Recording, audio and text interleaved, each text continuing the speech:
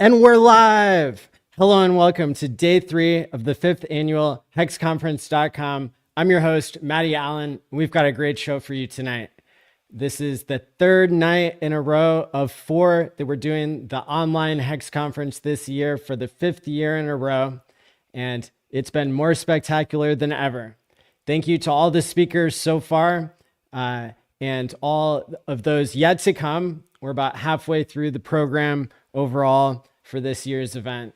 And I also want to thank the sponsors of this year's HEX Conference, Fiat.io, Texitcoin.org, and Actuator.finance.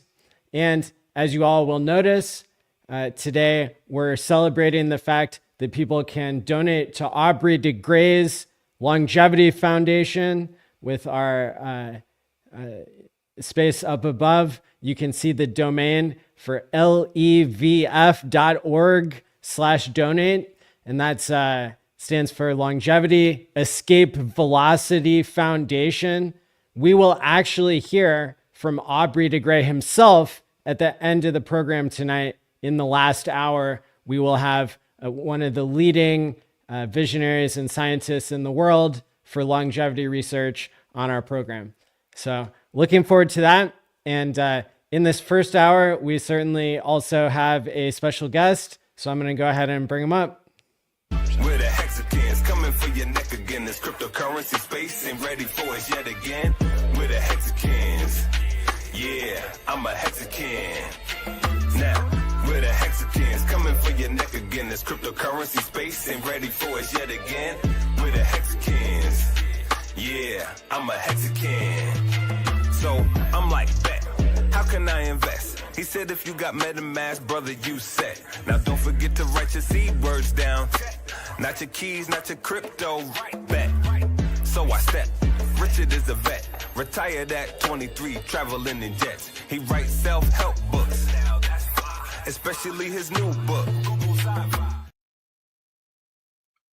Hey there, Fast Abdul. Hey, Matty, how's it going, man? Funny Welcome place to to the meet show. you. Thank you. Yeah. Great to be here on the third day of the HEX Conference. Let's go.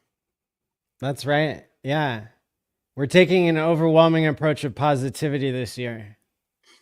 I like that. Yeah, I'll hug all of you. It's what I always say, right?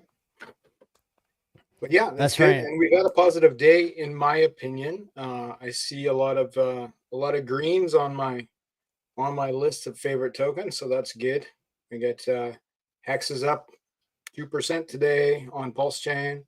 I think even and Pulse X also in the green category. So hey, I'll take it. We have defeated the FUD once again. I mean, personally, I wouldn't say that I've speculated that Hex is going to pop more than everything else in the RH ecosystem here, with some good court news in favor of Hex that we're hoping for. But there will be a day very soon when we hear from the judge of the federal case on whether whether the case against Hex is being dismissed, the SEC case from the corrupt SEC, whether it will be dismissed on the basis of jurisdiction alone. And that's been like a year in the making that we've been now seeing Richard's lawyers' arguments to say that the case should be thrown out. Yep. And if the case is split into parts, it seems like Hex is most likely to be thrown out. Yes. So that would be cool news. And tomorrow would be a good day for that news, I think. Yes. The last day of the HEX Conference. I'll make a couple calls. Awesome. You're too kind. No problem. But we had actually planned on interviewing a Bitcoiner for this first hour of the conference, and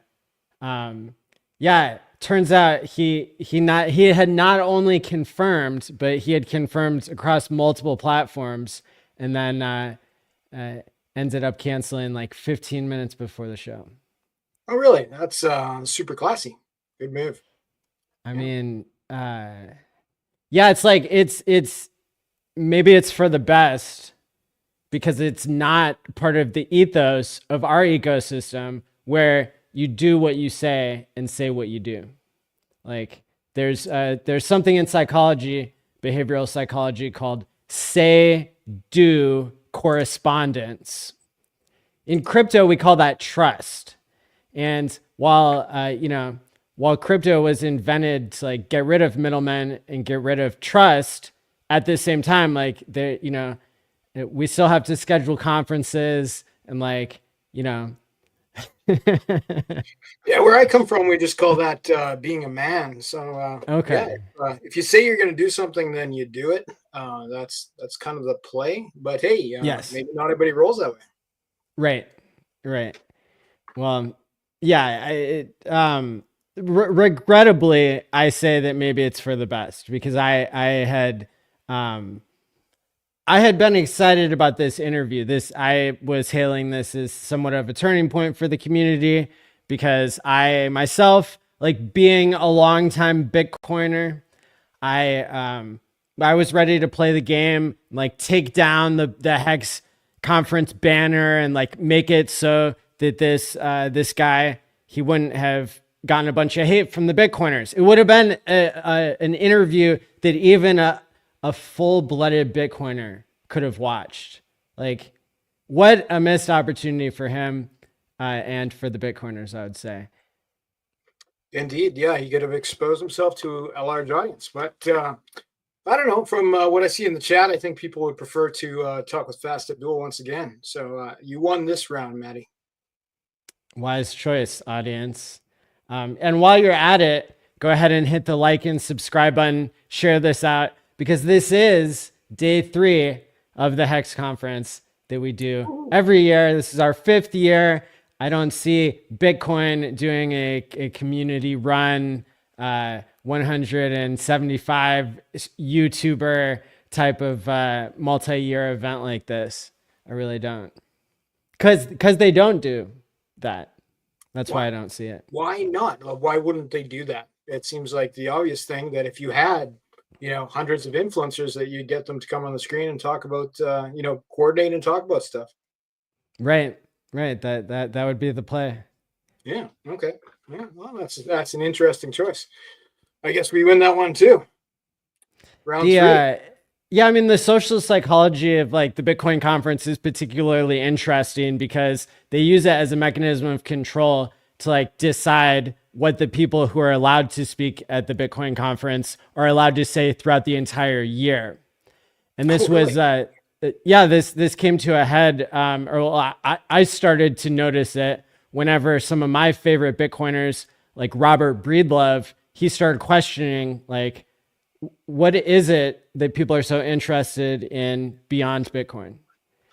He started to go down the Ethereum rabbit hole and he was quickly pulled back on a short leash. That same year, I had brunch.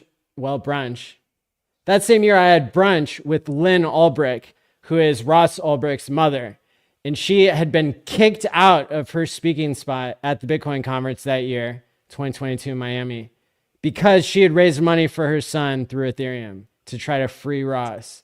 And now the Bitcoiners, they come out pretending like they've been trying to free Ross the whole time, now that it's actually happening. Right. Yeah. When they weren't taking credit for it until it was about to happen. Yeah, I'm with you there. No, fair enough. I do enjoy that I can say whatever I want when I get off the screen. Right. That seems like a decentralized versus a extremely centralized policy, and that's kind of what the Pulse Chain and HEX stand for. So go decentralization and no verbal handcuffs. If we're comparing HEX to a better Bitcoin, we have to compare communities. And as far as I can tell, there is a position for maximalism within a cult of Bitcoin or a cult of HEX. However, I think that as Sami would put it, like the cultural priests that like are the maximalists that keep the faith, like basically they don't have to be so much like what we hate in like the legacy system. like the Bitcoin conference is, where they, like they choose what Robert Breedlove is allowed to say throughout the year, where they kick Lynn Ulbrich out of like her speaking spot that she's had every year, for however many years they've been doing the conference. I think that the way that the HEX community is balancing our conferences and like our freedom of speech is superior, because we're able to run a conference where the topic is HEX, and we're allowed to go talk about whatever we want at the end of the day. I like that concept. Let's do it. Yeah, I think anything where there's restriction on free speech, that doesn't really fit with our profile. Right. Right on. So yeah, we have we've left the Bitcoiners behind. Let's leave the Cardano guy behind and make our own path. Oh yeah, that's a forget good him. one too. I saw some of his posts on Twitter. It's funny how he jumped on the bandwagon, and when really his project is not really on fire, in my opinion, either. So, and I'm wondering if the SEC is going to come after him next. So he might be asking Richard for help in the future after he's successful. That could be interesting to find out. Yeah, I mean, and that's not something I would wish on him or on any other crypto. And yet, that's what we've seen, is that there's been this mind virus within people in crypto to fight with each other instead of fighting with the real enemy, which is like, that's the central banks and the the fiat insiders. Those are the people we should really be fighting with. Yeah, that is true. But yeah, I mean, like I could also see a world where it's the case law that's being established in HEX and Pulse Chain, or the precedents, maybe I should say, that would make the world a better place for Charles Hoskinson, even while he spits hate towards other cryptos that are basically trying to do the same thing that he's doing, except doing it better. Oh, fair So enough. yeah, I mean, like there's a reason why HEX, it doesn't brand itself as a better Cardano, because because Cardano isn't as good as Bitcoin or as HEX. Agreed. Yeah, probably those Cardano people should just actually, I'm not going to make any comments on that. We're just going to let that one go for now. But yeah, let's move on. I know one bragging point that a lot of these other founders probably aren't aware of yet is that Pulse Chain is number 6 now in volume. How do you like that? I'll take it. Yeah. And yeah, where people are going to start to notice that sort of thing. There's lots of new things that are popping up on Pulse Chain. Whether we have a good day or a bad day, a lot of things are moving around, and that's the sort of thing that gets noticed. And it's not just volume, it's transaction count, right? There's a ton of transactions on Pulse Chain. And one of the symptoms of that is, how cheap it is, or one of the reasons for that is how cheap it is to do things on Pulse Chain, including making your HEX stakes, of course. So I am pro that. Nice. Yeah. We just had an Oracle, our first Oracle launch today on Pulse Chain. You don't say. Cool. Now, can you explain to the audience who's not familiar with like the significance of what an Oracle is? Can you break it down for people? I can. I'll give you a rough description, though. I have not done a deep dive on this, and it's not. There's no advice here. But an Oracle is something that can double check things to verify that they're real. So, like most commonly used in crypto for checking prices, right? So if like a decentralized, a DeFi protocol need to know, is this the price? It needs a way to verify that that is the real price before it takes some sort of DeFi action. So the Oracle provides a framework that people can build on top of. So now that we have an Oracle on Pulse Chain, a lot of things can be built that maybe couldn't be built before. And they become more decentralized by nature, because instead of just pointing at one place to get a price. The Oracle can look at multiple prices and be verified in a decentralized fashion from multiple different parties. Like there can be like thousands of people running the Oracle essentially to double check the price, and they're checking against each other in a similar way that people are pulse chain validators. They can do the same sort of thing with the Oracle, which is called Signum, and that will allow the price to be verified in a decentralized fashion. So I'm bullish about it because it will allow for more things to be built on Pulse Chain. So if somebody's building something that requires a price feed, if somebody is building something that's a game that requires random numbers, that sort of thing, the Oracle is where they would go for that. So yay to more tools on Pulse Chain. So yeah, Signum Oracle, check it out. DYOR, BYOB. But it is a stepping stone towards the future for Pulse Chain for sure to check these boxes. So, and I know this is the HEX conference. HEX is on Pulse Chain. This is on Pulse Chain. Everything's going to win together. Awesome. Yeah. Yeah, I mean that proves the veracity of like the ecosystem that we're alleged to not have. Is like, oh, we have an Oracle. Awesome. Well, I guess that's that's counter to the point that Charles was making about Pulse Chain not having an ecosystem. Yeah, we have almost everything, almost all the good stuff anyway that's on Ethereum is on Pulse Chain.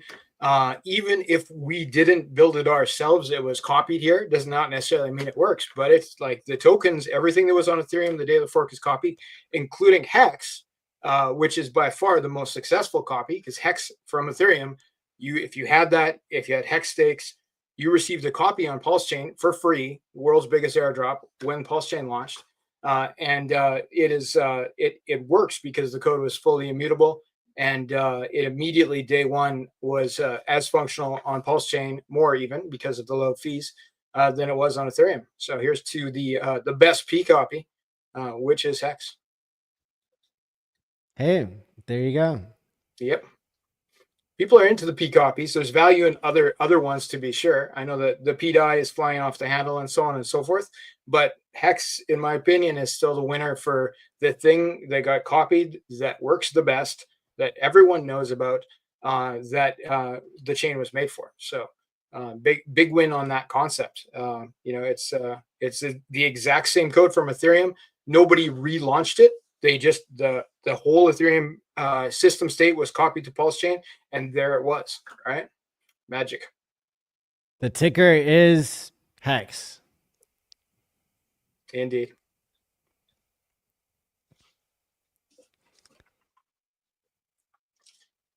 Who should we get next? Eric Wall. I kind of like Eric. At least his FUD is funny. Yeah, right? I mean, I keep meeting him in person because him and I are both like always going to these Ethereum and Bitcoin conferences. And yeah, last time I saw him, we ended up hanging out for a while. Yeah, that's cool. I don't know. I think his role as the supervillain in the HEX trilogy, he can keep that role for now. And it's good to have Richard Hart to have someone reasonably sharp to argue with, because I've seen some of the Richard Hart debates where he's paired up against a lesser foe, and it's pretty sad. I prefer watching the ones with Eric. So when Richard Hart's streaming again, maybe Eric can go on with them once in a while, just to make the fight take a little sidekick. Yeah, indeed. He serves a purpose to our community, right? It's a bouncing board. It's a focus. Last time I saw Eric, he gave me an extremely awkwardly long hug. Like, a normal hug, it might be like 3 seconds, 5 seconds, maybe 10. But he held on to me for like a minute. What do you think that means? I think he needs, I don't know. I think he needs a hug? Yeah, I think he needed a hug. That's exactly what. Yeah, that's exactly what it was. Oh, fair enough. Okay, let's hug Eric. It could have just been that you smelled nice that day or something. Could have been. Oh. Cool. But yeah, that's one of those things I wonder, like we're always on stream. I know what everybody looks like. I know what they sound like. I do not know what most of you smell like. So one day Right. I would like to smell all of you. I guess this is turning into like this time slot is turning into like a reversing the FUD type of segment. Like we're spreading so much positivity here. Yeah, no, we're talking about what actually happened, and then we're dispelling the lies and pointing out the good things. I think that's fine. Let's keep throwing the FUD at us. We can play this game all day long. Like I said earlier, we have green candles on Hex again today. Even though I hear somebody broke into Richard's house and stole his watches. But regardless of that, we still have Hex on Pulse Chain is up 2%. I'll take it. Yeah, I was gonna say we could do Finland next. We could. I've actually been to Finland. Probably not many people have. Oh yeah? Yeah. Tell me more. Cool. It was it had a similar feel to some of the other Western European countries, but people were much more serious. There wasn't a lot of laughing going on. I feel like it might be a dry place. I didn't spend a lot of time there. It was also very cold. I was always kind of curious about why Richard chose Finland. There must have been a girl. I mean, he's spoken publicly about how he likes living in safe places. Fair enough. Yeah, it's probably that. Yeah. Oh. Was Finland safe? I suspect so. It's a pretty it's a high tax, high service country. I suspect there's probably lots of police there. There's probably lots of rules there. So it would likely be safe. But yeah, I haven't looked up that stat, so we cannot verify the safety of Finland at that time. Not safe for people not breaking into your house and stealing your watches. Right. They're doing poorly there. So that happened like a year ago, I believe. I have no idea. But now, but it's just getting reported now, which is oh great. Smells like FUD. Same as everything else. They're recycling the same FUD, eh? Right.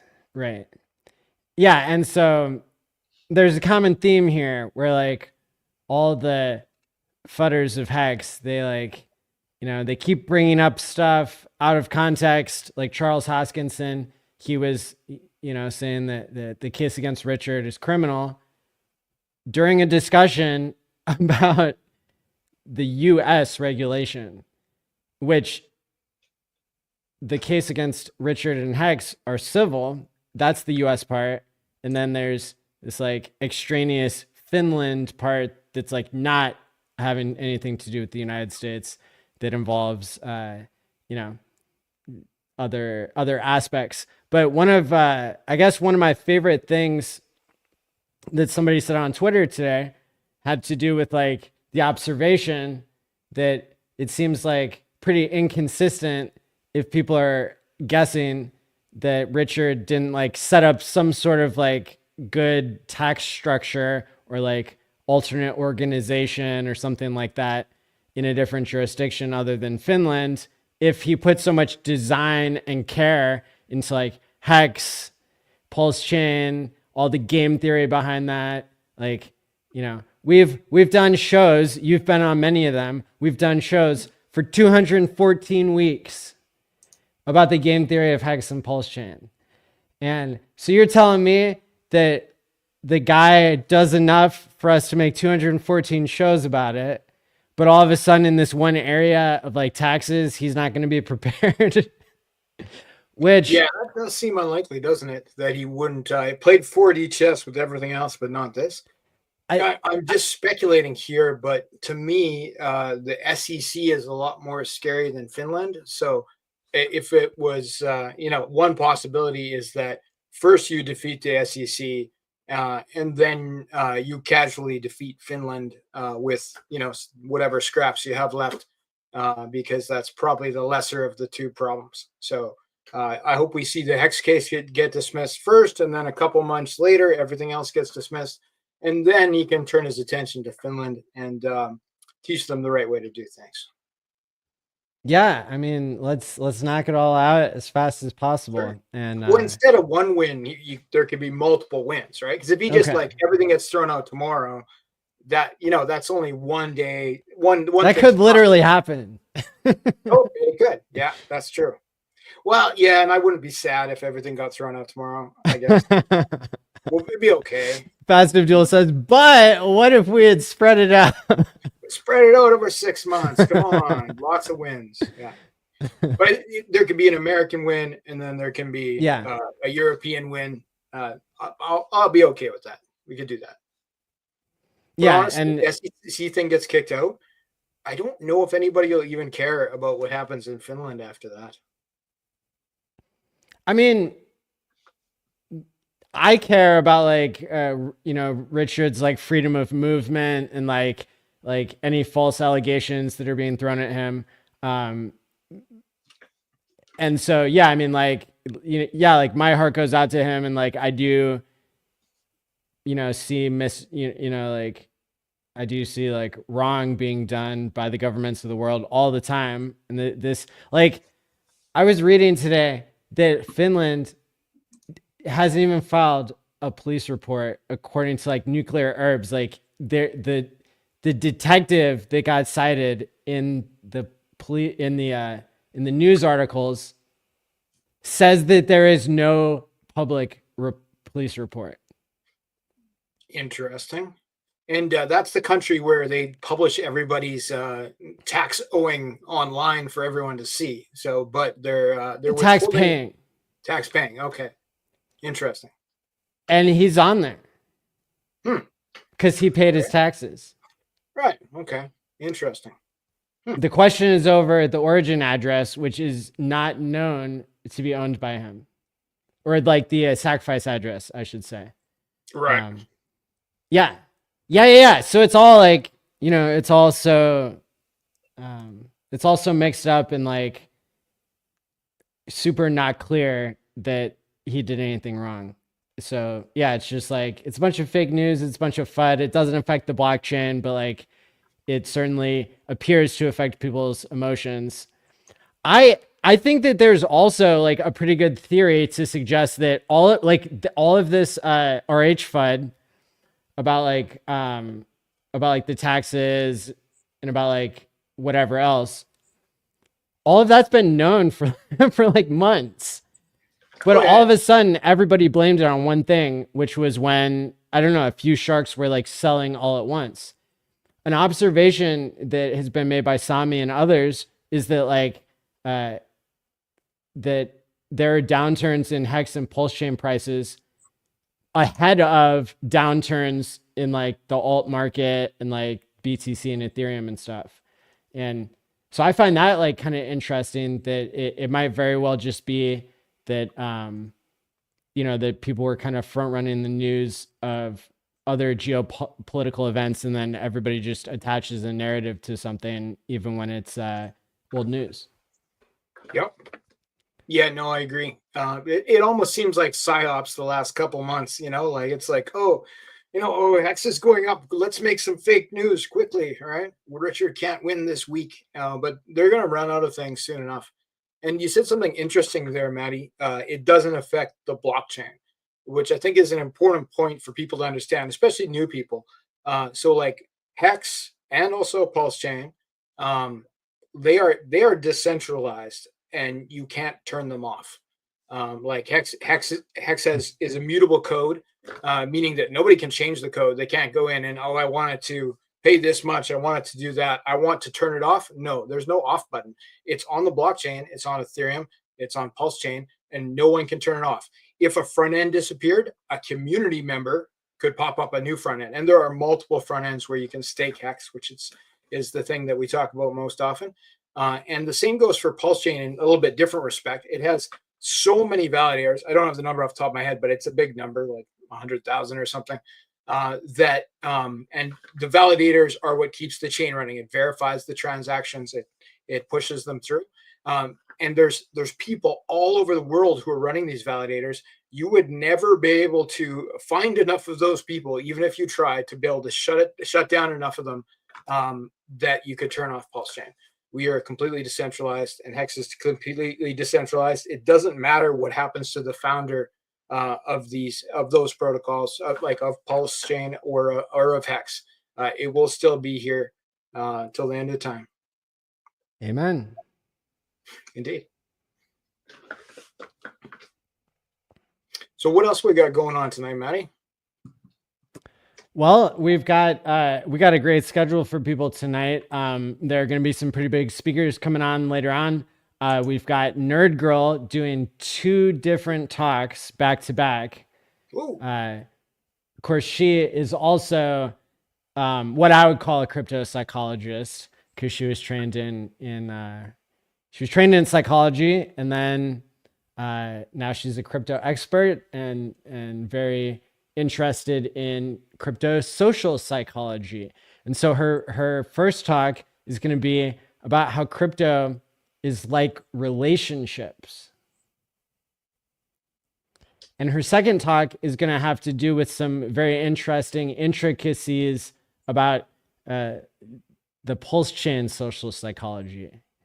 So I'm looking forward, whenever anybody speaks at HEX conferences year after year, but then also like comes with a really well thought out title for their talk, or like plan for what they're going to talk on, it's going to be a good one. And nice. so, yeah, no, that's interesting. And she's been around for a while, right? You must have known her for years. Oh yeah. And like, she's even friends with Vitalik's mom. Oh, really? Nice. Yeah. That works. Yeah. So we've got Nerd Girl in the last 40 minutes of the next hour after this one. And then we're going to have a panel with Axis Alive, Crypto Sloth, Hexfire.io, and Ray Speakmore. That'll be a power panel there. And then we'll have a panel as well with people who have spoken at many HEX conferences: Corey, an investor, Cabana Crypto, and Frank Molina will be on the schedule again. And then the last hour tonight will be Aubrey de Grey speaking about his transition to the Longevity Escape Velocity Foundation, and how people can give towards his longevity movements at levf.org/donate. That's the guy that looks like a younger, healthier Gandalf, right? Right. Okay. Yeah, I know that guy. Yeah, he talks good. Cool. Yeah. I like it. And you said hexfire.io earlier. Is that Crispyman you speak of? That is. Yeah. The one and only. Excellent. I miss Crispy. Yeah. Yeah, we've done multiple appearances now without him. Indeed, it feels strange. Yeah. Yeah. Of course, because he's always there on Tuesday nights when we stream. Yeah, that's right. Cool. Well, that sounds like a great lineup. Yeah, absolutely. So looking forward to that. And then, like we've had a lot of highlights so far up until this point, in terms of all the speakers we've had on. In particular, a shout out to Bobby Gray, who came on the program yesterday representing texitcoin.org. He's the guy who made the Bitcoin logo. The actual Bitcoin logo? Back in 2012, he made the Bitcoin logo with the B and the circuit board behind it. The one that everybody knows and loves. It's not as good as the HEX logo, but it's okay. Yeah, not bad. It's been seen by more people, that's for sure. I'll give you that one. And so that was actually like a really cool talk. He sponsored the conference yesterday, but I would have invited him either way, because he brings so much provenance, as they would say. Plus 10 points for the use of provenance. Thanks. No problem. Yeah, no, it's good that we get some class up in here, but right? Let's talk about some fun stuff. Yeah, absolutely. And then let's see. in the next 20 minutes after the top of the hour, I wanted to chop it up with you about a topic I'm on the schedule for when it comes to HEX solving day one FOMO. Big problem in crypto these days. Okay. Yeah. Well, you may have the advantage in that debate because I have not researched that topic at all. Right. I'll still try Well, to beat you know, neither has the audience. I see where that's going. Yeah. But I can also highlight here now that we're rounding out this first hour that we filled in because a certain Bitcoiner didn't keep his word. Tomorrow we are going to kick off with Nuclear Herbs, who is going to break down the legal situations affecting our community. That is definitely going to be a highlight. That's huge. Yeah, perfect. And you know, if Judge Aman wants to, like, you know, let us know what she's thinking, I don't know, publish like a many-page report in between like now and then, that'd be super cool. No expectations. She can have my spot tomorrow if she wants to come on. Cool. Yeah, likewise. And so that'll be that. It's gonna be a great talk whether for Nuclear Herbs tomorrow, whether like we have a decision or not, because there's still a lot of moving pieces right now with what he's researched into the Finland stuff by communicating directly with the detective involved. We may recount some of the hot dog case and give updates for South Carolina. Also, all the stuff going on with the SEC to really like make it clear where that's at, because I know that it often gets misquoted even within our community, what's going on with the SEC. But I'm sure he'll be able to help break down some of the nuance of like, what are the advantages of a partial dismissal over a full dismissal? Because you get to win more than once, is my opinion. But I'd like to hear his actual legal opinion, right, versus my not legal opinion. Yeah, right. Yeah, it's more than just spreading out the wins as you advocate. That's my marketing opinion. I think I feel like I can say that. Awesome. So, okay. So for my talk, I wanted to kind of break down a little bit of like what I see in the ugly underbelly of crypto. And this has to do with something I call day one FOMO. Day one FOMO, are you familiar with the term? Oh, that's where you've kind of lost me. I'm not familiar with. I know both those words, like all those words, but I don't know what the phrase means. What is okay? So FOMO is fear of missing out, but day one FOMO is a phenomenon that happens in crypto where prices like surge in the first day and then almost never recover to what they were previously, like in that first day. And like there's a survival bias type of thing in crypto where every day thousands, if not tens of thousands of coins are launched. And very few of those ever have a price chart that ever goes near what it was on that day. And so we can take the example of something that, like, you know, came and went. I'm sure that there was like some, you know, copy of fart coin that was like launched today, and like, you know, probably many. It got like dispelled. You know, after a few minutes, it didn't even last as long as like a real fart, right? Indeed. That happens a lot. on these like chains like Solana, on other chains, probably even happens on Pulse chain. But then you've got other things, even like Hex, that experienced such a great day one FOMO, even with the founder telling people not to buy on day one. I remember that. That's the only reason I didn't buy Hex on day one, is because the founder said, before I even knew what Hex was, said like, don't buy it on day one. Hey, it's coming out in a couple weeks.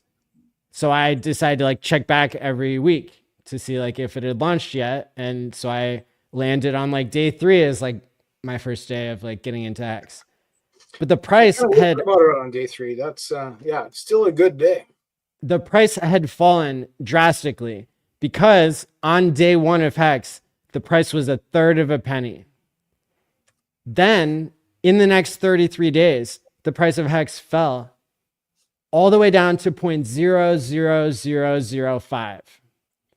So from my estimation, that's like, I think 80x down or something like that. I mean, like that's a lot. That's 99% territory, more than 99% down. Yeah. Quick math. And so even in a crypto where the founder had told everybody so many times that like even the guy who wasn't listening that much heard it, don't buy on day 1, everybody still bought on day 1. And I think that that's a symptom that translates to almost every crypto. And it's part of the problem about how people think about cryptos. We saw Ulti like had day 1 FOMO, locked up millions of dollars, ended up being a broken protocol, and wrecked people. We saw Hawk2 coin, day 1 FOMO, yeah, same thing. FOMO. Yeah, everybody got wrecked. That was terrible.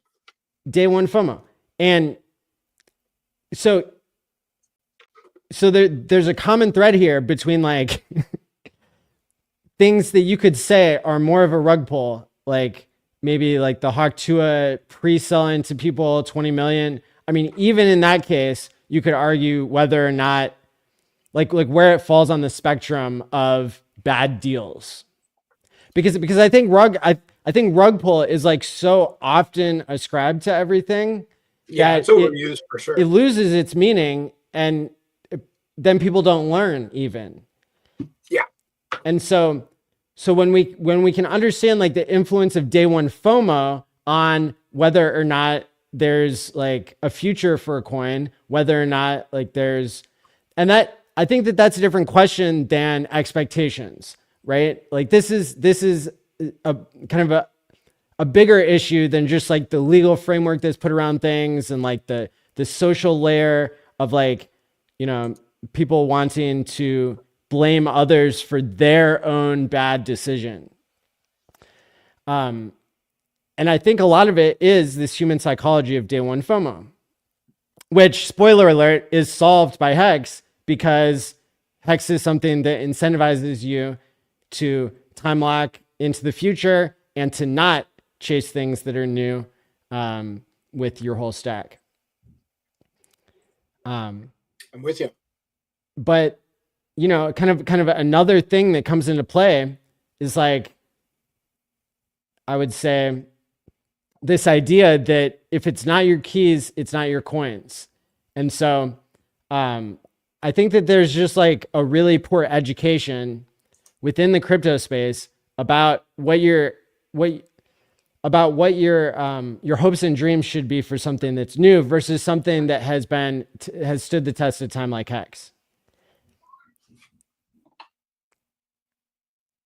So, one example that, that I can point to from my own experience is that when I started talking about Maddie token, I said, what if it only goes to $20 and never goes higher than that point?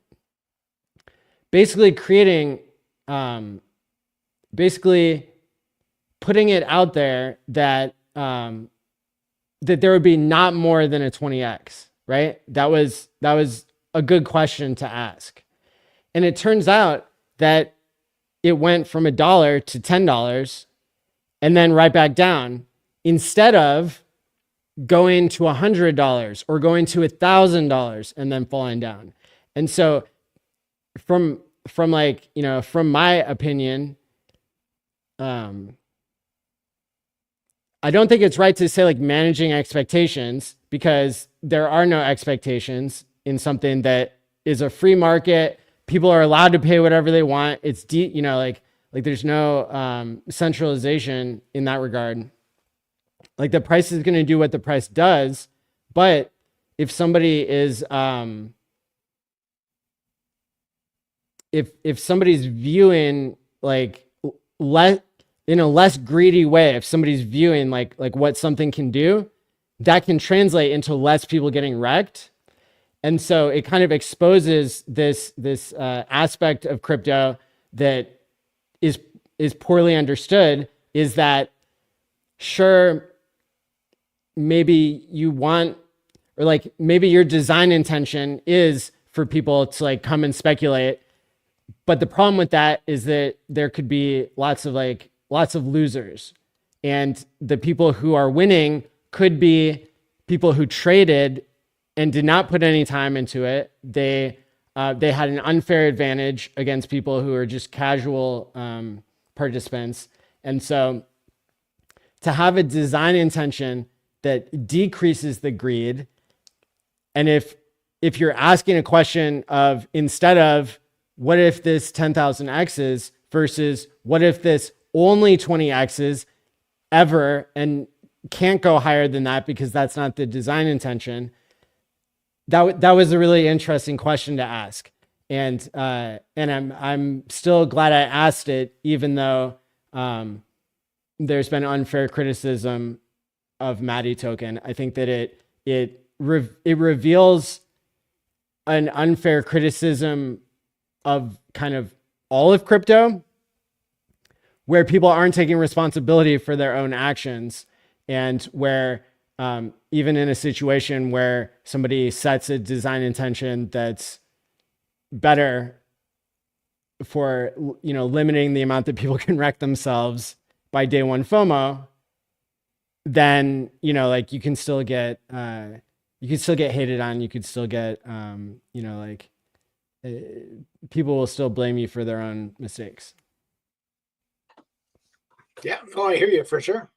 I think with Hex, one of the best ways we're avoiding the day one FOMO right now is it's no longer day one. So Right. the FOMO is, you know, will be when people learn about it for the first time.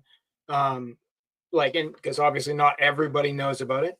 Is there a FOMO attached to that as well? You know, like I just learned about this, I should run and buy it, or is it the crowd pushing people on the first day, them trying to get in on the new thing? Where is the main source of the FOMO coming from? Well, and there was probably a better design created for Pulse Chain and PulseX, and even for PHEX in some ways, because it wasn't compressed all into one day. Okay. And when I think of PHEX, I'm thinking of the giant run up we got to 12 cents before Pulse Chain launched, when people were speculating on what the price of PHEX would be. Right. That could have been even worse, in the sense of new people paying a price that's unsustainable. So that's of particular interest for me as somebody who's like a crypto veteran and like who's studied these behaviors time and time again. Well, the concept of staking definitely takes out a lot of the speculation time, right? Because, like, you know, you can speculate on what's going to happen 5 years from now, but, you know, it's likely not going to keep you awake at night the same as what's going to happen tomorrow. So, yeah, I think the staking as a anti-speculation tool has definitely been effective. And that's like a related concept that I think also is something I've noticed that I haven't necessarily spoken on before, is this idea that for me, I was playing on easy mode, being in crypto and having all my money time locked in Hex. So when Pulse Chain and Pulse X came along, like I didn't realize the, you know, the amount of like emotional stress that would happen having my coins unlocked.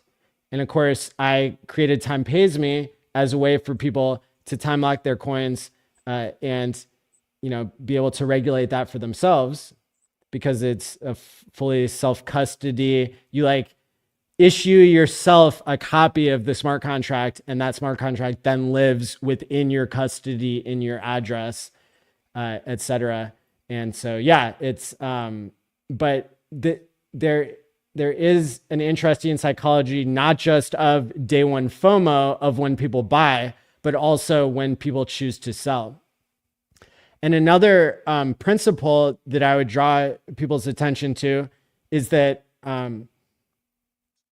I hear a lot of crypto broadcasters and commentators talk about people buying buying bottoms and selling tops.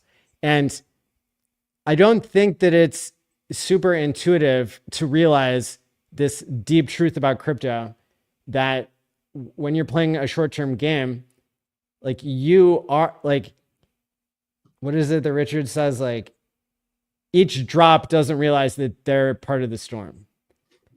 And, yeah.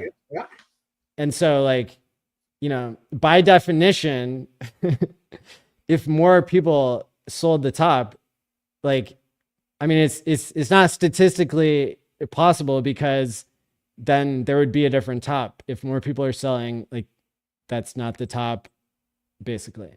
So yeah. And same thing with I've heard a lot of people talk about, I'm going to sell the top this cycle.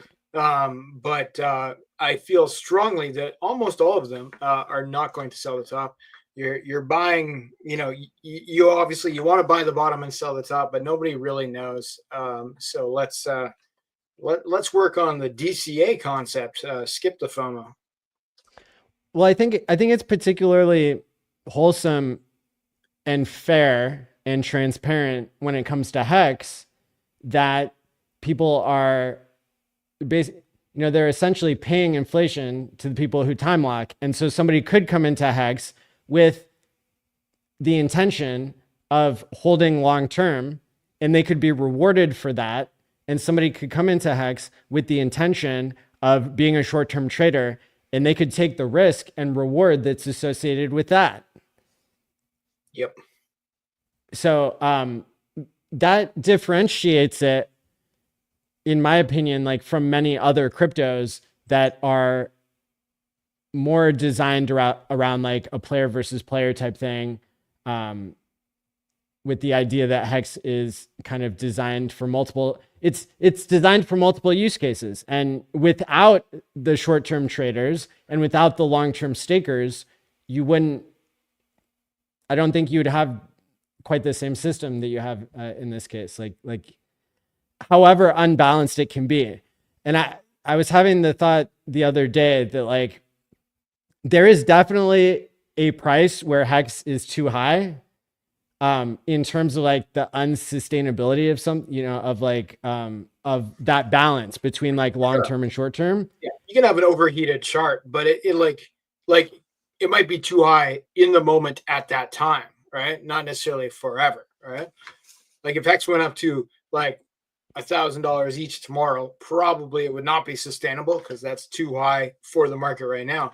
But after 20 years of inflation and government money printing and all the kind of stuff that happens in the non-crypto world, maybe $1,000 per Hex is a sustainable price. Maybe that makes sense. Is that kind of what you mean? Well, that I just see that there's a price too high, and then there may or may not be like, so like, yeah, I just look at like the highs and the lows kind of in a different lens, because you've got different mechanics there at work in terms of the long-term people and the short-term people. Both the long-term and the short-term people like have a incentive to like stop the price from going too low. But I don't see it the same on the way up. And that's something that we saw where I've made the statement that if Hex only did 1,000x, you would have had a little bit better of a system. Which is not like for me to decide, or like, anything I can say from the sidelines, but it's interesting to me that, that we went 10x or 100x higher than what ended up being sustainable. And Hex settled at exactly at the point, at least last year at the HEX conference, we were 100x up from the bottom and 100x down from the top. And today we sit about 2x that. Yeah, so those are my like discombobulated thoughts about some of these psychological principles of Hex solving day one FOMO, as well as like the other kind of principles that happen in terms of not just buying, but in terms of selling.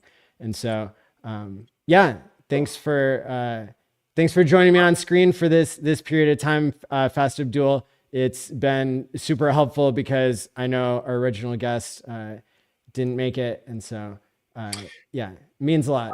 Thank you. I'm here for the tech, Manny. Yeah, anytime Awesome. you're talking about the tech, let me know. I'm ready. And I like the stuff you just said. It was it's not the sort of way I usually think, but it actually does make a lot of sense. Hex is cool because there is kind of a built-in plan with it. It has functions that you can use. So if you don't have a plan, and I'm a big planning guy, that's kind of my main thing. So it's like, but if you weren't, you could look at this and be like, oh, here is the plan. It's all laid out for me, right? I have these options built into the code of this protocol. And it takes away the fear, it takes away the FOMO, and it sets you on a path. So yeah, that's pretty cool. I dig it. Yeah, thanks. And so now we'll gear up for our next speaker. And let me see. I'm going to get the transition slide here ready. And yeah, we'll see you later on in the show, Fast Abdul. Appreciate you. Thanks a lot. No problem. Bye-bye. Steps are insane, staking on the East End Post. We on 2 chains, how the coins didn't fit. What was I supposed to do? Not stake and stay broke with you? Shit. Bought HEX for 4 years. Trying to DCA. Got post chain, post sec, trying to DCA. Now the world gon' see. Rich already changed the game, which is why the hell you see me DCA in the post chain. Bought HEX for 4 years. Trying to DCA. Got post chain, post sec, trying to DCA. Now the world gon' see. Things will never be the same ever since we launched our own thing on our own chain. Bought HEX for 4 years. Trying to DCA. Got post chain, post sec, trying to DCA. Now the world gon' see. Rich already changed the game, which is why the hell you see me DCA in the post chain. Bought HEX for 4 years. Trying to DCA. Got post chain, post sec, trying to DCA. Now the world gon' see. Things will never be the same ever since we launched our own thing on our own chain. You other Sammy Chicas need to get your crypto coffee to wake up and out of ditches so you go from rags to bitches. Hi. Hey, nerd girl. How's it going? Good. How are you? Good. I'm really looking forward to your talk. Yeah, like I already made a few comments earlier in the show about how you've got 2 different talks that both seem to be really on really interesting topics. So Yeah, looking forward to you taking it away here for 2 20-minute segments. Mm-hmm. Awesome. I'm ready. Okay. Great. Thanks. Thanks. All right. So first, I'm going to give you my presentation on how dating and relationships are a metaphor for cryptocurrency.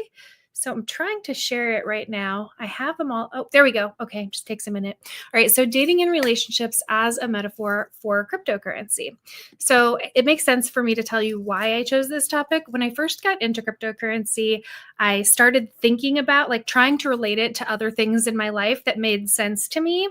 And this is kind of where I settled. So I think that this is a good way to explain it to other people because most people have at least some experience with relationships and they can understand some of this metaphor. So I want to start with a disclaimer because although nothing that I'm going to say tonight is going to be like raunchy or anything like that, there are some adult themes that are explored in this presentation. So if you have kids in the room, you're probably going to want to either turn it down or turn it off, come back later, or go into a place where you're viewing it more privately. I just don't want to expose anyone's children to, like I said, not what's lewd, just sort of an overview of some adult topics. So please do. take whatever action you see fit. Okay, so an overview. The order that I'm going to go over things in is I'm going to introduce myself, then I'm going to go over the literature review, and then we're going to dive right into the topics. So there are 6 different essays that we're going to look at, or not essays, but pieces that I'm going to kind of sum up for you. Pieces that I've written about relationships and cryptocurrency. And then there's an option for a 7th piece if there's time at the end and enough people want to see it. So if you're entertained or you feel like you're learning or you want to see more, please comment on the show and just let us know, yes, I want to see the bonus content.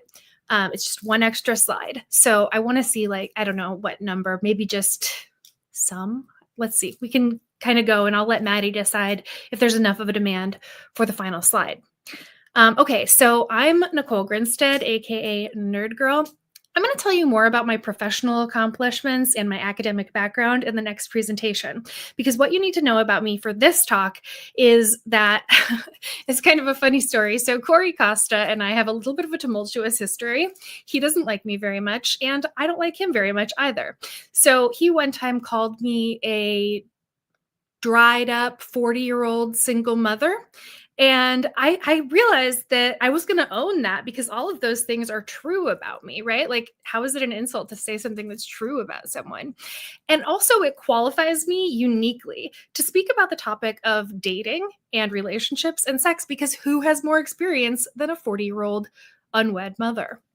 Okay, so here we go. Oh, also, you should know I am an academic. I do have an academic background. So just because I'm talking about something doesn't mean that it comes from a place of personal experience. It's like I did research in dating, dating in red pill and all of that, in addition to what I've done in cryptocurrency. So some of it comes from personal experience and some of it is just related from information. Most of the time when I'm writing these pieces, it's because I'm so incredibly bored with the other kind of bland content about cryptocurrency, and I'm just trying to entertain myself enough to put something on paper. So these are the pieces that we're going to examine. First is my first writing ever about cryptocurrency. It's how I use the price of cryptocurrency to emotionally manipulate my boyfriend. Next is how to get your girlfriend interested in cryptocurrency. Then Married to Bitcoin, to have and to hodl, which is a kind of merits of maximalism paper. Then If Q, then XRP is actually a negative critique of maximalism. Then there's The Only Thing Better Than Sleeping with Richard Hart, is seeing this movie about him. And that's obviously related to The Highest of Stakes, which came out a couple of years ago. And then Fluid Bonding explains how liquidity must work, aka Hart's Law. So that is the only one of these pieces that hasn't been published, and it's because it's incomplete. All right. So first is emotional manipulation as leverage. So one of the most famously quoted Richard Hart quotes is, "Ladies, liquor, and leverage are how smart men go broke." So this article is actually featured in a Refinery 29 piece that titled "My Crypto Obsession Ruined My Relationship," where the author examines different ways that cryptocurrency has interfered in relationships in a negative way. And then to think about this, there's a really dark side to this piece and there's a light side. So the light side was, I just came up with this idea that, like, he kept asking me what was wrong. And I would tell him, you're checking CoinMarketCap every 2 minutes. It upsets me, that you're not paying attention to me when I'm with you. Like, it's not even 5 minutes of your undivided attention that you can give me. It's disheartening.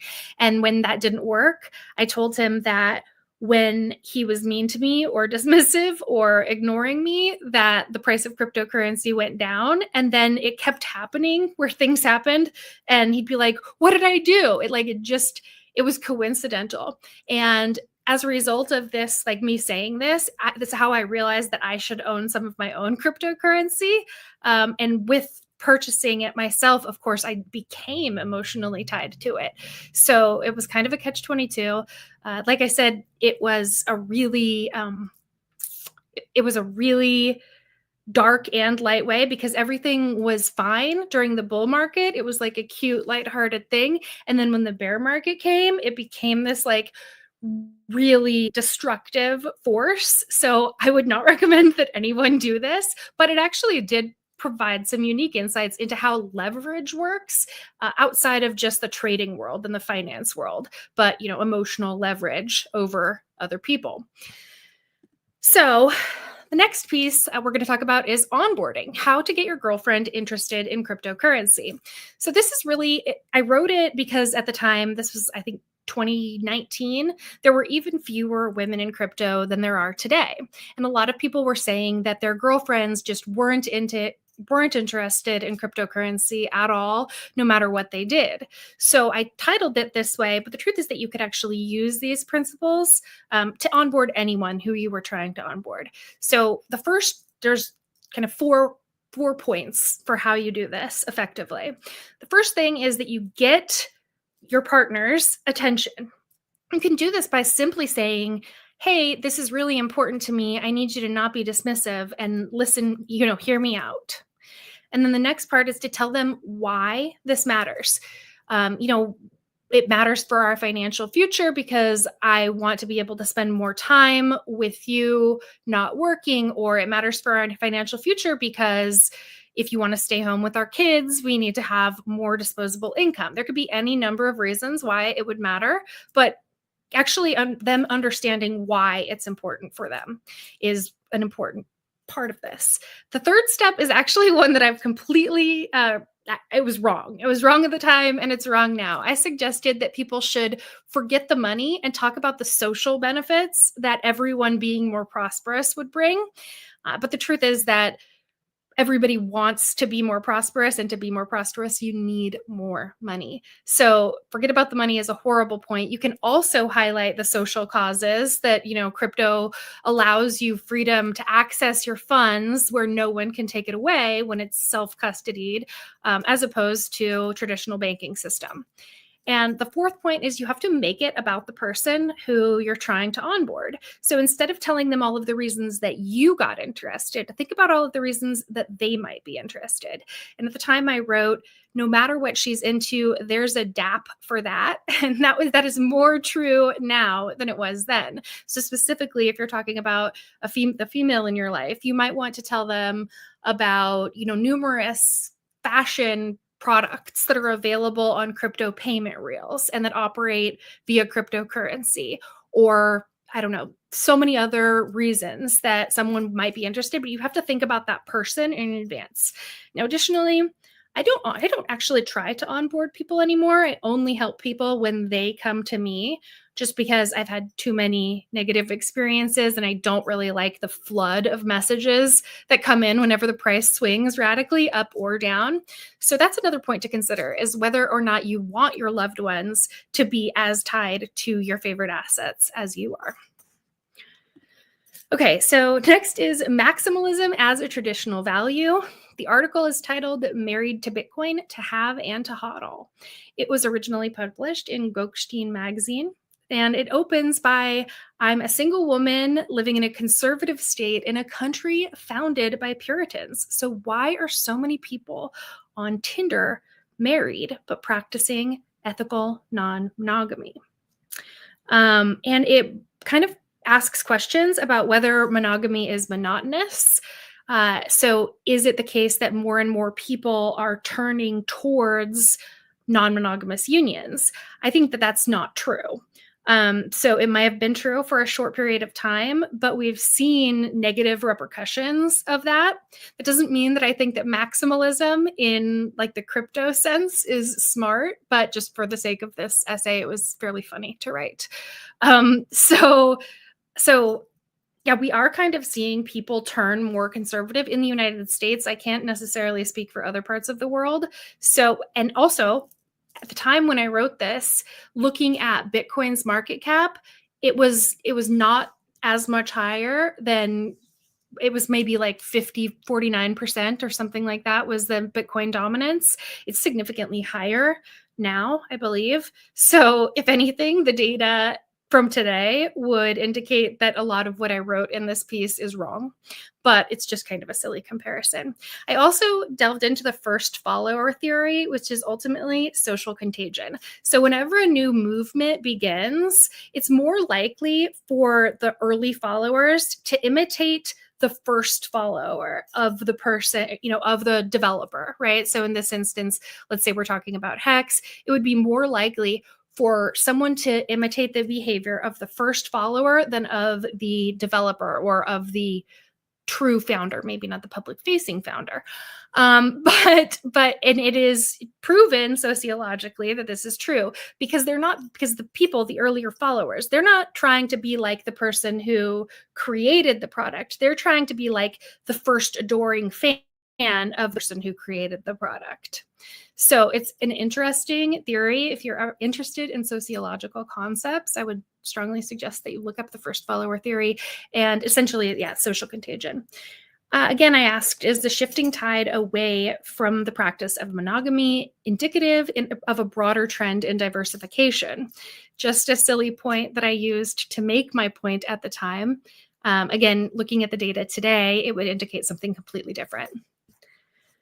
So next is maximalism as financial sadomasochism. And the article is titled, If Q, Then XRP. The HEX community can relate to this for sure, having been through one of the most difficult bear markets in history.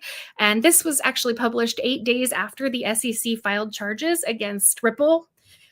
So it was really fortuitous timing. I don't think that I would have come up with this metaphor if that hadn't happened. So it explores essentially last bull market. XRP didn't experience anything like the rest of the market because they were engaged in a legal battle with the SEC. So I think Hexicans, Pulsicans, anybody who's into the Richard Heart ecosystem can relate to that today because we've seen a lot of coins and a lot of ecosystems pump, and Pulse Chain has not been one of them.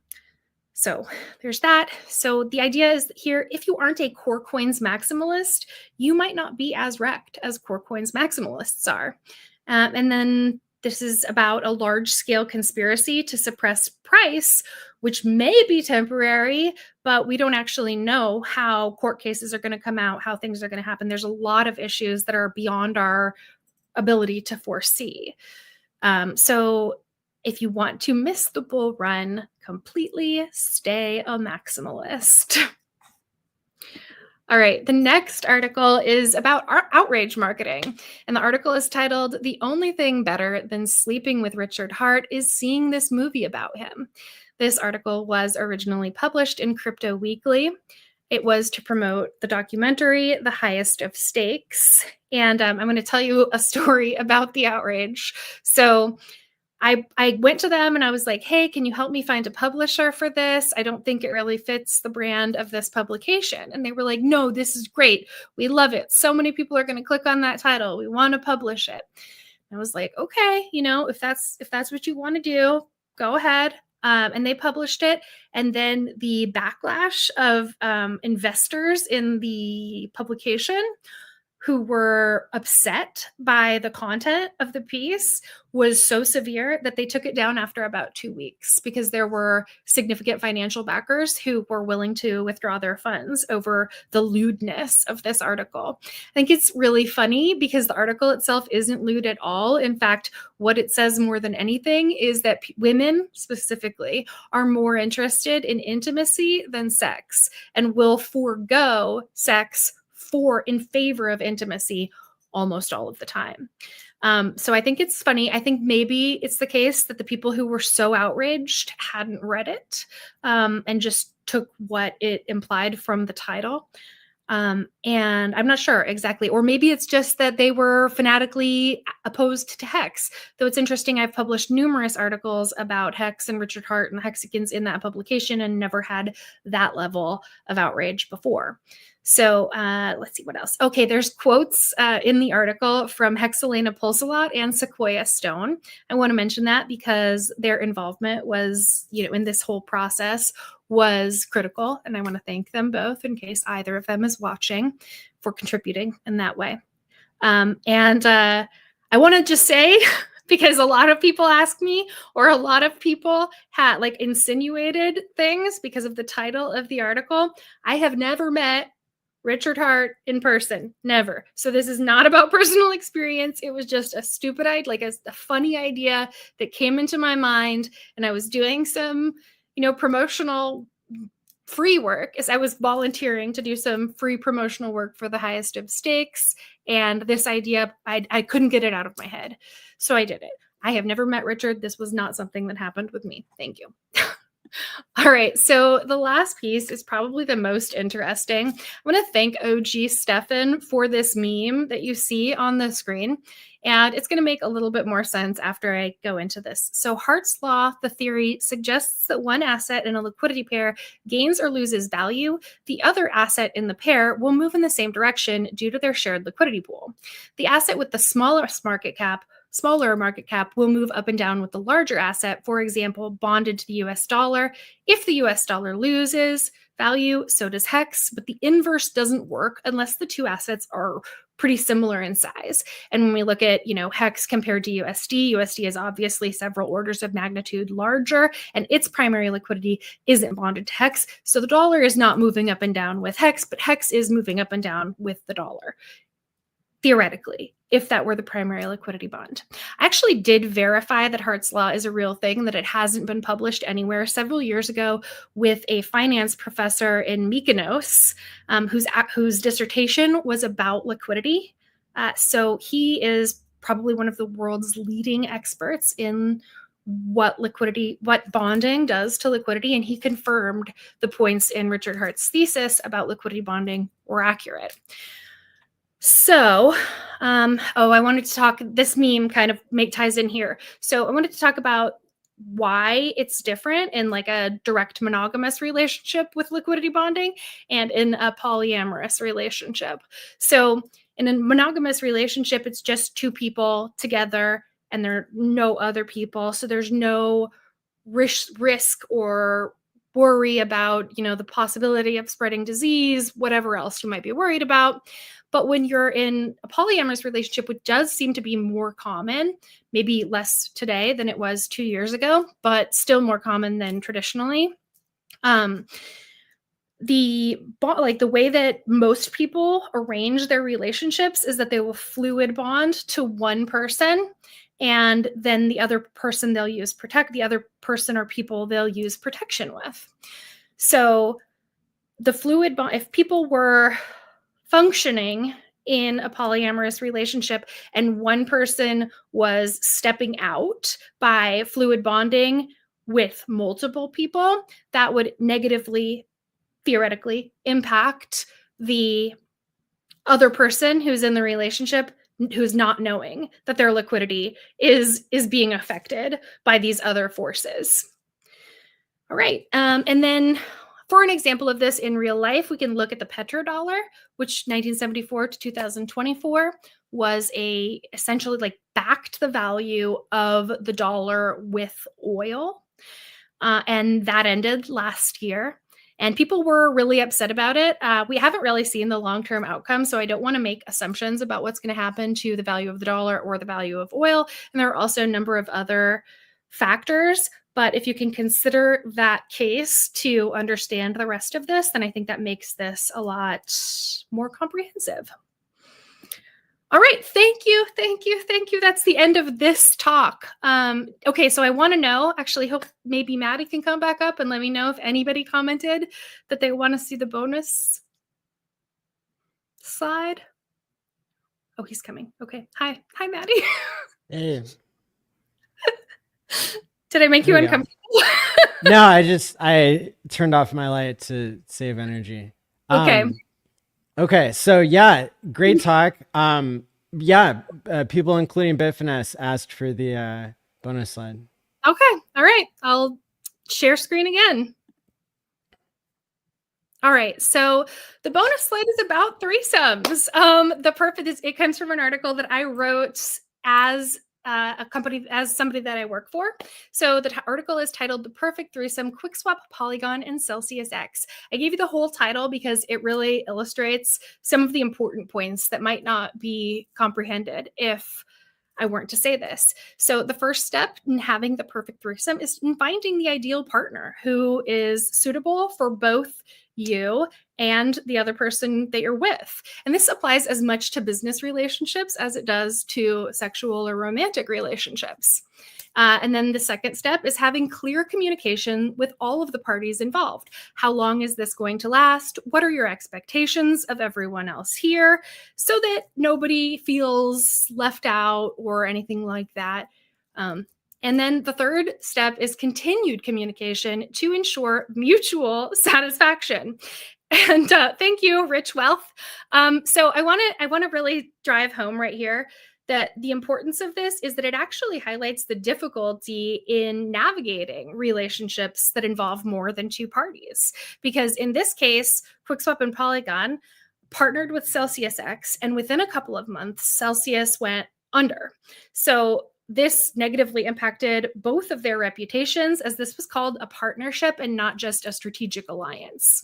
And even strategic alliances aren't all they're cracked up to be. So even when you think that something looks perfect on paper, there are a lot of elements to consider.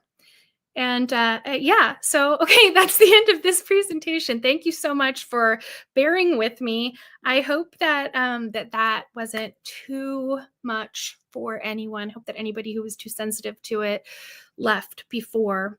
But I'm going to share my next slide, or my next slideshow. And it is the sociology of hexagons and pulse chains subcommunities. Okay, here we go. So the early culture of hexagons was forged in fire, okay? They faced insurmountable odds as the crypto machine railed against them. It wasn't just Bitcoin maximalists who believed that Hex was a scam and Richard was a scammer. It was all of crypto. The bond, as a result of this, became very, very tight, and they celebrated together with every milestone as their favorite token outperformed the rest of the market by several orders of magnitude. Each pulse chain subcommunity is rooted within the hexagon values framework, and it's evident even from observing their social media accounts. Just by that by itself is enough to show you that the values of the early hexagons are still present in each of the communities, though some have adopted different values than others. It's also important to note that the conditions that Pulse Chain is in, it's very different from Hex, because Pulse Chain has only experienced down. So all of the negativity coming from the press, coming from the rest of crypto, there's nothing to throw in people's faces, right? Like when the hexagons were forged, it was easy to be like, people were calling you a scam. Look how much my token is up. You're down, you know? And that is a very different scenario from what we're looking at today. So we're going to go through an introduction, a literary review, theoretical, and then an application, my hypothesis, the characteristics of the early hexagons, the methodology, identification of traits, the varying communities, results, and conclusion. So I'm a PhD dropout. I used to be a PhD student in religious studies. My dissertation was about vigilante justice for crimes of apostasy in rural Iran. So I immediately, when I found cryptocurrency in 2016, which was after I dropped out of my program, I immediately saw parallels to my academic research, and I began creating a theoretical framework where I could apply understanding of crypto communities. So for the last 5 years, I've been doing field work. Some of it has been done remotely, some of it has been done in person, but observing various communities, learning things from them, and then taking the data that I could and trying to apply it into my theory, trying to, see if my theory is wrong or if it works. I've done this in so many different crypto communities, at least 5 outside of the Hex and Pulse Chain ecosystem. I don't want to name them all because it's not necessary. You can read that if you want. But I have spent more time by far with the hexagons and the Pulse Chain community than anyone else, because I got in at the ground level with them. So as this thing was developing, I got early access, and that made my research more interesting, more important, and it made me really commit most of my time to this community. All right, the literary review. These are not all of the articles I've ever written about cryptocurrency. They are the articles that are relevant to this piece. We're not going to go through them in the same way that we did the last presentation, but I'm going to go through them like just right now so that you have some background. We already talked about Married to Bitcoin, to Have and to HODL. Amari Sachet on evolution, governance, and religion, Bitcoin Cash and beyond. In there, I posit the theory that that community was experiencing collective trauma as a result of several contentious hard forks. The community, they did not like it when they first read it. However, they have come to accept that it was true over time. So in that case, my hypothesis really worked out well. I'm glad. The next piece is the Myers-Briggs personality profiles of blockchain's most prominent figures. That's kind of just a silly piece that I wrote to entertain myself. I chased Craig Wright to Toronto for an interview. Ooh, I misspelled Toronto. That's not a good look. But it was a really fun piece to write, and I really did chase Craig Wright to Toronto for an interview, and it was fun. Then if Q, then XRP. That article, we mentioned that in the last presentation as well. And then finally, this one was specifically targeted at the HEX community. And its title is Market Cap Isn't a Vanity Metric. Stop saying that, dumb Okay, so it was specifically targeted to Hexicans who were repeating terms or repeating phrases without thinking critically about what they meant and how they might undermine other things that they were saying at the time. All right, theoretical framework. I think because I'm running low on time, I'm going to skip over this really quick. I don't know. I want to say that obviously the way that people are excommunicated from crypto communities for buying or holding or supporting tokens that other people don't like is a less severe version of the death penalty application for converts, but it is still the same general concept. So, all right. How does this apply to Hexico? Early Hexicans were heavily persecuted. We talked about this before. Not only was it Bitcoin maximalists, it was everyone. Price aggregators wouldn't display their market cap correctly. DEXs that are supposed to be decentralized gave warnings when you tried to purchase them. But Hex outperformed the market despite the dismal conditions. Richard preached about the merits of maximalism and why almost all other crypto was garbage. Hexicans banded together and refused to buy or hold tokens other than Hex and maybe Bitcoin and Ethereum in small amounts.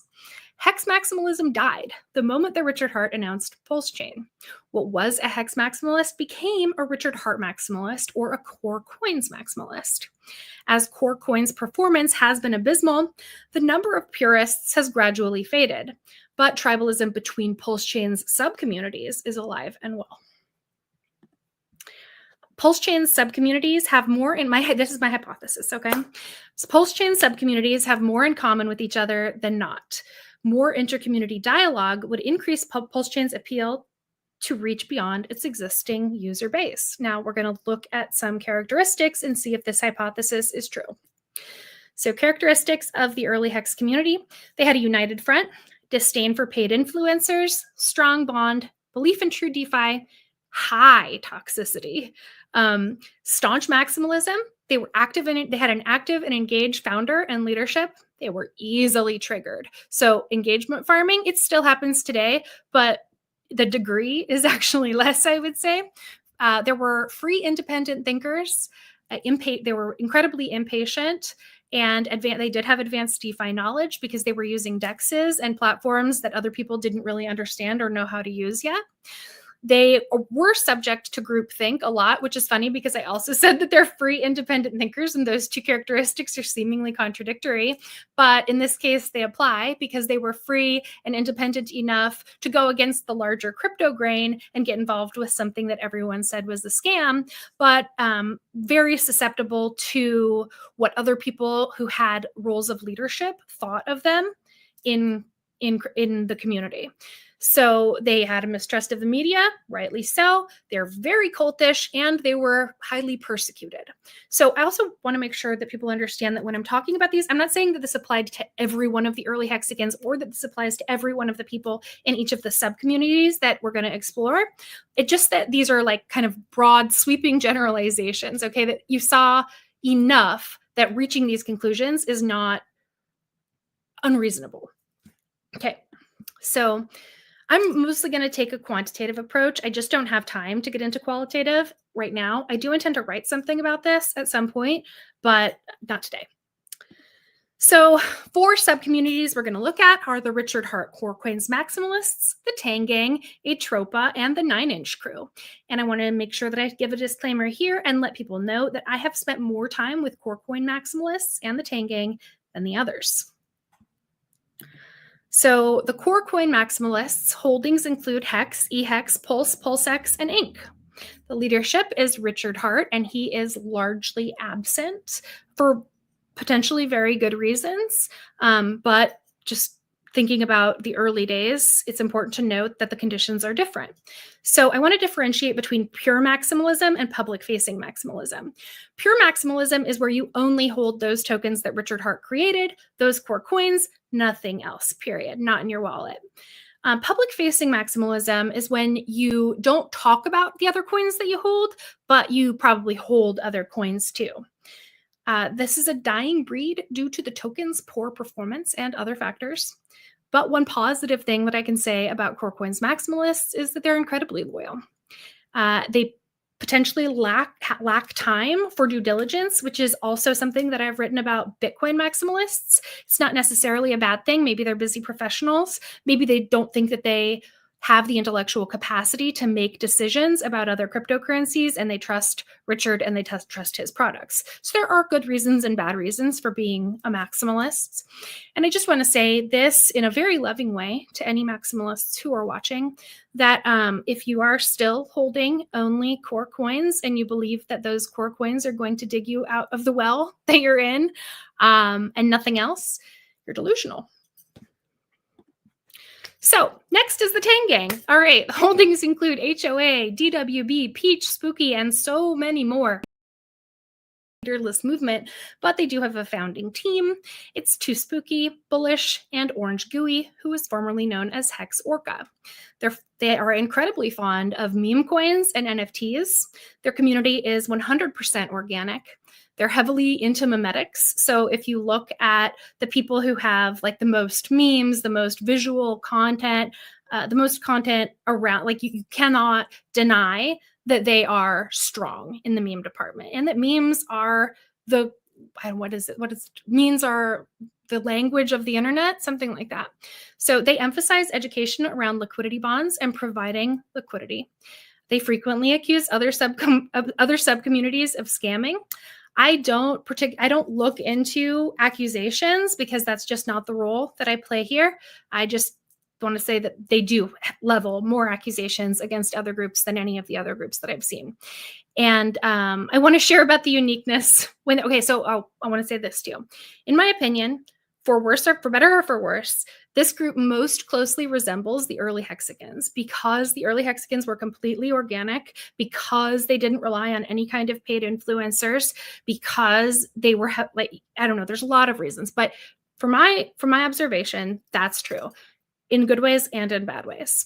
I want to share about the uniqueness when I asked each of the subcommunities, leadership from each of the subcommunities, to let me know if they saw merit in any of the other subcommunities, specifically the 4 that we're talking about today, every one of the communities except for the Tang Gang said yes, they saw merit in each of the other subcommunities. The Tang Gang said no. So that's one thing. All right, so next I'm going to talk about Atropa. Their holdings include Teddy, Atropa, Wrapped Bitcoin, PDI, and many more. Their leadership is Maria, the Dev, Decentralize Me, B-Roots, Ian Heinisch, etc. They are a MakerDAO fork on Pulse Chain that is allegedly controlled by Richard Hart. They look at wallet addresses and try to interpret codes that they think Richard is sending them to say that it's a cryptographic code, right? So Christmas, the group said, Richard's tweet about Die Hard is about Die. P-Die is going to peg on Christmas. Obviously, that didn't happen. I still think that there's a possibility that he was communicating that in code, even though I'm not part of the Atropa community. I'm not part of any community. I'm just an observer. So I want to differentiate between PDI and Atropa. There are a lot of people who don't believe in the Atropa ecosystem necessarily, who do believe that PDI will peg as part of a master plan. And I don't have time to get into B-Root's commentary. I'm already running late. All right, last is the 9-inch crew. Their holdings include SolidX, Nope, 9-inch, Access Bro, and several others. Their leadership is Hexy Bastard, Access, Randy Hilarski, Firewhale, and more. Bro, the BitBoy token, and other influencer tokens launch typically on 9-inch with the 9-inch crew. They held the sacrifice that gained $15.8 million. Each independent token is its own sub-community. And when I hear people use the term cabal to refer to people in other sub-communities of the Pulse Chain ecosystem, this is most often the group that I hear it in reference to. Many of the early Hex maximalists are now part of the 9-inch crew. All right, this is the quantitative results where I go through each of the points that was the early hexagon characteristics and determine whether or not they were, whether or not that subcommunity exhibits those characteristics. It's not super relevant because my hypothesis that each Pulse Chain subcommunity has more in common with one another by way of the defined early hex community's values is correct. However, it fails to account for other elements, degrees, and how certain terms are used in context. When it comes to human studies like sociology, quantitative analysis means nothing without accompanying qualitative data. Further, even the quantitative data is flawed because we're operating under vastly different conditions than early hexagons were. Hex is a smart contract, while Pulse Chain is a chain. This inherently means less unity. Richard Hart is largely absent now, where he was active in the early Hex days. It was easier to onboard to Hex before because despite the heavy existence of FUD, there was far less corroborating evidence that the FUD was anything more than salt.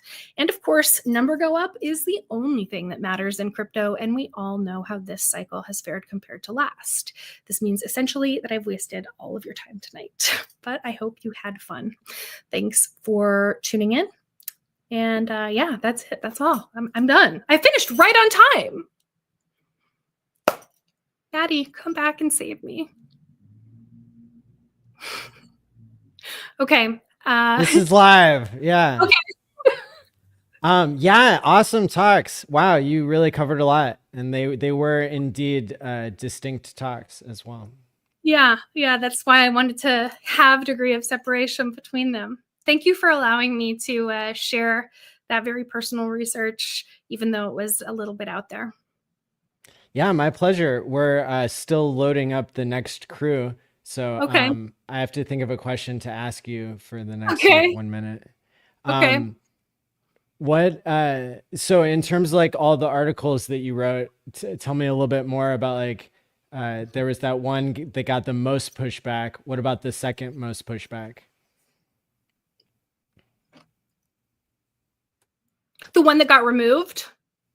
So there was that one that was like, seemed like the most pushback, but are there any other like pushback stories you have on like Hex articles you've written?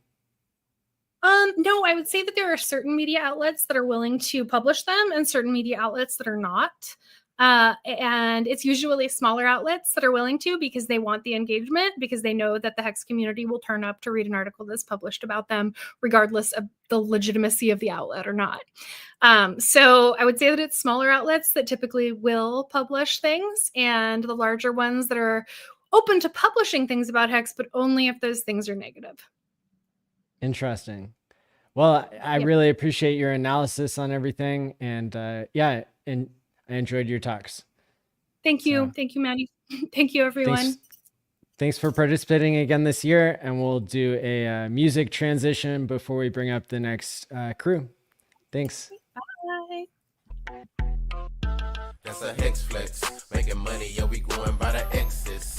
Yeah, Hex, all we know about is excess. Turn a fiat on ramp to an expressway. That's a Hex flex. Hey, that's a Hex flex. Making money, yeah, we going by the X's. Yeah, Hex, all we know about is excess. Turn a fiat on ramp to an expressway. That's a Hex flex. Hey, yeah, we up next. Shut up with that scam mess, cause we up in Hex. They showed a lot of disrespect, now they can cut the check. They had a lot to say, well, now they can't say nothing else. They had some gains, things changed, now it's nothing left. Hey, money went into some means, ended up and left. Hex is up and to the right, they up and to the left. Hey, looking up and down, everything around wreck. Should've dropped 100 when you found Hex. Hey guys. Hey, what's up? Hey, Maddie. Maddie's live. Let's go. Oh, Oh, hey, there you guys are. Oh, I got my hater shield today. There you go. It's a nice How's everybody shield. doing? I don't know. I paid a good amount of hex for that. Your audio sounds kind of far away. I don't know if it's just me. One moment. But yeah, I'm excited to have you guys up as a panel together. You guys are going to take it away for the next hour, speaking on all topics HEX, and appreciate you all coming up here. Yeah, thanks, man. Sounds better. Thanks for having us, Awesome, man. perfect. Yeah. Yeah, I don't know how we can follow the polyamorous discussion, you know. I mean, it's really important to me that all of you are satisfied. I just want to say.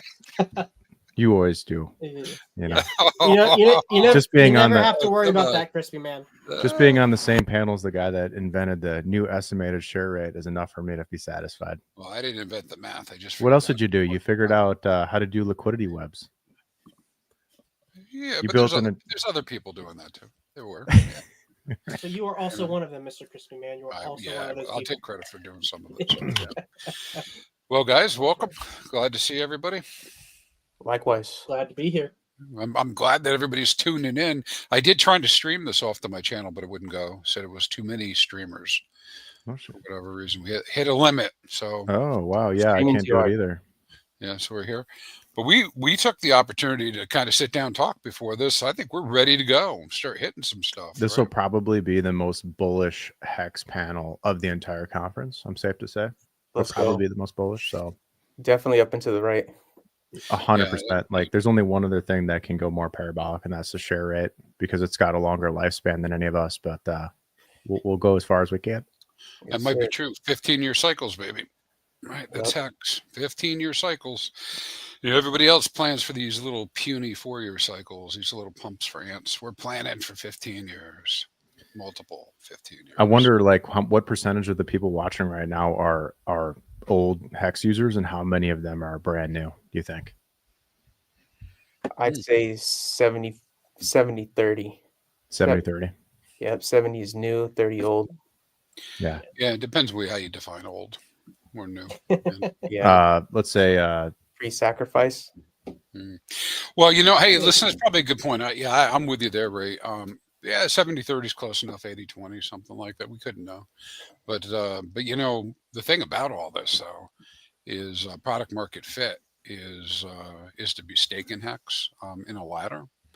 And we can see that the shift has gone from long-term, mid to long-term stakes to short stakes. Now, some of that's driven by the fact that we are in a cycle, and everybody's anticipating this upcycle. But it doesn't explain why we're not getting commitments out 15 years the way I would expect them to be, which leads to probably a much fewer number of T-shares in 15 years, which creates this awesome opportunity to be in HEX stakes. I know people hear me talking about it all the time, but you know, if the continued rate if this was to continue the way it is, we'll only have maybe 500 to 700,000 T-shirts, right, in 15 years. And right now we're about 9 million. Yeah, wow, that's what percentage of decline is that? That's hardly anything left. Yeah, I mean, you'd be like a 95.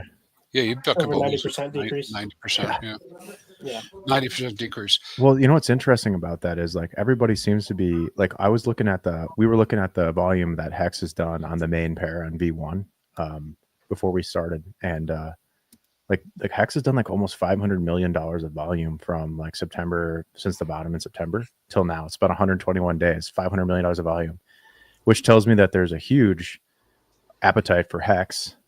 And you know, I think it got as high as 7x off the bottom, off the lows.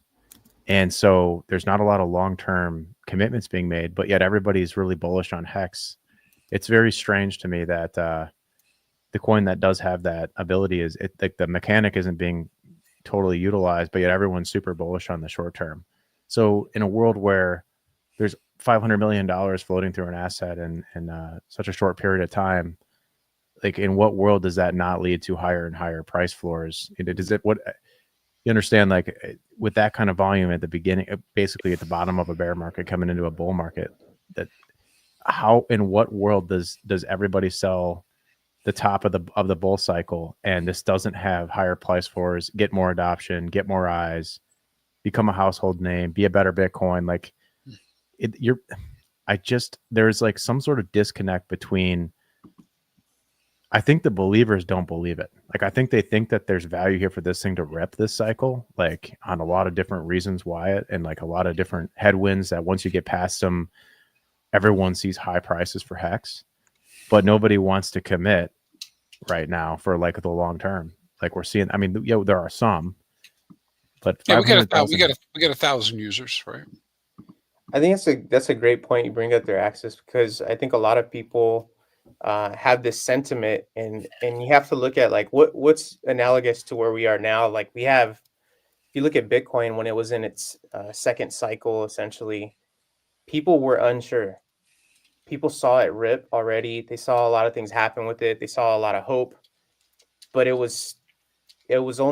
never survived a bear market for them to have any historical precedents for what was going to happen next. And we're kind of in the same place with HEX right now, being the first recovery into a new bull cycle. So I think people have that sentiment right now, like, is this thing going to come back, and then will it sustain? And I think a lot of people who are unsure are going to have some answers this cycle.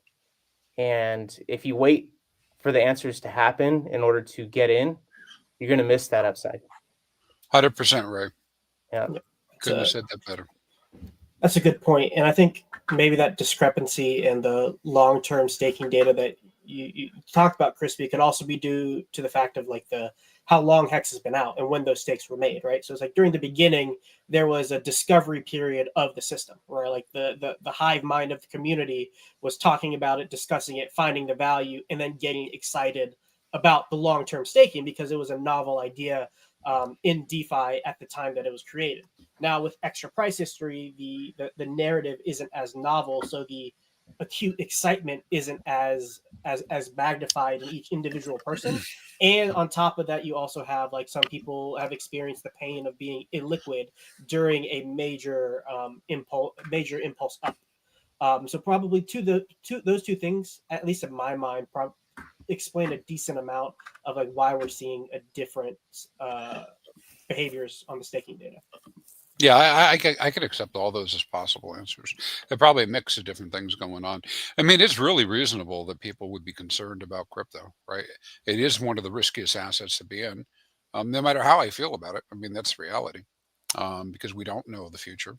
But everything shows me that the guy who invented HEX, Richard Hart. He had come out one time. I'll paraphrase it, saying, "Hey, the best thing about crypto, but right, time in the market, not time in the market. All right, hodl. What's better than hodling? Hodling and by staking and earning yield.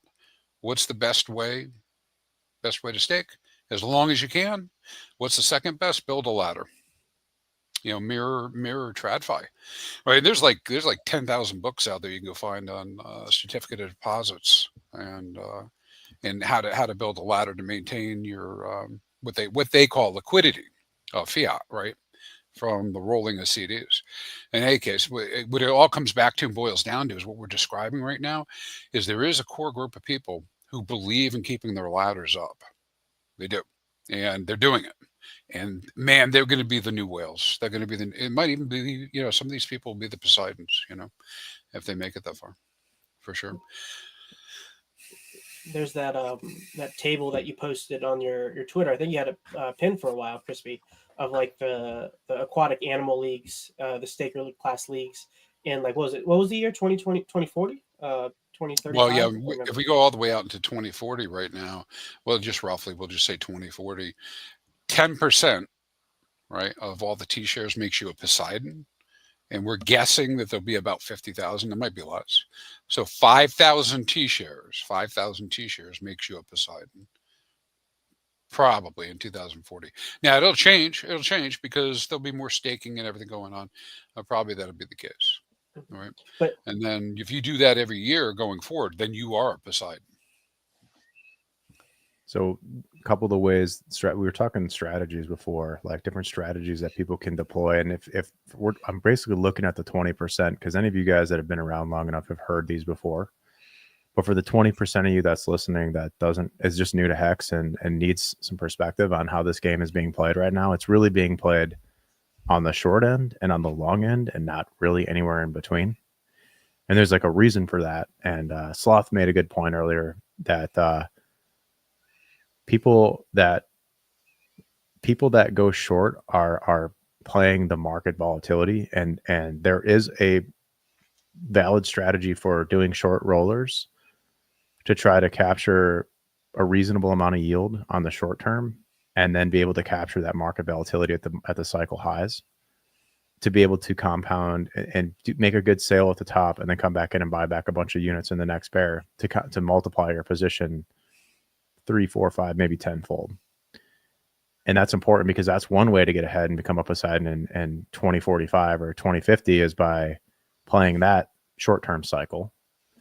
And the other angle is like going super, super long, max length commitments, right? So like the idea that if you fuck up and you mess up the cycle and you don't capture as many units as you thought maybe you had anticipated, maybe you even lose Hex in the process. Well, at least you could put out 5% or 10% of your stack for 15 years and earn back 5, 6, 7 times the amount of Hex as a hedge. And it's a double tiered strategy because on your 7.5, depending on the price performance, you may find that the principal plus a little bit of yield is just enough to get you in a place where you're happy. And, so there's more and more reason to go take a hybrid approach where with some of your stack, you are semi-liquid, and with a smaller percentage of your stack, you're going really long, unless you're one of these larger players. And then you can afford to put more Hex out longer that you got virtually for your commitment in this, your length of time in the system. What do you guys say about all that? I agree 100%. I think of just like how, again, we have to draw from perspective of other things out there that are analogous to Hex, right? Like Bitcoin, even though Hex is the better Bitcoin, we'll talk about Bitcoin a little bit. It's 16 years old as of January 3rd, which we're in January 8th. 2009 is when it came out. And it was when the first block was mined, January 3rd, 2009. So we're now currently 16 years away from that. So if you're looking at 15-year stakes with Hex and saying, man, that's way too long, well, Bitcoin survives. So we have the potential here to be in the game less time than Bitcoin has already been out, and earn a ton of opportunity with the yield as well as a penalty earn. A lot of people don't see that's another way you're making funds. And then you're also getting the price appreciation. So it's super bullish. I think that having a decent position long term, but maybe a little bit heavier on the shorter term is where you have some opportunity. But being diverse across both is important. And if Bitcoin can do it, we can do it, especially if we're the better Bitcoin. I think when you come into Hex, your time frame and your specific goals matter with how you set things up. And so I have a different view than Axis. It's kind of like the reverse view. Like I'm thinking longest, biggest first, and then walking backwards. But I fully acknowledge, meaning setting up continuing rungs to earlier dates. But I fully admit this whole idea of being able to capture a top is a really great idea. I like that idea. And being able to then sit on my hands for a year and not lose that value and buy the bottom. Right. And I think probably all the people on this panel, based on what I know about you so far, you could probably carry that off. But here's the thing is when people compare staking to that, they don't risk adjust it in their heads.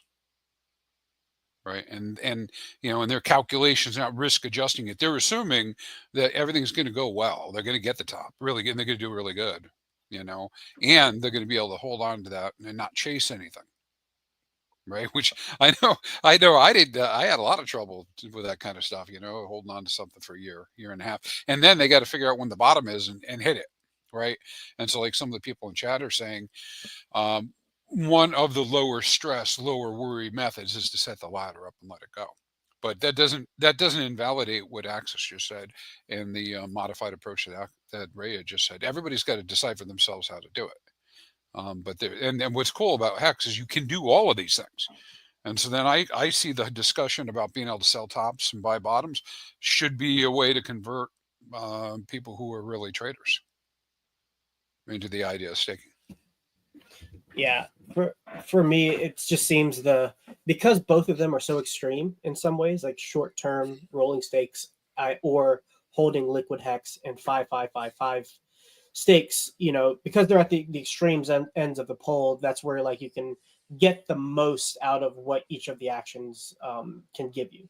So if you're staking hex, you're buying T-shares, and to get the most T-shares, you have to stake it out for the longest period of time. And it's the ultimate hedge versus any of the behaviors that you could possibly do in between when you stake the hex and when you unstake the hex. So no matter what, you sell too early, sell too late, don't buy anymore, don't sell at all, like whatever it might be. Assuming hex does really well in the future, the 15-year stake will do well in that specific scenario. So you're hedging for the maximum upside scenario. And then you have the liquid or short-term stakes for the immediate cash flow, or the immediate, as Chris Mann would say, hex flow. And then you have the liquidity to still service material needs if you need it, alongside that price appreciation. So it's like by having both of the extremes, you kind of meet somewhere in the middle. But in the middle, it almost feels like, if you're making a stake that is off timed, that it's like you did get the most benefit of each of the poles, and you just kind of ended up with the negative by being in the middle. So to me, it almost makes the most sense to be either at the poles, with the exception of having the ladder, because that's just another hedge for, I don't know when things are going to happen. So I'm just going to make sure I have something at every point in time, so that when things are good, I'm good. And when things are bad, well, it doesn't matter. Things are bad anyway. So if things are bad, you're going to lose anyway. So. Yeah, and I think it's important to even take some perspective and say, hey, look, even relative to time, we have, if people are going to be staked for 15 years, you have the opportunity to capture the upside that in the second cycle, again, when people weren't certain if things were going to bounce back. So you have this major upside potential in the second cycle when people are still not believers, to be able to buy a ton of T-shares at this really low price and capture the value of the T-shares, which are essentially like hex miners. It's like getting Bitcoin miners in the early days at a major discount because people thought Bitcoin was crap, but it wasn't. Had they known Bitcoin miners could have been, yielded them hundreds of thousands of Bitcoins, they would have been all over buying tons of miners at a discount. Now's your chance to buy a ton of hex mining equipment, essentially, to be able to yield you into the future huge amounts of yield that is in a time where people are in disbelief. And so that's like a huge opportunity gap that everybody has the ability to capture if they go long. Mm-hmm. Yeah, it came from the Bitcoin mining world. And the nice thing about Hex miners is that they don't expire and they appreciate. And Hex has been range bound since it launched on Pulse Chain. Yep. So, I mean, look, the upside's a lot higher. The downside's pretty minimal. You're basically capturing something that can convert to a T-share at any time and convert back into Hex. And the earlier you're going to make that commitment and turn it into a miner, and the longer you leave it in the system, it's just going to get more efficient over time, which is the complete opposite of a Bitcoin miner. Right. Bitcoin miners get less efficient every day, and you just have to hope and pray that the price goes up. But with Hex, like, you have no liabilities or overhead. So you're just sitting there and your stuff is working for you.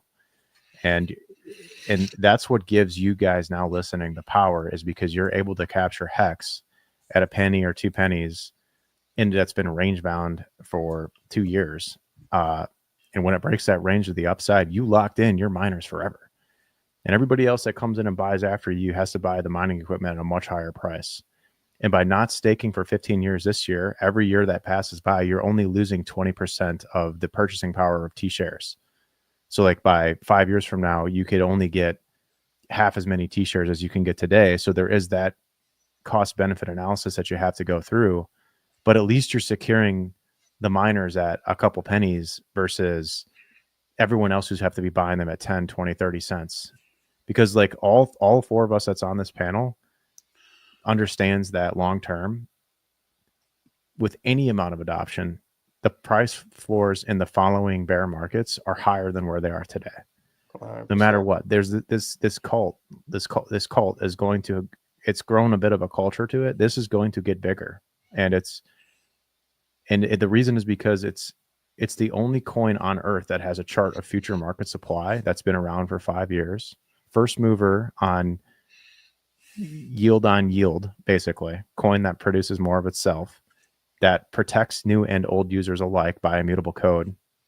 These are big deals. This is sound money. This is the stuff that Wales Only and I talked about in the beginning, was like, this is one of the soundest monetary systems. Look, BlackRock is going to try to fork Bitcoin, and they're going to try to increase the cap of Bitcoin. Why? Well, because Bitcoin's a broken system. Because unless the price goes to, well, even if the price went to $1 zillion on Bitcoin, when the mining of the Bitcoin runs out, they have to switch to fees in order to earn yield. Well, you're not getting enough throughput on Bitcoin to even be able to make enough money or generate enough revenue to pay off the miners when it's just based in fees. So the system breaks down eventually. Some major change is going to come to Bitcoin. It's spaghetti code. And now you have a conglomerate of the world's biggest organizations that are basically, quote unquote, going to hijack it. They have hijacked it essentially. And trust me when I say that things are going to change for Bitcoin in a big way. And retail and regular people are going to look toward a better, sounder money. And that looks a lot like HEX, which is a better Bitcoin with immutable code. And even though the price isn't reflecting it now because of the conditions of the market, that stuff will change as clarity comes. And I don't have to look much further than just look at the X Screener and see Cardano at like bottom of the list and Pulse Chain at number 5 doing $12 billion of volume since it launched. And I know that we have a community and we're trading a lot of volume, and there's real value here. It's here. Like just in the last 120 days, I said this already. HEX did 500 million in volume. That's real. That's real users. It's value. It's inherent in the code level. It's inherent in the volume. It's inherent in the DeFi nature of it. Nobody can stop your stuff. Everyone has full custody of their stuff. We're the smartest group out there. We're the craziest group out there. We're not stopping. So capture your units now. I mean, like that's been the mojo for a couple of years now. Eventually the opportunity is going to leave the station. Yep. Yeah, I think there's back to the Cardano concept, right? I think it's important to get some perspective from Cardano here, since that's been a hot topic lately with Mr. Hoskinson. So we, if we look back at last cycle was the second cycle for Cardano, and it went from 3 cents approximately all the way up to about $3 at the top of the market, and in its second cycle. And now a lot of people say, okay, well, HEX didn't do that last cycle. Well, that was the first cycle for HEX. So guess what? We're in the second cycle, and we're starting almost, we're starting below the 3 cent mark, but we have the potential upside of something similar to Cardano in its second cycle, where you could see a multi-dollar HEX, and that's super bullish for those of you out there that are looking at something like Cardano and saying, hey, well, this thing performed pretty well last cycle. Maybe it's going to do something again. Well, yeah, that was its second cycle. We're talking about a second cycle now for HEX. And third cycles, some will say that are not the best, hottest opportunity for coins. So, maybe not Cardano, maybe some HEXs in your portfolio might do you well. It's crazy. I just did the calculations, and well, first it's crazy to see the t-shirt rate almost at 40,000. It's just it's less than 500 HEX away, but I probably got in when it was under 20K for sure, probably around like 15 to 18, somewhere in there. And just seeing that number slowly tick up over time, it's really interesting because you hear about it when you first learn about HEX, get excited about it, etc., but you don't have the feedback from like the world of like what you learned about that's represented in the smart contract. But now being in for a couple of years and seeing the rate, double up, almost basically triple up from when I saw it. It's like, man, like, you know, I could have gotten T-shares for like a third as much as I can now. That's Oh, pretty. dude. That's pretty crazy. And I mean, if you want one, Yeah. the cheapest you can get it for is $900 and 15 years of your time. That's Yeah. If you want it for the cheapest amount of money, that's how much. Well, time, I think which is a the lot. point. I think one point you can look at there, Sloth, is so we have to skim a couple of years off of it because we're at 240 now, 2040. Um, but back when Hex launched, yeah, a lot of us did. I didn't understand Quattro Cinco, man. I didn't. I had no idea why I would do that. You know, now I understand. I have a whole different viewpoint. So I didn't fill in my ladder real strong until later, right? In 31, 32, and all that. So looking back at it today, yeah, I could have gotten all those T shares at the bottom with Hex being very, very cheap, and it was 10,000 Hex per T share. Could have done that 5 years ago. Did not do that. Now I cannot go back and do it. I can't get either the price or otherwise, right? You know, T-share rate's higher, can't get that price. And then a lot of people talk a lot of crap about, you know, how the cycle went down, blah, blah, blah. And I get it. There are a lot of people in pain for a lot of different reasons. But I'll tell you this, we looked at this the other day. You know, if you had been buying EHEX GCA style from launch weekly and staking it, you're in profit, significant profit. You know, better profit than Bitcoin, better profit than Ethereum. But it would have required you to do that. You would have had to buy religiously, you know, have discipline, do it every single week, and do it for 5 years, right? And you'd be winning. And so that's a heavy lift. That's not easy, you know. Mm-hmm. Yeah, earning yield is a super powerful mechanism that that people are searching for all over the world in different markets and you know, different asset classes. And I think people underestimate it because after last cycle in the crypto market, a lot of things were big rug pulls, and so people have kind of lost the narrative and lost the fact that it's still an important thing that people look for in financial markets to have some sort of yield bearing instrument. And Hex is still that, and it's doing it the right way. And I think a lot of people need to reawaken that hunger for having a yield bearing instrument that they had last cycle. I didn't mention this with Cardano. The reason why it went from 3 cents to $3 is the fact that it offered staking. And so guess what? We've already been offering that. And guess what? It's been working flawlessly. And guess what? The code is done. It's not a project, it's a product. And so for people out there that are trying to figure out what is valuable to put your money into long term that's going to pay you best and treat your money best, it's something like Hex. You know, I was looking at this idea of supply. I was looking at the supply of XRP and Doge and Cardano, and there's less liquid Hex and short rolling Hex than on any of those coins, and all of those coins are trading at, like, Cardano 35 billion circulating, 94 cents.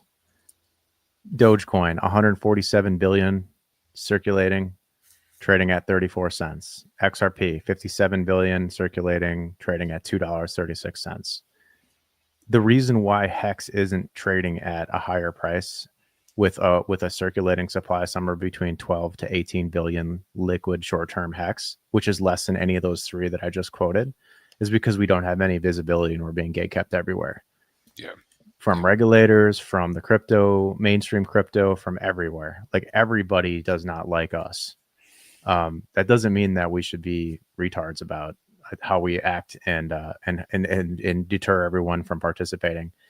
You just need to remember how to meet people at their level. Like this, we have new people coming in all the time, guys. And there's a super huge value here. Everybody on Earth needs passive income to try to outpace currency debasement and inflation from our world governments. And this is a solution with immutable code and a future market supply. So it's somewhat predictable.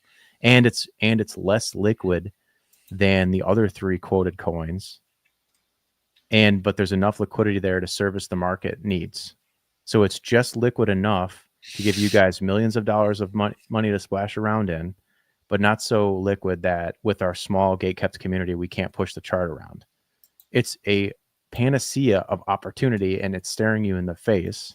And I wish for everyone to open up to that idea and move forward and move past the challenges and the struggles and the headwinds and take advantage, because once these prices are gone, I hope you have secured your hex miners. Like, just capture the units, decide what you want to do mining wise later, but just capture the units now while they're still affordable. This cult is not going away. It's only a matter of becoming more visible for the public at large. This Hex will be a household name. It's such an easy thing to say. It's really easy to understand. It prints more of itself.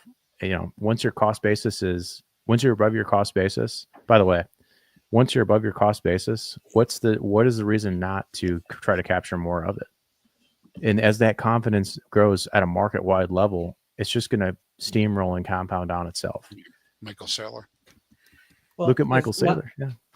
It's not just when you're above your cost basis. It's when you're permanently above your cost basis based on a new in a new epoch of supply distribution, right? And so, obviously this is things you guys, us three and us individually, have talked about before, but the distribution of supply and how it's represented in the chart and how it cements certain price floors.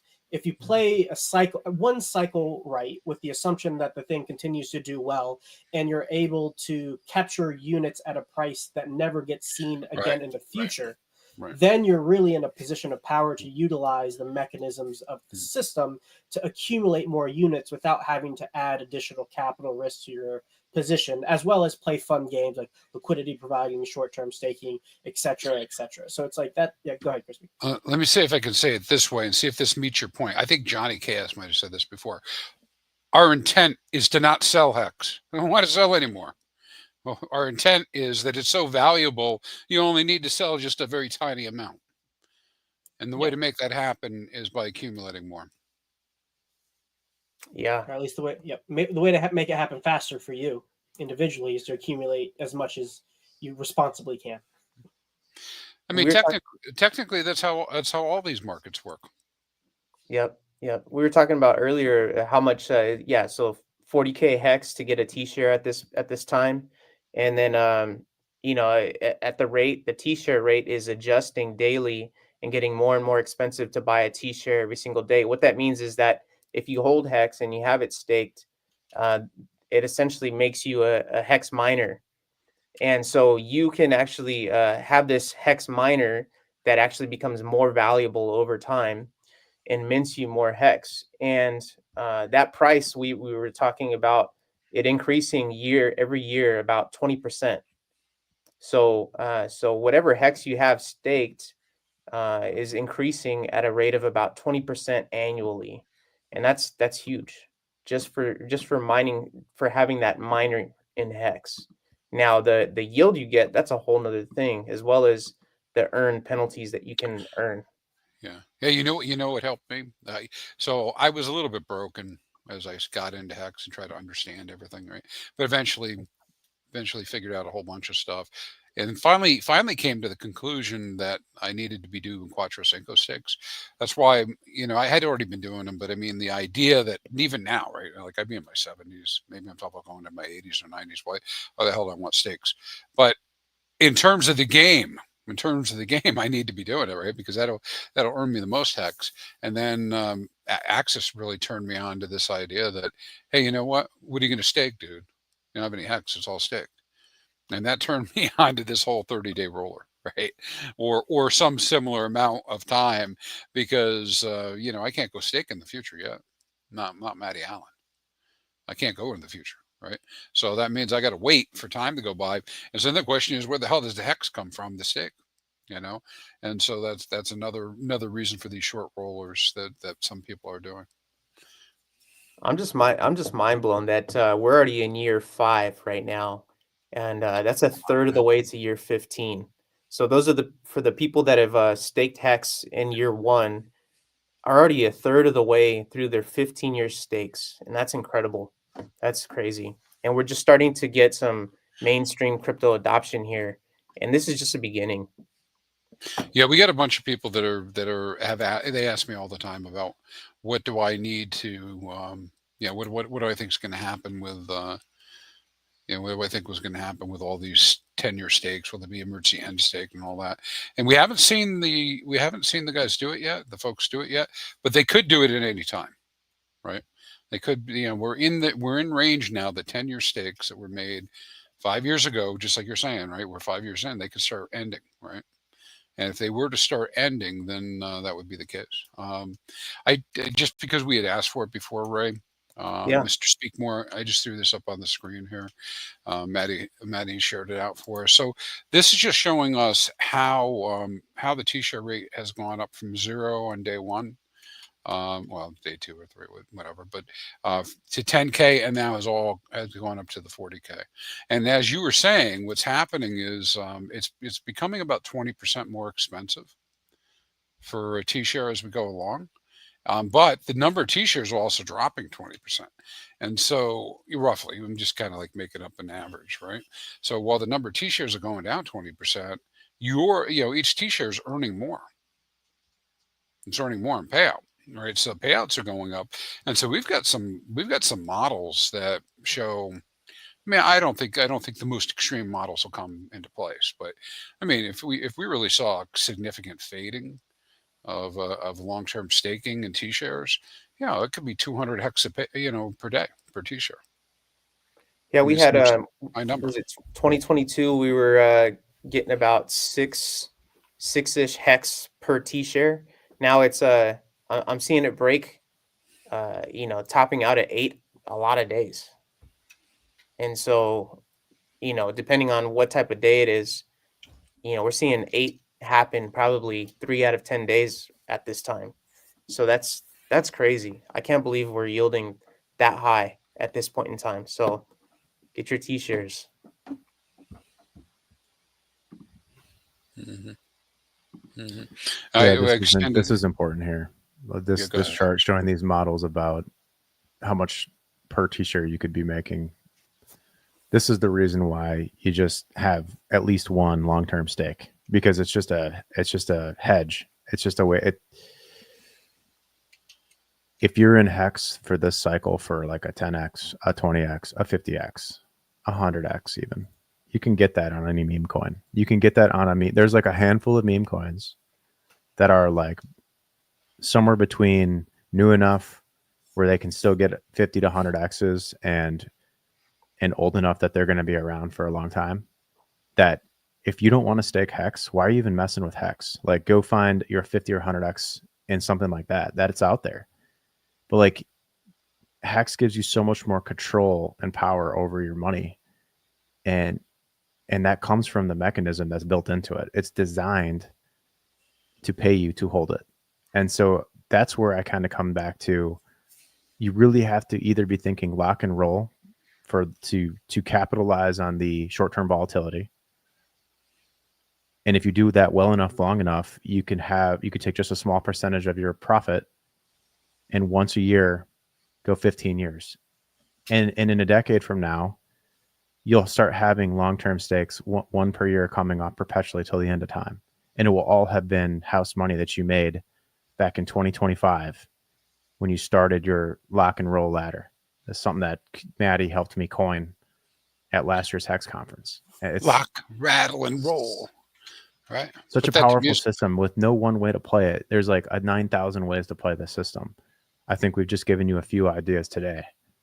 And because of that, it's very sticky and it does have a lot of upside for price. And so, like, if you're in HEX and you're just trading it and you're not using the mechanics, like, I don't understand why you wouldn't just go trade something else that might do a 50x. Because that's what you're basically saying about the system. But this is showing how high these long-term payouts could really amount to. There's some people out there that have never started a 15-year stake because they're apprehensive. I would say that for those of you out there that are in that boat, just start a small 15-year stake. I think a lot of that is because it got mystified because of the pre-pig payday stakes that got hurt so bad for ending early. But in the nowadays, once you get to year 7.5, you can pull off all your principal and you're in the clear. And it's just like, as long as the price is higher than when you started, you made money. So you got to think differently about 15-year stakes nowadays than back in those days. Yeah. Mhm. For Well, you know, sure. I'm super conservative about everything. Maybe too conservative, I know that. But regardless, that's kind of my approach, right, to things. So when you say have an exposure out there, I think that it is so cheap to have 15-year exposure for one T-share. Like, why wouldn't I do that? Why wouldn't I just make myself a dolphin if I had the wherewithal to do it? And if I can't do a dolphin, I go down one level, right? Because the asymmetric possibility that this thing is like off the hook, 100 times, 200 times the price is just insane for that ability. And the whole time you'll be earning hex. Now, of course, none of us knows what really happened with hex in terms of price, but I know for certain the way the contract operates, you'll have more hex, lots more hex by doing those long stakes. So when somebody's asking, like in the chat, like what's a good exposure, I think if you can get one T-share a year, I would do that. I have to monitor it, make your own decisions, of course, but that's what I would do per person. Yeah, if you could front run yourself and you're thinking 15 years of accumulation, just get yourself 15 T-shares up front, So Well, I think people will believe me, right? I just showed you guys the chart, and I showed you how it went to 40,000 hex per T-share, right? You have any doubt that the T-share rate goes up every day? Well, almost every day, but that the T-share rate goes up over time? Is there any doubt? There should be no doubt. Contract works. It does what it does. We got 5 years of data. All right. It's going to be 300,000 hex per T-share minimum in 15 years. Insert your own price, multiply it by 300,000. That's what a T-share is going to go for out there. So if that's $1, that's $300,000 a T-share. If it's $3 or $3.50, it's $1 million a T-share. And this goes back to, again, because I'm not one of these guys that come out and say, "Hey, only stake Quattro Cinco," because I think you need to have exposure to whatever's going to happen, right, in the next 15 years. But damn, I did think it through. I said, well, what if, just like today, I'm still interested in hex, right? And I'm still interested in 15 years, and I didn't get my stakes. I'm going to pay $1 million a T-share? No, I'm going to get them now. Those will be my rock and roll T-shares out there, right? There was another stat that it's just interesting. And no, I never heard anyone say this, but I was thinking about what I wanted to talk about on the conference this year, and I was thinking to myself, well, what if everybody on Earth got one T-share, one 15-year T-share? You can't. That's right. That's right. If you did 1 year's T-share, it would be 320 trillion hex. There isn't that much hex on Earth. Well, you can't, because the way the system's designed and the amount of hex that's actually circulating, I think even if the OA chipped in 20 million max, maybe right now it's a little bit higher. Actually, I have a chart. Let me just pull it up while we're here sitting on it. And Crispy Man, that's Look because at it. there's unavailable hex that people can't even get access to, even if they wanted to right now, right? Yeah. Let's look at here. It is max T-share right now. Where are we? Max T-shares. And what happens? What's crazy about this is every day that goes by, the max number of T-shares drops, right? Because the T-share rate goes up. And so right now we're sitting over here, right? 2025, right around here. And so not exactly on the right date, but maximum number of T-shares is 55 million right now, 55 million.7 on Pulse Chain. That's the maximum number. And on Ethereum is just a little tiny bit higher at 55.8. But when we get out all the way here, 15 years, the max will be somewhere around 20 million. So so you can't even less than that. So this is super crazy. Yeah, you just can't, like, not everyone on Earth can have it. This is better than the Bitcoin narrative because this is immutable code. BlackRock can change the total Bitcoins. Yeah. I mean, we don't even have you can't even make enough T-shares that everybody in the US can have one. No, and I mean, like, look, you get like someone as degenerate as Michael Saylor into Hex with that kind of willingness to go leverage long on Hex, and there's just not enough Hex for even just a million millionaires. There's just not enough. That's what people don't understand, is how scarce it is. I know Storyteller does a really good job on Twitter of reminding us that there's just only like 12 to 14 billion hex circulating. That's nothing. It's like $150 million market cap today. Yeah. It's just nothing. It's basically designed, and we see the data here with the 5 years of price history, to have inbuilt supply squeezes. Supply squeezes, assuming adoption comes, right? So it's like if that adoption comes, then the supply it's designed so that there's not enough supply to service that demand without an impulsive move to Price the has to upside go of up. price. Yep. Price has to go up. So And then there's another. Go ahead. So consider this as you're talking, right? I threw on the screen for everybody just to show you the difference. This is non-OA. So OA is doing nothing. Just, so their X is locked away. Just assume that. The maximum number at the end is split all the way down to 8 million. But today it's like 10% or something, right? It's so the other chart showed us 50 million. Right now it's right around 11 million is the maximum number of t-shirts right now with all of the circulating hex that's out there that is non-OA. Go ahead, That's Sloppy. insane. I think the one thing that people miss out on is they forget that Hex was created by someone who was a Bitcoin miner. It could have been, the person who created it, Richard Hart. He could have made any sort of project, but he saw that there was a need in the market to create a better form of mining. And so these were his creative choices to build something that could actually yield you a powerful amount of yield, as well as get rid of a lot of the negative externalities that Bitcoin had when you mine Bitcoin. And to know that about Hex, there's many reasons besides price performance that you should have the ability to purchase a T-share, so you can actually build your own portfolio up, earn yield over time, and not have to deal with whether it's polluting the air in your house. If anybody's mined Bitcoin, they know how bad that stuff is for you. You can't really breathe the air of a Bitcoin miner. It's pretty toxic. And then you have huge energy bills. You've got hardware you got to deal with putting somewhere. I knew a person who was mining Litecoin, and their house got so hot that rats infested their ceiling, and almost burnt down the neighborhood because everything caught on fire.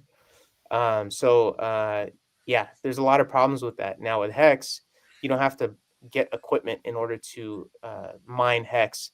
Everything's done virtually, and you can do this over immutable code, which puts you at the steering wheel of being able to execute this code.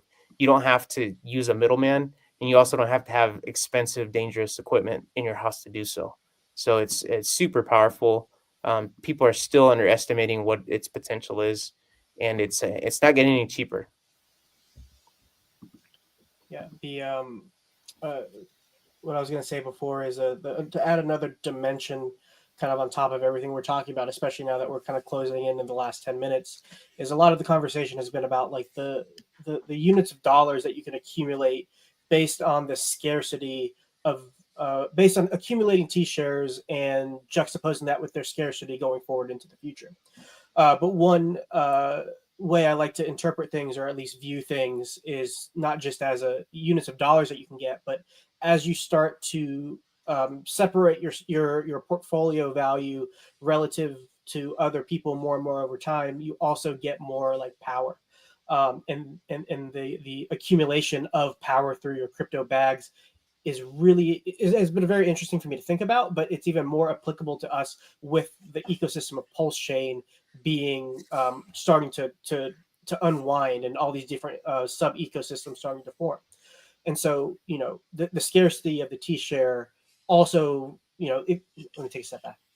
If you think about Hex as its price being a denomination in Pulse, and Pulse being the thing that everything else is denominated in, and so your ability to get more Pulse, basically, or more units of value relative to the whole ecosystem, gets more difficult in terms of the Hex inflation mechanism.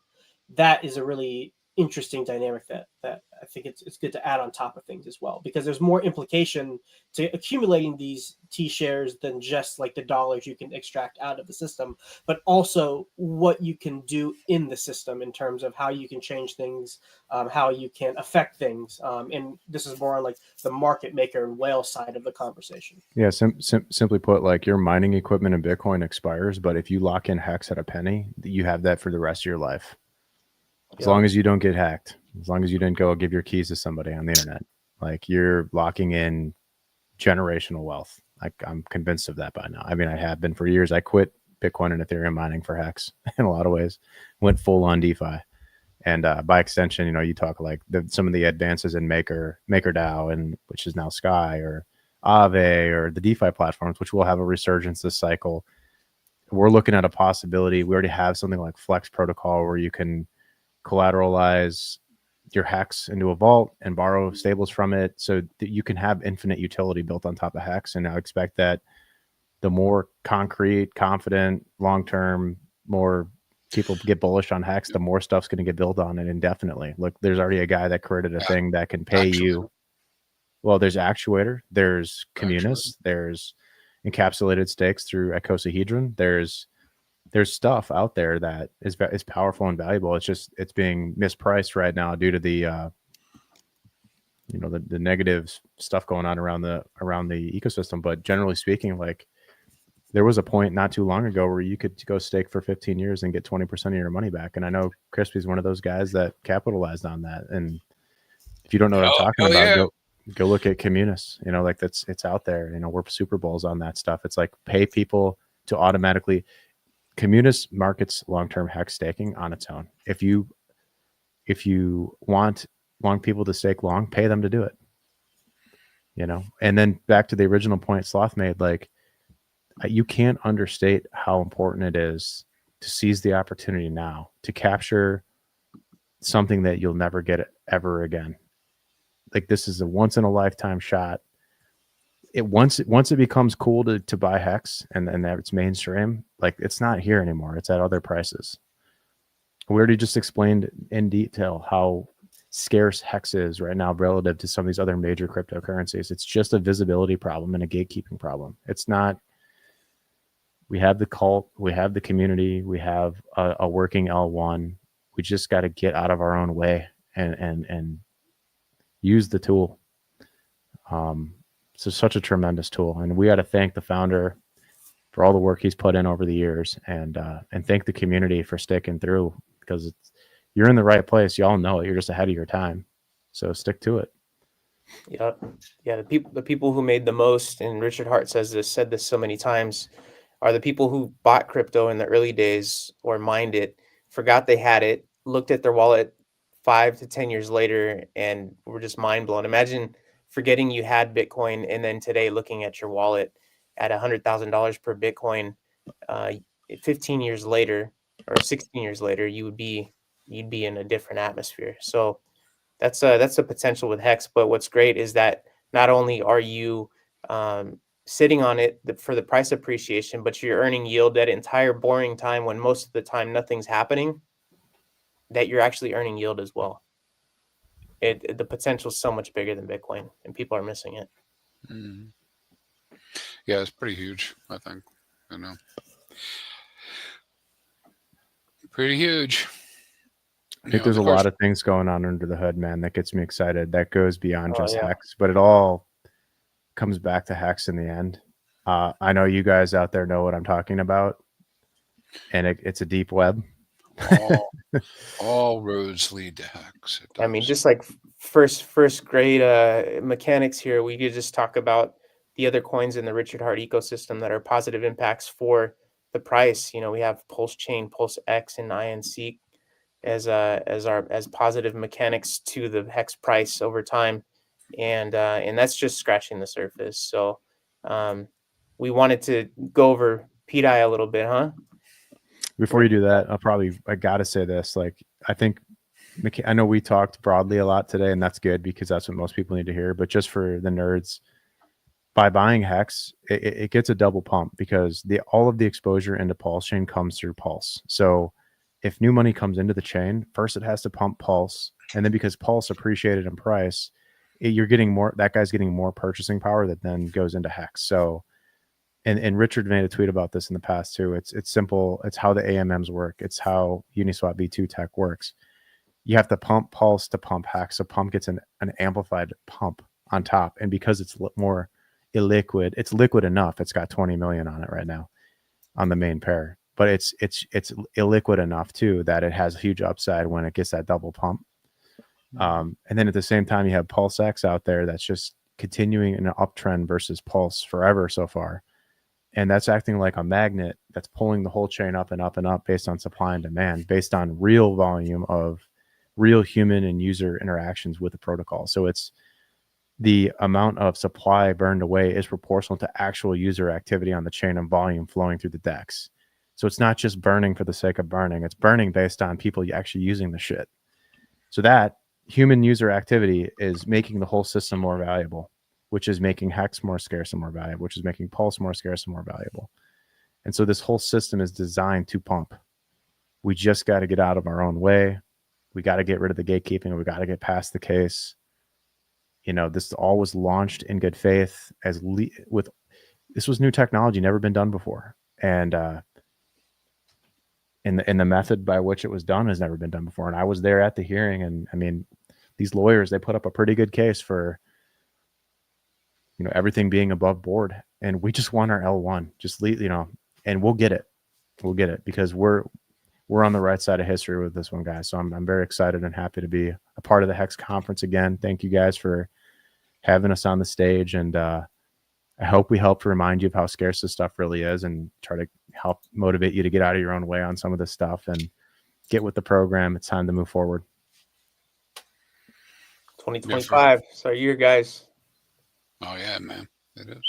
Hey, for extra bonus, I know Matty said in the background here he might be busy at the moment, not be able to get back in to do the changeover. So we've got a few more minutes. Yeah, there are a lot of interesting things. You kind of hinted at it. I know we talked about it in the green room a little bit. But my simple observation, love it or hate it, right? We talked about PDI being out there. PDI has sunk liquidity, both V1 and V2, as well as a whole bunch of other places. And my observation has been that people have been using PDI to pump HEX. They rotate back when the time comes, and when they're ready, they rotate it again. And so I've just been seeing this kind of like flippering action, right? Don't have anybody interpret my finger movement. But anyways, seeing this action, right, between these pairs, and the two of them going up, right? And I don't know if you guys got anything to say about that.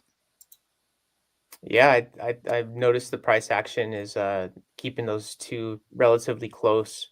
I think people know the long-term value of HEX and that it has the potential to go way beyond $1.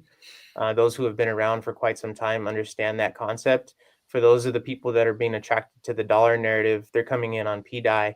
But the people who understand the bigger picture of HEX, they're rolling over to HEX in the long term. And I think that's a good indicator to say that potentially the same could happen for any other coin that's in the on Pulse chain to roll over to HEX over time and continue to push HEX to the upside. Whether or not PDI goes to $1 first or ever, or HEX goes to $1 first or ever, they both meet it at the same exact time. There is obviously only one place to go after that dollar's hit, and that's into HEX. So I would encourage you to think about that. You know, when you're placing your bets, it's just safer to have HEX, but it's also valid to think that PDI might get there first. However, the chart's not saying that. It's every time that PDI and PHEX hit parity, HEX takes the lead. Now, if that's by design or not, I don't know.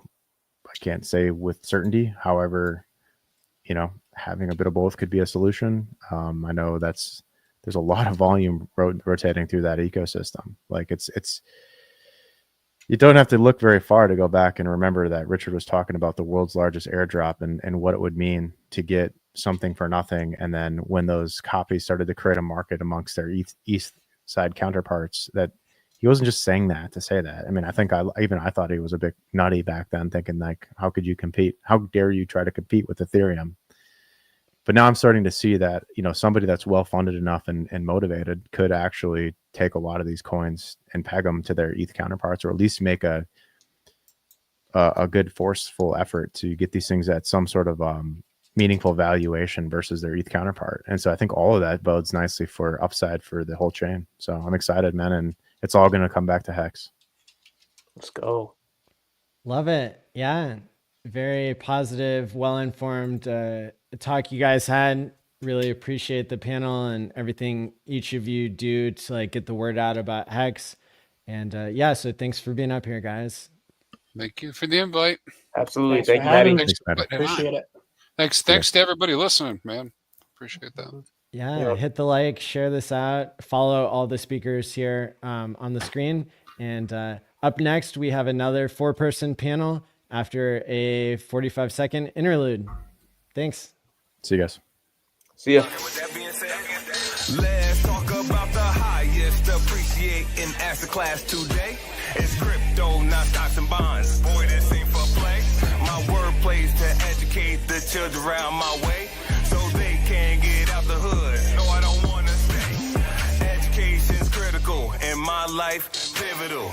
Could have been in jail or dead. Yeah, it's just that simple. But back to investing. Here, take some notes. Never go all in like jumping off a boat.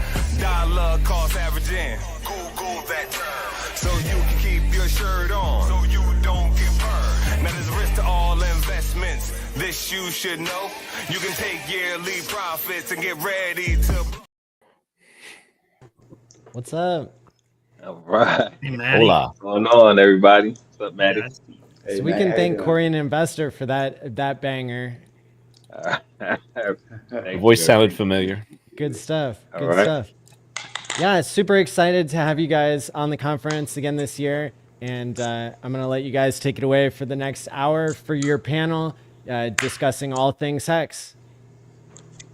Thanks, Maddie. Sounds good. Thanks, Maddie. Thanks, guys. Thank you, Maddie. All right. So who's gonna start this off? What's going on, Jenna? What's going on? Not much. First time I've been on a stream with you guys, so I'm excited for this. You know, I've been on a few Hex and Pulse Chain conferences. I've chopped it up with a lot of the different influencers, but I always like to speak to people that I haven't spoken to before, get different opinions, get different perspectives, and so I'm really looking forward to this segment. Yeah, I've never been on with you guys. I think Corey might have stopped by for like one of the celebration streams or something like that. But yeah, I've got a full hour, so this is going to be pretty cool. I don't even know where to start. I've kind of known Corey without meeting him over the years. I missed him in New York, so I'm sad about that. But Frank and Beaner, man, tell me about yourselves and how you got your start into Hex. I guess we can start there. Yeah, I guess I'll go first. I mean, when it comes to this particular asset and when it comes to Pulse Chain, PulseX, I could talk about it for days. I can rant about it for hours and hours and hours. My background is traditional finance, so I come from a very Wall Street center type of mindset. And the beautiful thing about that is that whenever you take the principles you learn on Wall Street and then you apply the long-term mindset and then you remove your emotions, the positive outcome that you get on the most volatile asset with the most gains is astronomical. I can testify for that for sure. It's very exciting whenever you can remove your emotions and you can see corrections happen. But because you know what you hold, you're not fazed by it, and you kind of just see it as an opportunity to buy. That's how I've been reacting the past couple months, couple of years, as we've been going through the correction. So that's my background. Macro, big long-term holder, the traditional Warren Buffett philosophy of investing. You buy one thing, you never let it go, but you got to make sure it's the right thing. So Hex is for you then, right? Yeah, for sure. Especially the 15-year thing. I come from a TradFi background as well. I guess I'm more on like the the medium to long term. So I'll like swing positions. I'll have like forever positions, like an Nvidia or a Meta or something like that, and maybe I'll trade around them. But usually I like the. I'm at that point. I admit perhaps I'm ahead of you in years, but I'm doing more dividend investing and passive income, kind of like this crypto thing. Yeah. So is it funny for you because like being in traditional finance, coming into crypto and then going back, doesn't it just I liken it just taking the edge off, because the volatility in crypto is like nothing you see in traditional markets. Like you can have huge dips and like multi-percents in like a day or something, but if you've done crypto and you go back to stocks and whatnot, that's easy in my opinion, dare I say it. But it's like the volatility isn't anything compared to this side.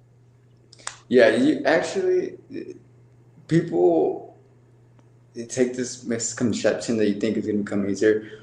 Once you get a taste of it, you don't go back. Like I tried to go back, and then I was like, nah. Oh, all right. I still do both, but yeah. Yeah, but I think it's because from a younger perspective, younger generation, like, okay, I have the time to take that risk, so why would I go back?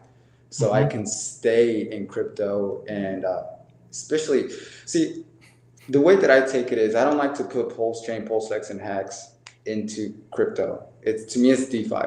I put it in the same category as Bitcoin. And like you have to understand what Bitcoin is in order for you to understand what HEX is. And if you don't understand that, you're gonna think this is just another venture capital, freaking, private equity type of coin. And then that's where a lot of the misconception and misinformation comes out there, because if you're chasing that, you're chasing crypto, this isn't the place to be. This is supposed to be DeFi, real DeFi. Like you take control, you take possession, you understand how it relates to Bitcoin, and you understand the philosophy behind it.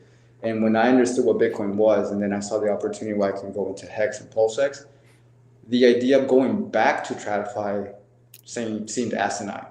It became like, why would I go back? I would only go back to just fuck around. But I know that the real gains are going to be here, right? So that's how I kind of see it.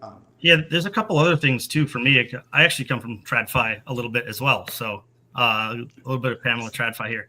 I have been solely in crypto now for a few years, and I don't see myself ever going back to traditional finance. And I think part of that is that I have more control over my own investments, and that truly is what decentralized finance is. Bitcoin, yes, decentralized, I love it, I would never talk bad about it, but with the ETFs, with all of these big players in, like, the decentralized part of Bitcoin is becoming a little bit less decentralized because there's so many big players involved now. The ETFs, governments, BlackRock, like there's just some people that I don't necessarily trust that have a lot of control over the Bitcoin now. With HEX, look, we say it's a better Bitcoin. And I believe in many senses it is. And one of those is because we're talking about true decentralized finance. So like I can take the HEX contract and I can run it on my computer. I don't need a middleman. I don't need anything. I can literally run the program, run the code on my own computer, and I can interact with it. No one needs to touch it. No one needs to be involved. And that is what it means to sort of separate myself from sort of the traditional finance. And I'm not talking bad. I have a lot of friends in traditional finance too. It's just I've moved on from that. And like you said, Frank, for me, it's really hard to go back. And part of it is that I really like the ability to have responsibility for my own actions, to control everything myself. But also it's like, I truly believe in this, and I believe in this long term. Like it's also a statement of my belief system. And I think that's important too when it comes to DeFi. Man, you touched a lot of good points, but I'm gonna let Corey give on his thoughts on that, because I want to hear what you have to say. Hey, well, I'll say this. I did not come from a history of TradFi. Okay, I'm probably the only one. Okay, my parents, they worked a traditional job, insurance company. Most I know about is 401k and company stocks. So that's kind of how I came up. I really started understanding a little bit more about stocks and the market when I started working in my career job, which was at Verizon, telecommunication company. So a lot of people there, they were in the stocks, they were into the market. And I learned there first about even investing to that degree. And slowly but surely, I've gotten into real estate, and I was looking for a way out, just like everyone else looking for a better way to make money, provide for your family. And I again got found out about crypto due to my son. One day at a dinner table, he's like, "Hey, guess what? My friend just bought a Tesla with Litecoin." I was like, "What?" I'm like, "Hold on." I just looked at him, and then I looked at myself, and I said, "What am I doing wrong?" Yep.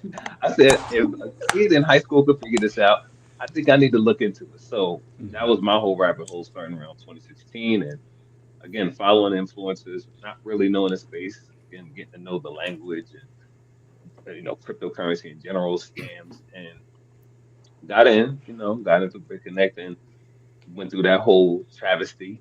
And in 2018, 2019, found Richard Hart and again got a little bit more of the education about what decentralized finance was. And again, a lot of this is just education. Like a lot of us aren't aware of some of these vehicles that are out here, and just being aware of it and having an interest, it's fulfilling my interest of wanting to retire early, wanting to take care of my family, benefit from it. It just rang true when he said, Bitcoin did a million X in less than 12, 13 years at the time. And I was like, hold on. So you mean tell me $1 over 12 years, I'm about to do 30 years. I can do a third of that and probably, supersede that. So that brought my interest to the space, and that's when I went down that rabbit hole. And here we are today with learning more about it and seeing it get regulation and actually seeing players actually come to the table and really want to see this thing flourish. So I'm happy to be here, man. That's all I can say. Yeah, man, it's like the highest asset class in history.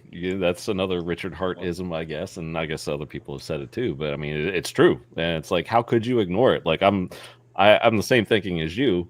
Is like, I didn't know anybody that bought a Tesla with Litecoin, but I understood. Like, man, I want to get out of this like 9 to 5. Yeah, I started my own business and stuff like that, but that gets a little tired after a while. You still want your independence, you know what I mean? And I'm able to do less of that now, and crypto's giving me that flexibility. But yeah, that's what it's about, man, is like learning and understanding. You brought up like a key point there is the education, and I think that's like the big thing with Hex, Pulse Chain, PulseX, DeFi, as Frank was saying. Like that's the kind of like the catch, the perk of this whole ecosystem. Like it's true DeFi. Like we got tens of thousands of validators, running with our own decks and all sorts of products on it, like completed forks from Ethereum, and it's running community built like it should. And if more people understand that, people are impressed by it. Like you got guys like Shill Gates come over and be like, man, I didn't know that all this was here. Thanks to Hexologist, he got him over here, and he's like, this is a community. You have all this stuff built. He's like, I've been missing this. That's what we need more of. Shout out to Shill. We're actually gonna have him on our channel next month, so that'll be nice. a good time. Nice. Yeah, I have a question for you guys. So, what about Hex? Just give me one or two things. Because obviously there's a ton. Give me, just to start us off, give me one or two things that make Hex true DeFi in your opinion, and that you like most about it. Because there's a lot of aspects that set Hex apart from other potentially considered decentralized, cryptocurrencies. I don't think everything that says it's decentralized is decentralized. I think we all know that. So what sets Hex apart? Give me one or two things that you think sets it apart and makes it true DeFi. That's a very, very good question, because I think I'll kind of tell you my path that I kind of went down the rabbit hole of what I call unplugging from the financial matrix. When I was in TradFi and I was watching a lot of the Michael Saylor things, and I was understanding what money is and what money really isn't. And then when I think the biggest thing that pissed me off the most was when I understood that real estate and stocks didn't really appreciate in value. It was just keeping up with the monetary debasement. And then that led to understanding, okay, what is actually the solution that Bitcoin was offering, right? Everybody talks about DeFi, decentralized finance, but it's not controlled by an entity. What does that actually mean? And then when I went down that rabbit hole, it was the same time that I went down the rabbit hole of HEX. And then when I discovered that every other cryptocurrency out there was backed by Wall Street in one way or another, and then the one thing that wasn't was HEX, that was my edge. Because if you look at everything else out there is backed by Wall Street one way or another, either through private equity, through venture capital, through some sort of institution, through some sort of business, through some sort of corporation. If there's a board of directors, if there's a CEO, if there's any of that stuff making decisions, and they're pocketing the majority of the quote unquote shares on the market, and they're dumping on you, that's not DeFi. Somebody else is in control, and someone else is pocketing from retailers coming in and coming out of the market. And when HEX, and basically Richard said, fuck you, I'm not gonna give it away to centralized institutions. You have to buy it off the market. You have to buy it from the individuals who held it. If you want a part of it, then that's how I knew that was true DeFi. Because they didn't get special privileges because they were institutions. They had to participate just like everybody else. Fantastic point. And also, even with like the I know this is HEX, but like even the copy of Ethereum, right? It's like unless you're holding the coins in your own wallet, you're getting nothing, right? So nothing's going to people keeping money in exchanges. Nothing's going to people or the exchanges themselves, right? It's going to the people that truly believe in being self-sovereign, people that really believe in holding coins themselves and being responsible for their future. So I think that's sort of the same ethos that you're talking about, Frank. Exactly. What do you think, Corey? I'm right there with Frank. Like how he released the project and saying it was a finished product and not a business or a corporation. Like that's kind of how I got to understand what BitConnect was when I got into it. When that cease and desist letter came out in January 2018, and then they just closed the doors and shut it. I'm like, oh, I didn't know it was a company. I thought it was a bot that was trading digitally online that I was working for us, but it wasn't true code. It wasn't true, DeFi, should I say, or crypto for that matter. And so like just that whole idea of how it was released to the people, the mechanism of how it's used like a CD where it stores value. And again, going down the rabbit hole, you understand the Federal Reserve printing the money. Like you said, things aren't going up in value. The value of the dollar is going down. So when you put that, when you correlate those two things and you say, okay, what is holding value? When you see that the dollar is losing a tremendous amount of value against all cryptocurrencies, it just makes sense to be in a cryptocurrency, you know what I'm saying? And to be in one that functions like a CD, where you can have delayed gratification, store a set amount of economic energy today for tomorrow, it compounds how much the value will be in the near future. So that's what it was for me. Yeah, I think you mentioned an oldie but goodie, like the CD aspect. Like that to me, I know we've gotten away from that language, but kind of like old school investors get that. They get the putting away of an asset and earning yield on it. And that to me, coming from of a more traditional background, it was just like, oh, I get that. It's just like an easy way to explain something. And I think, we could use more stuff like that just in all of crypto to be like, well, it's like this. If are you familiar with this? It's like this. So CD on the blockchain, that's, I'm glad you brought that up because I hadn't heard that in a while, but that's kind of like what, one of the many things that drew me to it. Pretty much like my thing is just the control, the personal control and the flexibility. So like you can hold liquid if you choose. I'd prefer not to. I'll have like a little liquid here and there, but mainly you can, stake, long, you can ladder it out, which, I did from the very beginning. And once those stakes come due, you can, restake. You can kind of like fill holes into your ladder. You can combine stakes if you want. And to me, like that you're your own bank. Like nobody else is doing that for you. You don't have to pay somebody else to do that for you. You don't have to make phone calls or type up emails and be like, hey, can you do this for me? Can you do this for me? No, it's all in my control. It's all in your control. And anyone, here in the chat and crypto who takes the time to learn it, that's the control they have. And it's, the beautiful thing about Hex is you earn, yield. You mint your tokens and it's up to you. And that's, what else more could you want? Yeah, those are very good points. Oh, go ahead. No, go ahead, Corey. You got this. Oh, no, I was listening to Frank. I was just like, great point. That's exactly, yeah.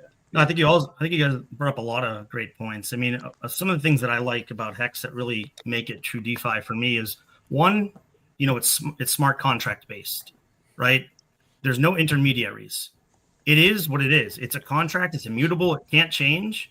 There's no keys. There's no middleman. There's no one that can change what I have. Once I stake my Hex out, I know that once that up, if I interact with that contract, then I'm getting what I said I was getting, right? I'm getting my base plus my yield. And then whatever else happens within that. And, that is really peace of mind. Sure, the price goes up and down, but if you're looking at a long term, like most traditional finance people, they look at a 10-year, 5 to 10 years, for their investments. And so this is not really so different. We're looking at somewhere between 5 and 15 years, in your ladder stakes, or if you want to go 3 to 15 years for your ladder stakes, or 1 to 15 years. It depends on what your outlook is.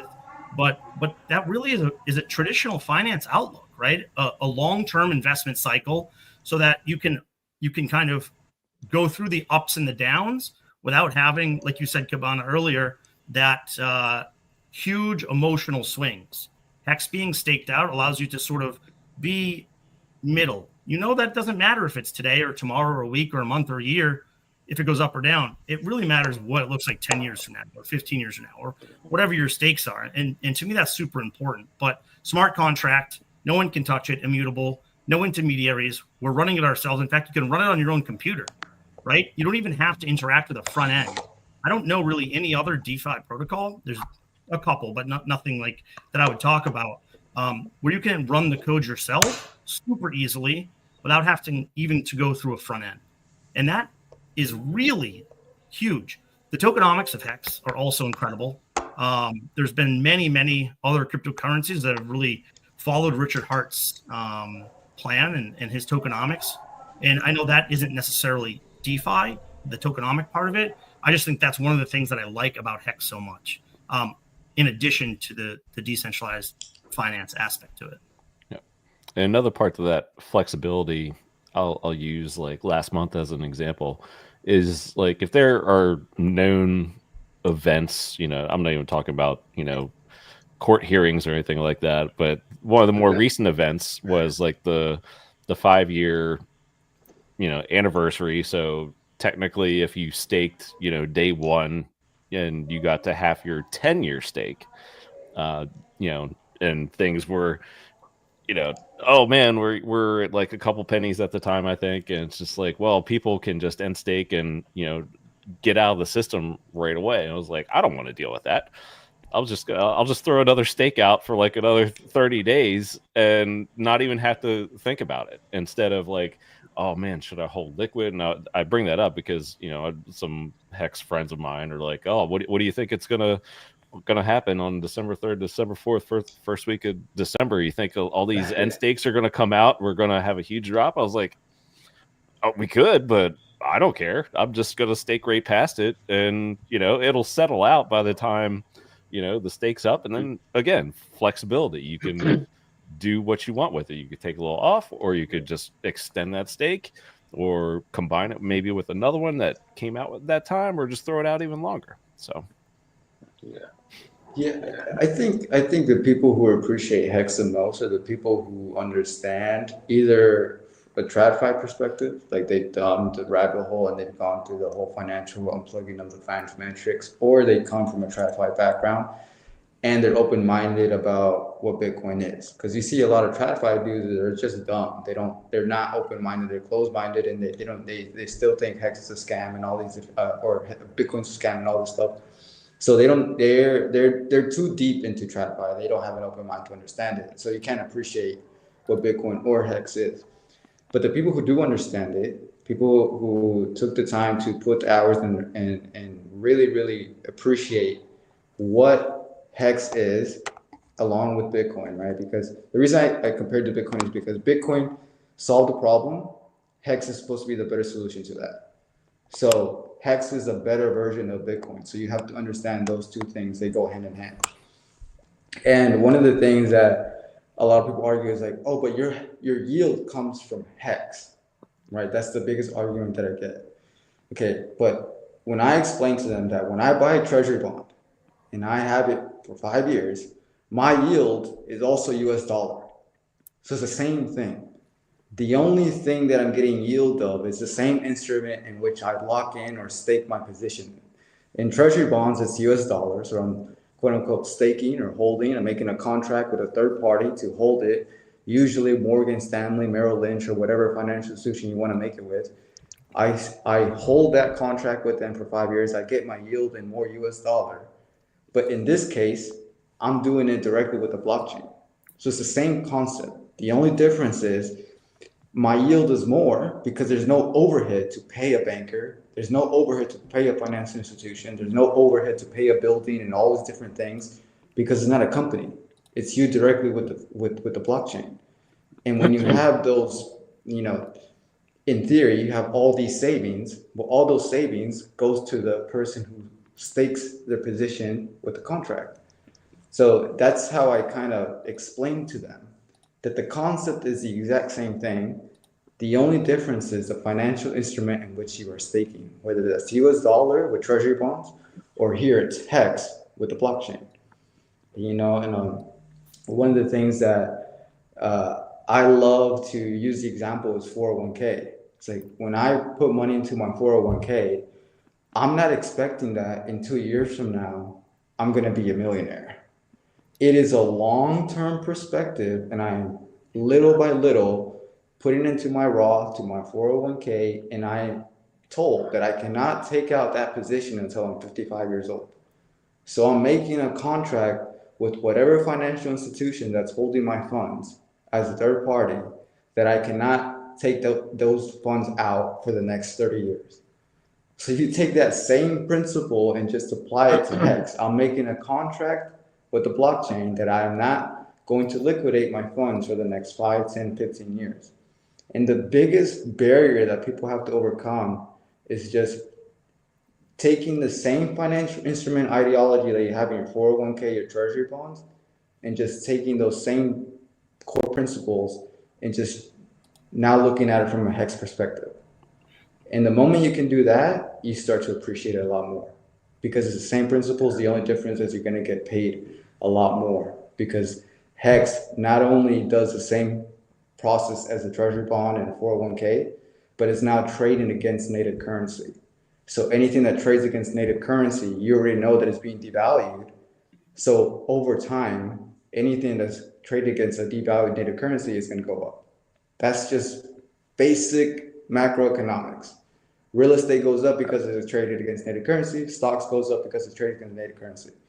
So if you're trading against native currency, the likelihood that over time it's going to go up is substantial, especially if you hold the right asset.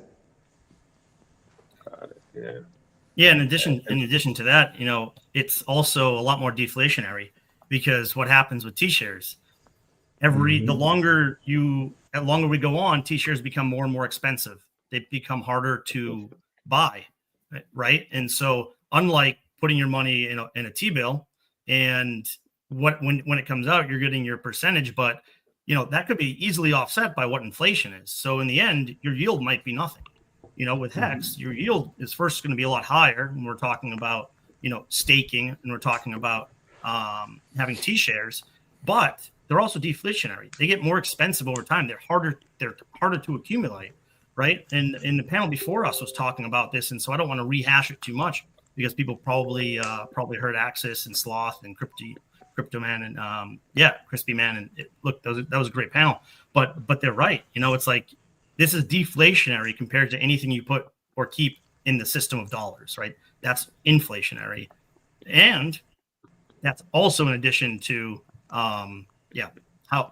inflationary because they print more money, and then that creates also less buying power in the future for everybody. So HEX is the complete opposite. So if you wait out the instability or the volatility that worries people, and like you said, Frank, you do that by having a longer term mindset.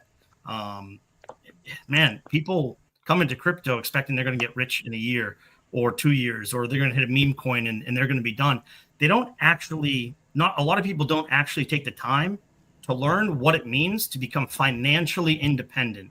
And that is how you're going to become rich long term.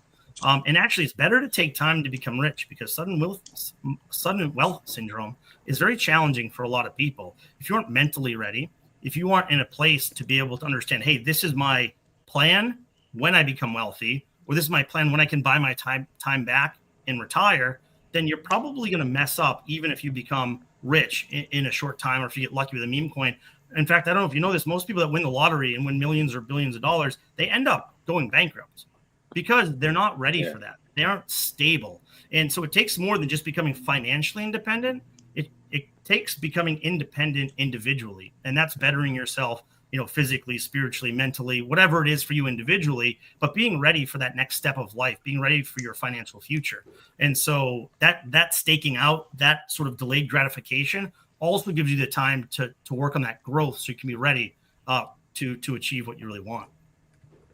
Well, Beans, speaking of what you said right there, that's exactly where I came to. Like having that long-term perspective, right? A lot of us in America, we don't have the idea of being investors, right?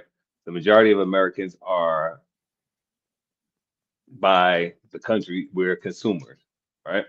So you have to develop something like that, an investor mentality. You have to want more for yourself in order to get more, right? A lot of us, we don't have that, we don't have the guidance, right? We don't have the planning of a goal, of creating a goal of what to do when you retire. That was something I came into fruition with when I was wanting to retire. I was doing that because a lot of people in my space, they were leaving the job and, they didn't really know what to do after that. Some people just passed a few months after retiring. And I'm like, I can't have a life where I go through 30, 40 plus years of my life and then I only enjoy the next 2, 3, 4, 5 because I've given my hard-earned, my great years early to them. But when you retire, there was still a lull because I was so focused on the retirement part, I didn't think about the part after, right? And so a lot of us may come into that space where we do retire, we are able to leave our 9 to 5. But do we know how to budget?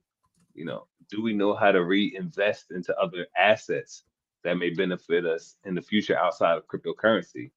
Learn about diversity. Like there's a lot of things that Americans in general are just not aware of. And I was one of them. So I'm just speaking from my perspective. And like we have to educate the people that are in the crypto space. Like what Richard Hart always says, no expectations, right? It's hard for people to stomach that whole idea. Like not to expect nothing. I give you something and not expect anything. But I understood after I retired and I created a business now where doing business coaching because I own 2 brick and mortar businesses with my wife previously. And that's what I can get back, right? That's what I can do for people. I can help them in that space, subvert some of the mistakes I made and my wife made, give them some ideas of certain resources and organizations that can help you along your journey. And I believe Richard Hart did the same thing. He made it to the end where he was financially straight, financially stable. He didn't have to create a cryptocurrency to actually, again, coin the term DeFi, really. I believe he set the whole DeFi trend in motion. And a lot of people are trying to piggyback off what he's doing. And it really just takes more than just the cryptocurrency he created, because a lot of individuals, a lot of programmers and founders, they're making cryptocurrencies, right? But the one thing that makes HEX different from what I've seen in any business is you have to have a community. And without a community, you don't have much. Because think about it, if we have a supermarket, right, full of food and items and goods, what is it without people in there? Just a store with food and no one's going to patronize you. But the connection he drew with us as individuals through his YouTube videos, through coming out to some of the meetups, like there's a connection of not just a founder that created something, but a person who cares about where you go in the future. And I got that from him. And I'm doing the same thing as him now. I'm giving back in my capacity because when I speak to people I work with, it's not like, oh, I want another I need this for you to buy this from me. I'm selling you. I'm not selling people anymore. Like I never really was into that. That was something I didn't want to do. But I do want to give people valuable information that they deem valuable. And just like us, we find finances valuable. We find our future valuable. We're looking for the next thing. And this is a vehicle that's going to help us get there. So this is like, again, the community, what he's built, what he's inspired other builders to build. I think this is gonna really leapfrog soon once we finally figure out what's going on with the SEC case and stuff. That's just bringing more visibility to a positive community. Like you don't really get that often, with getting mainstream exposure to that, extent. So I think we're just in the right place at the right time. We were born at the right place, looking at the right place when it was time, and now we're all here to share, what we know, and again, promote it and be one of the loudest ones when it all comes to a head. And like you said, they first they doubt you, laugh at you, fight at you, and then you win. I think we're going through that whole trend right now where the fight is almost over, and with regulation coming in, I think it's just going to roll out the red carpet for the things that are doing well for the people, and so that's what I'm hoping for. Yeah, you mentioned something actually very, very important there because you mentioned community, right? But one of the things that I love to talk about is tying it back to what people can relate to. So, what is the equivalent of community in the real world, quote unquote, in the real world, and what that's anything outside of crypto? When I go to Apple, right, how many times have you made the argument that, oh, Samsung, Android is better than Apple? I don't care what people argument they make, I'm buying Apple every single time. Because I am a consumer of that product because I believe in that product. I believe in the core principles of the product. I believe in which that product stands for, whether that's the simplicity of it, the fact that to me it's very efficient, it's not complicated, whatever the reason may be for what people are Apple believers. It's the same thing in community for crypto. The first wave of hexagons that came in, the community surrounded because they believed in the core principles of what Richard Hart taught. That was the community in which it was built upon, right? And now everybody needs to go back to those principles. But the original community was because of principles that Richard Hart taught. So going back to, well, why is the community important? Because they have something to believe in. They stand for something. They stand in principle. They stand in values. And when you tie back to what the community means, it's, are you willing to die on that hill for whatever it is that you're consuming? For some people, they'll never go to Samsung. They'll never go to Android because they want Apple. For some people, it's, I'll never buy a Windows computer because I want an Apple MacBook. For some people, it's, I'll never go to whatever, because they believe in whatever product they're consuming for whatever reason. For us, for hexagons, the people who understand what DeFi is, we're willing to die on that hill because we believe in the core principles. And I think it's important for people to understand why the community is so passionate about it. It's not because they're passionate because there's a bunch of sheep following each other around. No. It's because the principles in which the foundation was built upon are true values of DeFi. And only if you understand that will you appreciate the community in itself. Great points. Come on, I want to ask you a question. So, Frank, you were talking a lot about, we believe in this and we would die on this hill, and 100% we would. how do we get other people to, how do we educate people on the difference between, I'll just say fake DeFi, or like maybe not true DeFi, and Hex? Because, there's a lot of falsehoods out there. There's a lot of FUD. There's a lot of lies. And there's just a lot of hate. And when people are territorial, when they follow one thing, sometimes it's hard to break through to them. Is there a way that we can teach about Hex and about true DeFi in a way that would maybe bring people in a way that we're not doing currently? Can you think of anything? That's the golden question. It is. I'm asking literally the most difficult question. I'm asking the most difficult question. Yeah. Look, you could say I don't know, but man, I have my thoughts on it, and I really like that question.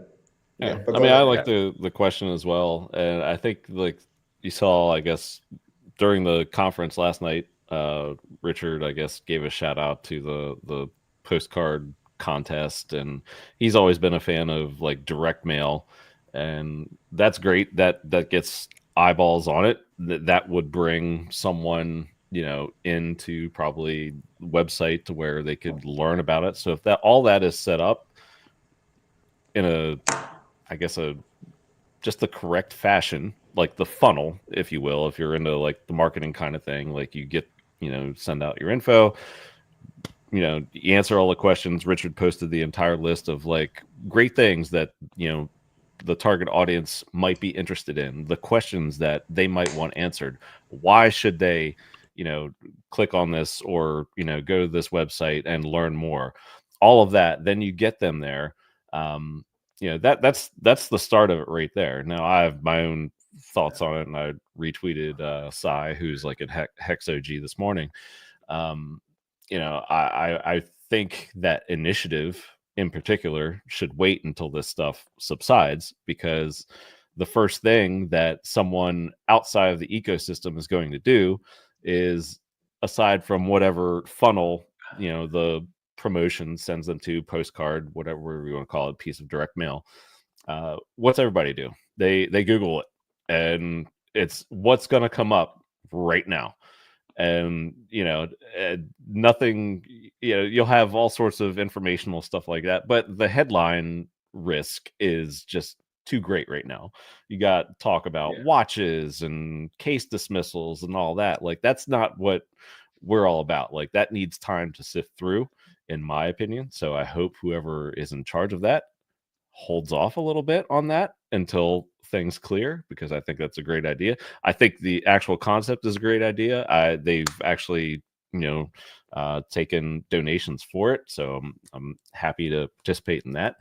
But those are my just quick thoughts on that. And I think that, to answer your question, I think that's a great start to it. Like, that's what even the founder has wanted all along. And there were pieces of direct mail sent out early on, and of course you have like BTC maxis getting them and posting them and be like, the heck is this, trash, why am I getting this, it's a scam, but you know what, they got it, they posted about it, they're yelling about it.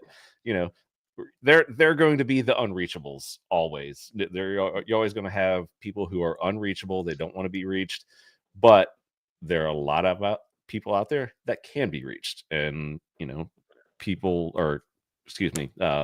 direct mail, postcards, I think that's a great method to go for.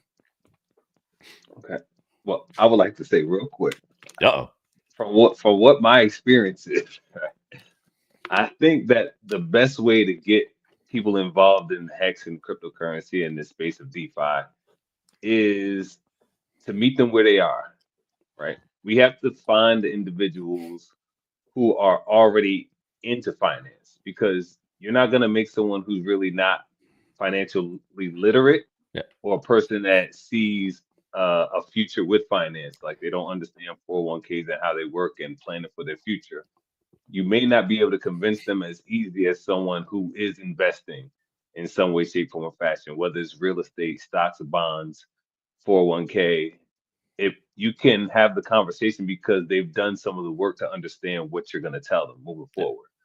So it's just, they have to be there already. and you just have to, like anything, expose them to it, because you don't know what you don't see. So Well, the good thing about this in particular, this, initiative of the direct mail and or postcards, is you can target by zip code, very affluent zip codes, people who, have access Get to it? money and Get it? manage money, or have someone manage their money, but at least, the money is there to manage, and they probably have some disposable income. And if they're, not into crypto already, and you're at least putting something in front of them, to introduce them to it, then that's, I'm all about that. So as long as it's targeted and you're not, sending it to backwoods, West Virginia, shout out to West Virginia, neighboring state, but yeah, I love West Virginia, but you know what I mean. So Yeah, got you. Target audience. Those are great points, man. And from my experience, I'll tell you what it is. You can't convince someone unless they want to learn. Just be 100% being honest with you, because the only way you're going to go all in 80, 90%, 100% your portfolio into a 15-year stake is if you're in a situation where you're pissed off because you understand money's bullshit. Like that's the only way that I got to that point. Like where I was 15-year stakes, I left TradFi 100%. I went 99% in PulseX, and the rest of it in my 15-year stakes. The only reason why I went that way was because I was in a position where I hated TradFi and I hated fiat because I discovered what it really was. And until you reach that moment of quote unquote enlightenment, you're never going to convince someone of like, oh, I'm telling you right here, because I've tried to do it. I've tried to go on and tell people like, don't do this bullshit. Go study why you shouldn't do this bullshit. And they don't listen, but because they're not in a position to listen. They don't want to learn, or they're not in a corner where they have to they make the decision, how do I escape this rat race? Because you're making money, you're saving money from your job or your business, and you're investing it. But when you would discover that businesses, real estate and stocks just appreciate because of debasement, and you're not really going anywhere, when you come to that realization that pisses you off, you're not going to look for alternatives. And I can say it's because that's how Michael Saylor went into Bitcoin. And until you have that moment of, I hate fiat for what it is and what it isn't, you're not going to be desperate enough to discover what the alternative road is. So you can try to evangelize and do all this, try to educate people, but unless they're in a position to receive it, because they're mad at what money is and what it isn't, they're not going to fully grasp it. I love the idea of like, yeah, go preach it and go expose it. And when the time comes, they're going to remember. I'm like, oh, I'm in a position now where I want to go discover what I do with my money. Because they did the research, they did all of the rabbit hole of the Federal Reserve, of the depegging of the gold standard and all this shit. And then they're going to be like, okay, well, what's my alternative? Bitcoin's already up 200,000. What's next? Oh, Pulse Chain, PulseX, and HEX. That could be the next thing because that's actual DeFi.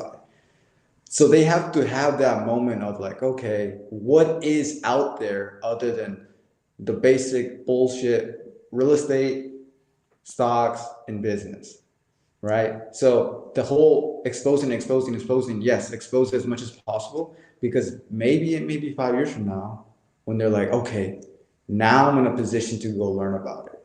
And then that's when they're going to remember HEX and they're going to come back and be like, I received this postcard 3 years ago. Why didn't I look into it back then? And when they do, they're going to go all in on it. Yeah. That's just from my experience, man. I tried to tell people like, don't go to, there's much better alternatives in 401k or Roth IRA that, there's DeFi and then there's HEX, but they're just not in a position to learn about it. So the people that you're going to get that are like that long-term 15 years in, they're like, oh yeah, I'm dying this hill, are the people who are in that position. Like they wanted to learn. They actually wanted to grasp the information and they wanted to unplug themselves from the rat race of financial investing, the traditional investing route. And the more exposure that we get out there, like we think, oh, it's going to happen right away. No, it's a long-term play, because you may not see those effects until the next 5 years.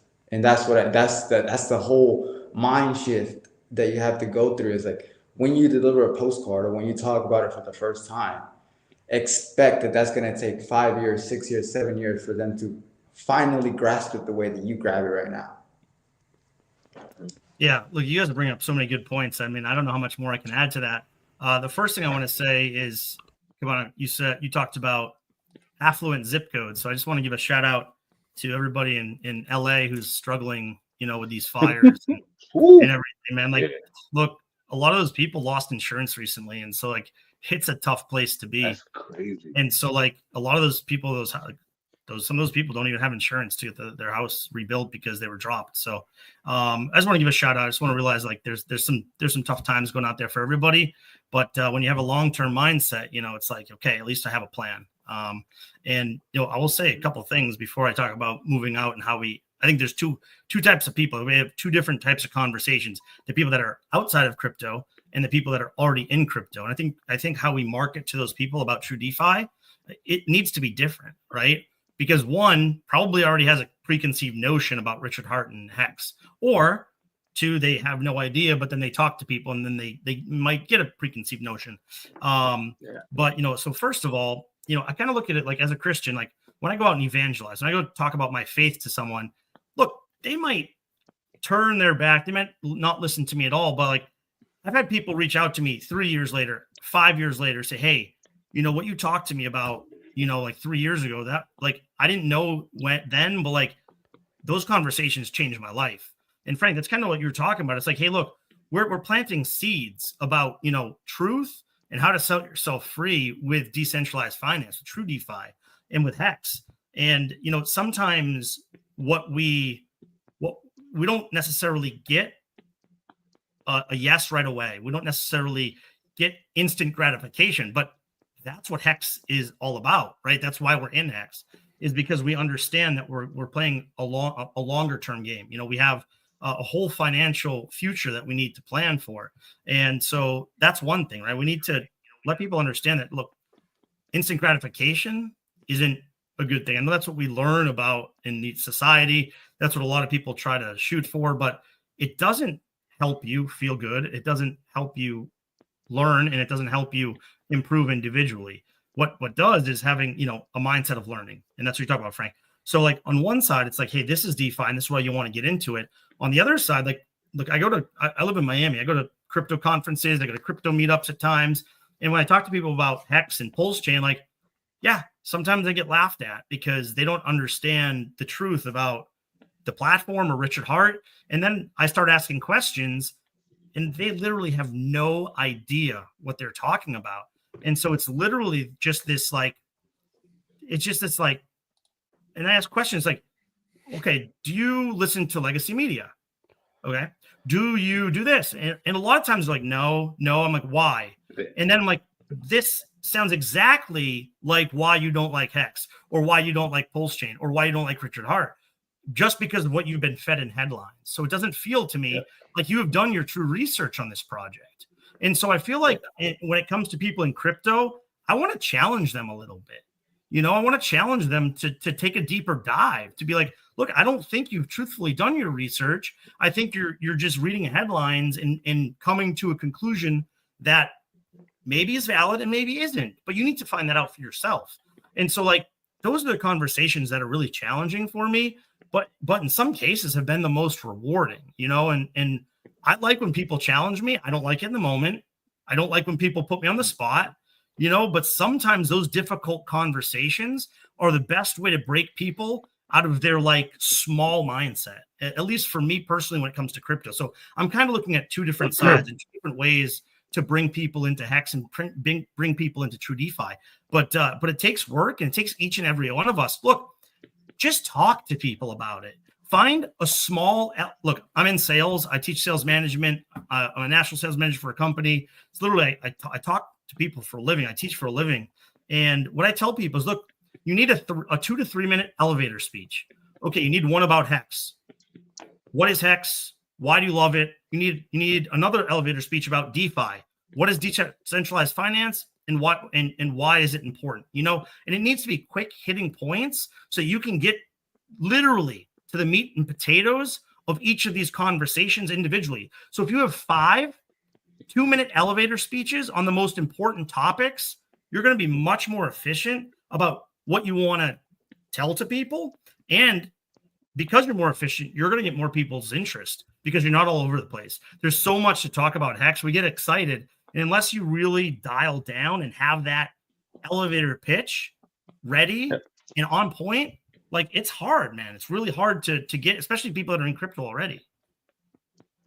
Yeah, that's a fact. That's a fact. Like he says, like a litmus test. You find out who's really doing the research and who's parroting things they hear. So that's kind of what we got to fight with right now, And again, that's something I always talk about too, just about retiring and leaving.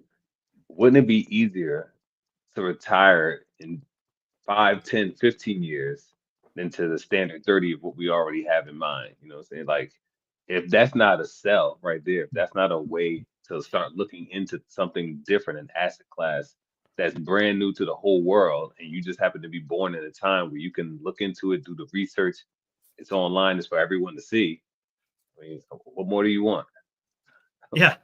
Corey, like a DJ Roundtable, the thing that we do is we sign off every show saying we know that time is your most valuable asset, and we appreciate that you spent your time with us, right? Like, how can we buy more of our time back if we don't, have a plan for our financial future, right? Like that's literally what you're saying in a nutshell. Right. Yeah. That's my last song is about ultimate flex. My time is the ultimate flex right now. Like, the money is really not it. It's your time, Money can't buy happiness, but it can buy a boat. Yes, okay. Are you okay? Good song. Yeah. Nice. It can buy me a boat. Yeah, you go. So we got a few minutes. Any last thoughts? Keban, you want to go first? Last thoughts here? Oh, put me on the spot. Frankie, man, let's hear from you. I just say, hey, man, I hope people get inspired to get curious and go dig down the rabbit hole like we all done. I think that's the first step for anybody to get financial freedom over a long-term perspective, is they get the curiosity to learn. And I hope this conversation inspires and motivates people to just go learn. Not surface level, not Google, but actually go dig down deep, like actually learn what money is, what it isn't, and then tie it back to HEX. That's the only thing I can say. Yeah. I mean, why are we in our 5th year of this conference? Like, this is a crypto. This is like to Corey's point, it's community. And it's believe it or not, it's a growing community because you have a bunch of OGs. Yeah, we've lost some along the way. But look at all the new faces at this conference. Mm-hmm. And people who I've had yet to been on stream with. How cool is that? So it's we're growing and more people are being reached. So that's that says something in itself. And the other thing I see Maddie right over there. How you doing, Maddie? I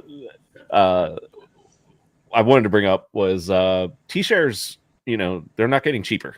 So that's it's almost like a little urgency kind of thing there too. Because I remember, in the early days of the adoption amplifier, I mean, we started at like 10,000 hex per T-share. We're close to 40,000 hex per T-share now. And, that sweet, hex per T-share is going up. So, I mean, it was like, what, 6 point something a year or two ago, and now we're usually well over 7 per day. So it's just little things like that. That's just like, man, it's a sticky system if the people get into it. And the easiest way to be a T-share whale is to stake long. The earlier you get into staking 5555, the better chance you have to be a whale when those come to fruition. A T-share whale. Well, speaking of going long, you guys set me up perfectly for our next speaker, who will be discussing longevity. I see what you did there. All right. I see what you did there, man. So, Maddie, Thank you so much, brother. I'm going to hop back over to the DGen Roundtable stream. Cabana, Corey, Frank, this was awesome. Honestly, I think it was a great conversation. Thank you all. Awesome. Yeah, good stuff, man. Yeah, you Hey, I want to say one thing real quick. Yeah. I just want to say before we leave, man, if anybody wants more in their life, they have to take a risk, have to take a chance. Listen, a boat is safe in the harbor, but that's not what it was built for. That's it. Amen, brother. Awesome. Couldn't agree more. Well, you guys hit it off and had a great discussion. So thanks for being on here. And I encourage everybody to follow you guys on social media. And thank you again for being on the conference. We'll have a 45-second musical interlude, and then Aubrey will be on screen. So thanks, guys. Shout out, out, Aubrey. Aubrey. See you later. Maddie, Thanks, everybody. thank you for having us, and thanks for everything you do. My pleasure. Peace. All right. Insane staking on ETH and Post. We on 2 chains. How the coins didn't fit. What was I supposed to do? Not stake and stay broke with you? Shit. Bought HEX for 4 years. Trying to DCA. Got post chain, post X. Trying to DCA. Now the world gon' see. Rich already changed the game. Which is why the hell you see me DCA it in the post chain. Bought HEX for 4 years. Trying to DCA. Got post chain, post X. Trying to DCA. Now the world gon' see. Things will never be the same. Ever since we launched our own thing on our own chain. Bought HEX for 4 years. Trying to DCA. Got post chain, post X. Trying to DCA. Now the world gon' see. Rich already changed the game. Which is why the hell you see me DCA it in the post chain. Bought HEX for 4 years. Trying to DCA. Got post chain, post X. Trying to DCA. Now the world gon' see. Things will never be the same. Ever since we launched our own thing on our own chain. You other Sammy Chicas need to get your crypto coffee till we're up and out of ditches. So you go from rags to bitches. All right. Hey, Aubrey. Hello there. Great to see you, Matty. Thank you so much for having me back. Yeah, I want to thank you so much for coming to speak again. The Hexakin community loves you, and people have already given $27.5 million your way, and I hope people will continue to donate more crypto. And you and I have set up a way for people to send anything on Pulse your way. So I will drop the link in the description or in the live chat now for people to link to your tweet where you've described how people can donate. Thank you so much. And yes, I will be reminding people of that towards the end of the talk as well. I also see, I assume everyone else also sees that you've put a donate link, levf.org/donate, the regular link at the top of the page. So I assume everyone's been seeing that all day. That's right. So that was extremely kind of you. Yeah. I really want to thank you so much, Matty, for all you've done to support this work that we do and to support the Hexicans interested in helping. Right. So yes, I will be delighted to spend the next hour doing this. I'll try and leave a bit of time towards the end for questions. I don't know whether there's anything that I don't have a view of the public chat here, so I think you may have to read them out if we get to that. But we'll worry about that. Sure. Yeah. We'll worry about that later on. I'll let you take it away. Thanks. All right. So first of all, how do I actually make these? Here we go. There we go. Fine. Done it. All right. So what I'm going to do today, since Matty's been so kind as to give me a whole hour, is I'm going to give, first of all, a fair amount of background, at least 10 or so minutes, for those of you who are unfamiliar with the work that I do. I've been involved in this field for a very long time now, 25, 30 years, and much of, in fact, nearly all of what I do is based on some concepts that I first started putting forward 20 years ago, at least. And so those of you who are familiar with my work will not learn very much for the first 10 minutes of what I have to say. Then after that, I'm going to be talking about the work that I and my colleagues have been doing over the past couple of years, which was enabled by your donations. Not all the money for that work came from the 2021 Pulse Chain airdrop, but a lot of it did. So I'll be helping you to understand what I did with that money and why it's so important. I'm very proud of what has happened over the past 2 years in that regard. And then I'm going to talk, as much as I can anyway, about what we want to do next. Of course, the plans that we have are constantly evolving, but I very much feel that now is the time to be launching this research program into its next phase. So I'll talk about that as well. All right, so those of you who do know my talks will be very familiar with this slide, which is where I always start. And I start here because this is a question at the bottom that is hardly ever asked. And that's a real problem. People just don't really fix very much on the paradox that the health problems we experience late in life have been so much more difficult for medicine to solve than the problems we have early in life. To give you some numbers, in case you don't know them, 200 years ago, before the advent of modern medicine, before people like Edward Jenner and Louis Pasteur, more than 1/3 of babies would die before the age of 1, even in the wealthiest countries in the world.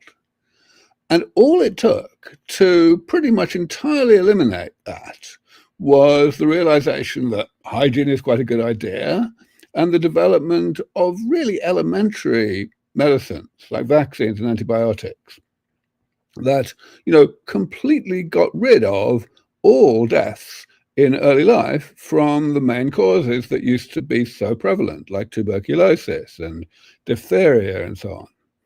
And this is of course a huge achievement, but what it did was it has allowed, of course, everybody, almost everybody, to live long enough to get sick from the health problems of late life. And sure enough, it has turned out that the health problems of late life appear to be much more challenging for medicine to do anything about. So the first question we have to ask ourselves is, what's the difference between these two types of disease? Now, most people think that the reason why most people don't ask themselves this question is just that they think they already know the answer. They think this is the answer. So before anyone gets confused, you're not supposed to be able to read this slide. The whole point here is that there's just so many things that go wrong with us late in life. And of course, they go wrong at more or less the same time. So that means that they interact and they exacerbate each other.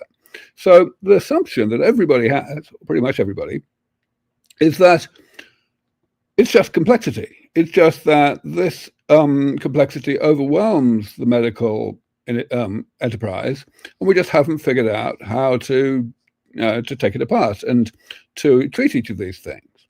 Now, that is indeed part of the answer, but it turns out it's not the main part of the answer. The main answer is something completely different. And in order to introduce that, I'm going to briefly digress into a different question. This question here: in what ways can somebody be sick? That's a sensible question. And, you can ask people this question. And if you do, almost everybody will give an answer that is pretty much represented by what you're seeing on this table here. Most people will say, well, let's see, there are infections, in other words, communicable diseases. That's column 1. Then there's genetic diseases, things that a small proportion of us are unlucky enough to inherit from our parents. That's column 2. Then there's the big one, the chronic progressive conditions, diseases of late life. Excuse me, like Alzheimer's and almost all cancers, and atherosclerosis and osteoporosis and all the things that I put up in very small font a couple of slides ago. Now, then, however, people know that health declines in the absence of any of those things late in life, and they throw the reasons why that happens into this other bucket that they call aging itself on the 4th column. And this consists of these rather poorly defined things like, frailty. It consists of basically, you don't actually have any diseases by, any strict definition of the term disease, but you still can't keep up with your granddaughter on the dance floor. And so people think this. People think in particular that that 4th column is massively different. It's just like completely not a disease. That's what I'm denoting by that big thick black line between column 3 and column 4. All right, so the problem is that that's actually incorrect, and I'll be explaining why in a second. The reason the first thing I'm going to do before I explain is to tell you what aging is. Now, first of all, you may think, wait, what? I already know what aging is. And I'm sure you do. And I'm sure that everybody else does as well. But the thing is, if you actually ask people to spell out in words what aging is, everyone gives different answers. It's insane. I mean, aging has been the #1 preoccupation of the human race since the beginning of civilization. And yet, we can't really agree what it is. So I'm giving you here a definition of aging that I'm going to be sticking to for the rest of this talk. And I believe it's a really good definition, one that you should stick to too. The reason it's good is not just because it's correct. You know, most of the definitions that most people give are fairly correct.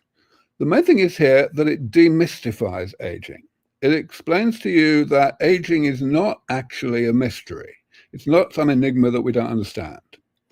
Aging is simply the combination of the two processes that you see written down here at the bottom. A process that goes on throughout life, whereby metabolism, in other words, the network of processes that keeps us alive from one day to the next, generates damage. Now, what is damage? Damage is simply changes to the molecular and cellular structure and composition of the body. But they're not any old changes. They are changes that the body can't tolerate an indefinite amount of. It can tolerate a certain amount, but not an unbounded amount. And that's why we have this right-hand process that only happens late in life. When the amount of damage that metabolism has created exceeds what the body is built to tolerate, then bad things start to happen. Our function starts to decline, both mental function and physical function. And that's what I'm calling the pathologies of late life. That's all aging is. It's just a combination of those two processes. The accumulation of damage throughout life, which eventually kicks off the decline in health in late life. Now, if you think about this, that's actually a definition that I could also have used for the aging of a simple man-made machine, like a car, right? What a car does, you know, it has function. It, you know, the engine runs and so on. And damage accumulates, like the oil accumulates contaminants, or you get rust or whatever. And that's fine for a while, which is why you only have to take your car in for servicing after a few years. But eventually, if you just don't do anything, the doors fall off and such like. And that's the, you know, that's the pathology of a car. All right, so with that in mind, let me go back to the table that I showed you 2 slides ago. If you look at this table, you'll see that the columns are exactly the same as before. They've got infections, they've got genetic things, they've got the diseases of late life, and they've got aging itself. But this time I have moved the big thick black line. So why is that so important? Well, 2 reasons. First reason is this tells you the answer to the question that I began the talk with. This tells you why we should not be surprised that the health problems of late life, column 3, are not amenable to the same kind of medicine that works so well for column 1. They're just completely different things. But also, this tells you by moving the black line that column 3 is basically indistinguishable from column 4. There is no meaningful biological difference between them. The only difference is semantic. The things in column 3 are the aspects of aging that we've chosen to give disease-like names to, and the ones in column 4 are the ones we haven't, and that is all. Now, that's an extraordinarily important thing to bear in mind, because what it tells you is that, for practical purposes, aging is a disease, that the things in column 4 are just as disease-like as things in column 3. If I had my way, I would not call either of them diseases. I would use the word disease only for things in column 1 and 2. But, you know, that ship has sailed. Column 3 definitely constitutes diseases. So, you know, just let's remember that they're not different from the things in column 4. All right, why is that so important? It's important because it allows us to understand why we have been so unsuccessful in developing new ways to address the problems of aging. If you get that wrong, that thing I just said, if you put the black line in the wrong place and you think of the diseases of late life as if they were infections, what you're going to do is geriatric medicine, which is what, of course, overwhelmingly we do these days.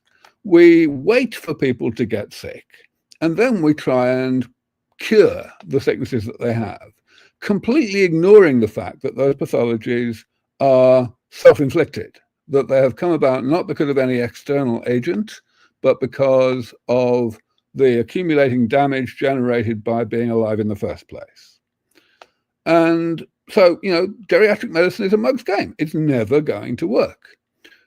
Apart from anything else, just looking at this very simple diagram, you can see immediately that, what geriatric medicine is trying to do is to attack the consequences of something that's accumulating, which means that pretty much by definition, it's going to become progressively less effective as the person gets older and has more and more damage. It's a mug's game. Now, I'm actually not the first person to have noticed this. More than a century ago, a few people started to realize everything I've told you so far. And they said, well, wait, okay, this isn't going to work. We've got to be more preventative. And we can be, because let's think about what the goal is here. The goal is to stop people from getting sick when they get old. And that simply means separating metabolism from pathology. So what geriatric medicine is trying to do is to separate metabolism from pathology by separating damage from pathology. And it's not going to work. But you could equally do it by separating metabolism from damage. And so the whole field of gerontology was born early in the 20th century when people started to think that way. And they said to themselves, well, look, we ought to be able to do this really, because let's face it, in the living world, there's this huge variation in how rapidly organisms age. Some species age far more slowly than others. So maybe we should just study that and figure out why, and maybe we'll be able to use that information to figure out how to make human beings generate damage more slowly than they naturally do. Seems like a great idea, and certainly people pursued it rather hard for quite a long time. But unfortunately, eventually they realized that they were up against this. Now, of course, most of you have written software or do write software for a living. And so you can immediately look at this and you know what I'm going to say. This is the ultimate nightmare of uncommented spaghetti code, right? There's absolutely no way on God's earth that one's going to be able to unpick this and, stop metabolism from doing the thing we don't want it to do, the creation of damage, without at the same time having unintended consequences and stopping it from doing the things we need it to do to keep us alive. It's just not going to happen. And of course, I'm understating the problem here because I'm showing you here a simplified diagram of a small subset of what we know about how the body works.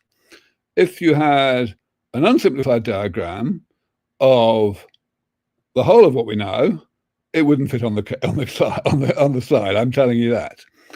And of course, even that's an understatement because it ignores all the stuff that we don't know about how metabolism works, which is far bigger than what we do know, and even ignoring all the stuff that we don't even know that we don't know. So forget it. But luckily, there's a third approach. By about the 1960s, 1970s, people who were working on gerontology had pretty much agreed what I have just told you. They said, oh, this is not going to happen.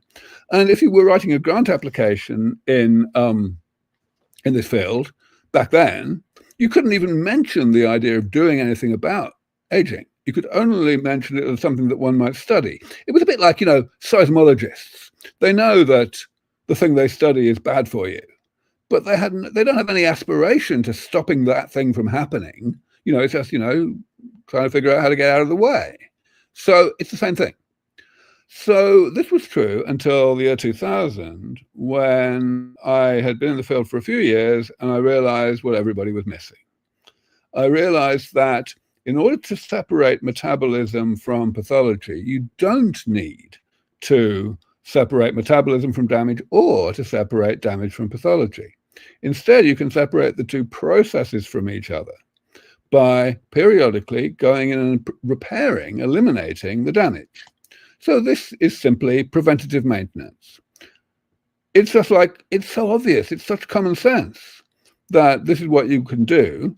And by doing so, you can sidestep everything that we don't know about how the body works. You don't need to know much about how metabolism generates damage or to stop it from doing so, because even if you let metabolism generate damage at the normal rate, if you're repairing it, it won't get to the point that kicks off the right-hand process. And that, of course, means that you also don't need to understand the details of the right-hand process of how damage generates pathology. From an engineering perspective, this is obvious.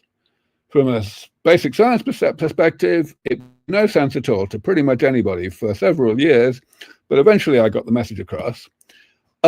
This is why I call it common sense, going back to simple man-made machines. So here we have obviously a car that's more than 100 years old. The key thing is, it did not get that way by being built to last 100 years. This car was probably built to last 10 or 15 years at the maximum. And yet, here it is. It's doing just as well as the day it was built, purely because it had an unusually comprehensive amount of preventative maintenance throughout its life. That's all it is. So, of course, in order for the preventative maintenance approach to be actually implemented, one needs to drill down and describe it in concrete terms.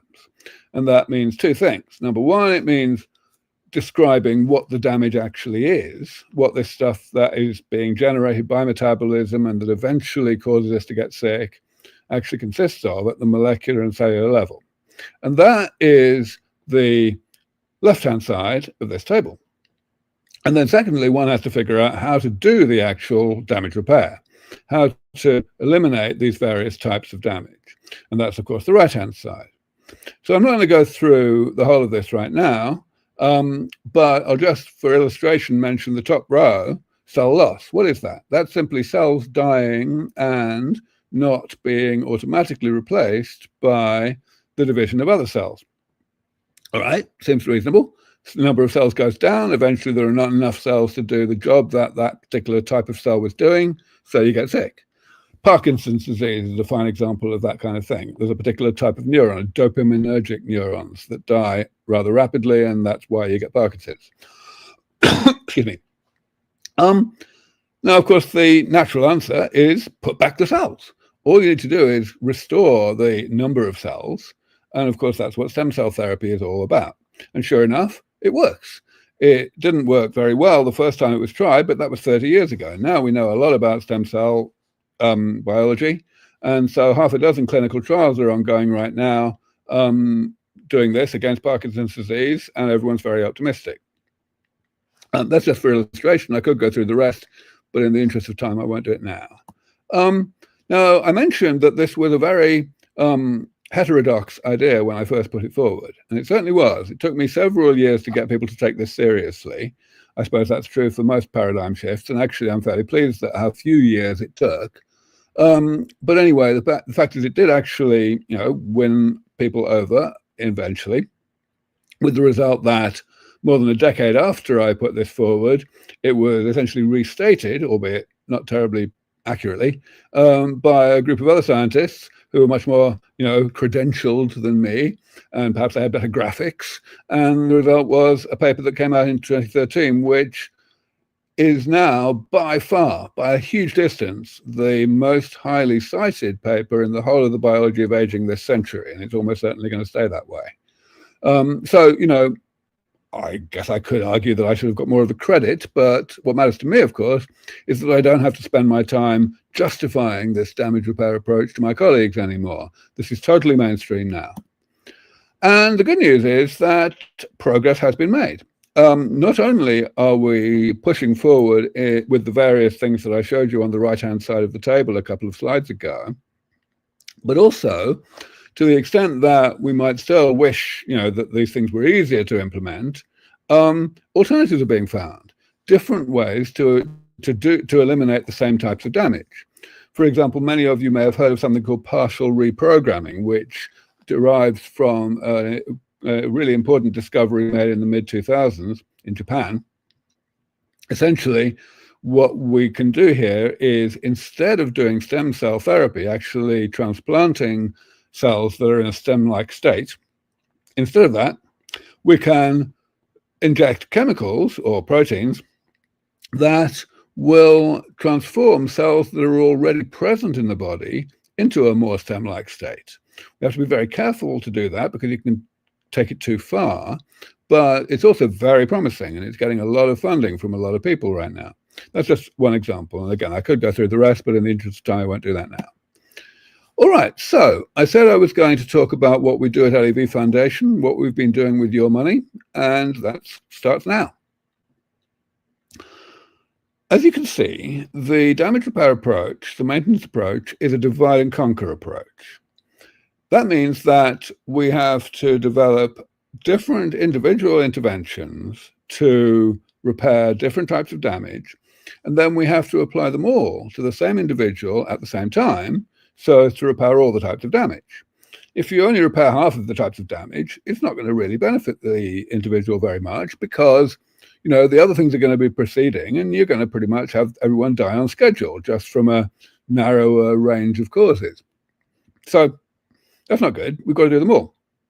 And so that's why over the past nearly 20 years, I've been pursuing research that developed these repair approaches. And especially I've been focusing on the most difficult ones, the ones that other people were unable to get funding to do or whatever, simply because they were too challenging. They couldn't lead to, you know, high profile publications every 10 minutes.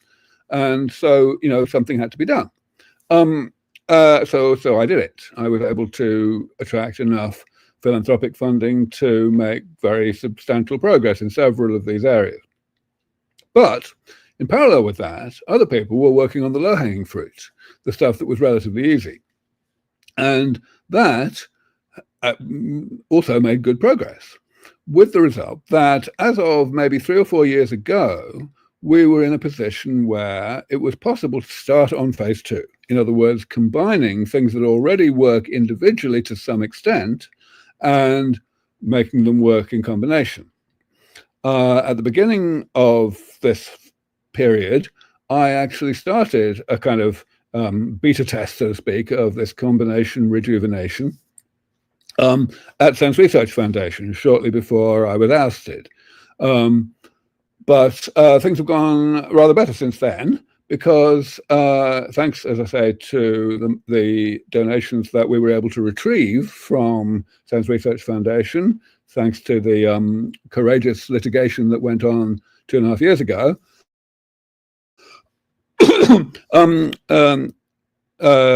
almost 2 years ago, early 2023, I was able to start this experiment. I took 4 very different interventions, which you can see listed there, and gave them all to a whole bunch of mice. We started with 1,000 mice because we wanted to supply these interventions in a variety of different subsets, so as to learn as much as we could about how they would interact, whether they worked, you know, whether they would cancel each other out, which is certainly possible. And in particular, we started these interventions when the mice were already in middle age. So normal mice of a nice strain that's used for lifespan experiments typically live about 2.5 years on average. And we didn't do anything for these mice until they were already 1.5 years old. In fact, we bought them from a supplier when they were already 1.5 years old. And so they had 1 year to live. And our goal is something that I have called robust mouse rejuvenation. That's what RMR stands for.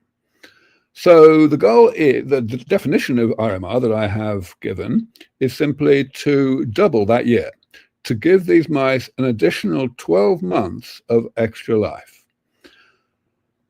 That would be pretty cool because it's 3 times as much as we can do so far. And I'll come back to that in due course. And one thing that's very important to emphasize, in case anyone's unclear about this, is that the extension of life will be extension of healthy life. These mice are in middle age, so they don't have long to live, but they have long enough to live that they're not yet sick. These mice are essentially healthy still. And so the idea is to keep them healthy, not to let them get sick and then keep them alive in a sick state. And we are measuring all manner of different aspects of their health, as well as, of course, keeping them alive and seeing how long they live. All right, so I said it was a complicated experiment.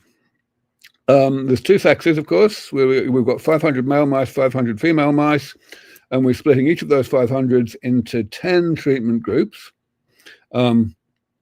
Obviously, we have a group that's getting all 4 of these interventions. We have a group that's getting none of them. We also have 4 groups, each of which is getting just one of the interventions, so as to validate that we're doing the work in accordance with what was done in other people's hands in other experiments in the literature. And we are also, as I mentioned, looking for the possibility that interventions might cancel each other out. And the way we do that is by simply having 4 groups, each of which gets all but one of the interventions. All right, so then in terms of health, a lot of this can be addressed simply when the mice die. You can ask what they died of. And we are doing that by storing and preserving a whole bunch of tissues, which we haven't yet analyzed. But most of the health assessments are done while the mice are still alive. And we do it throughout the period of the experiment at various time points defined by how many of the mice are still alive. So we start out in each treatment group with 50 mice.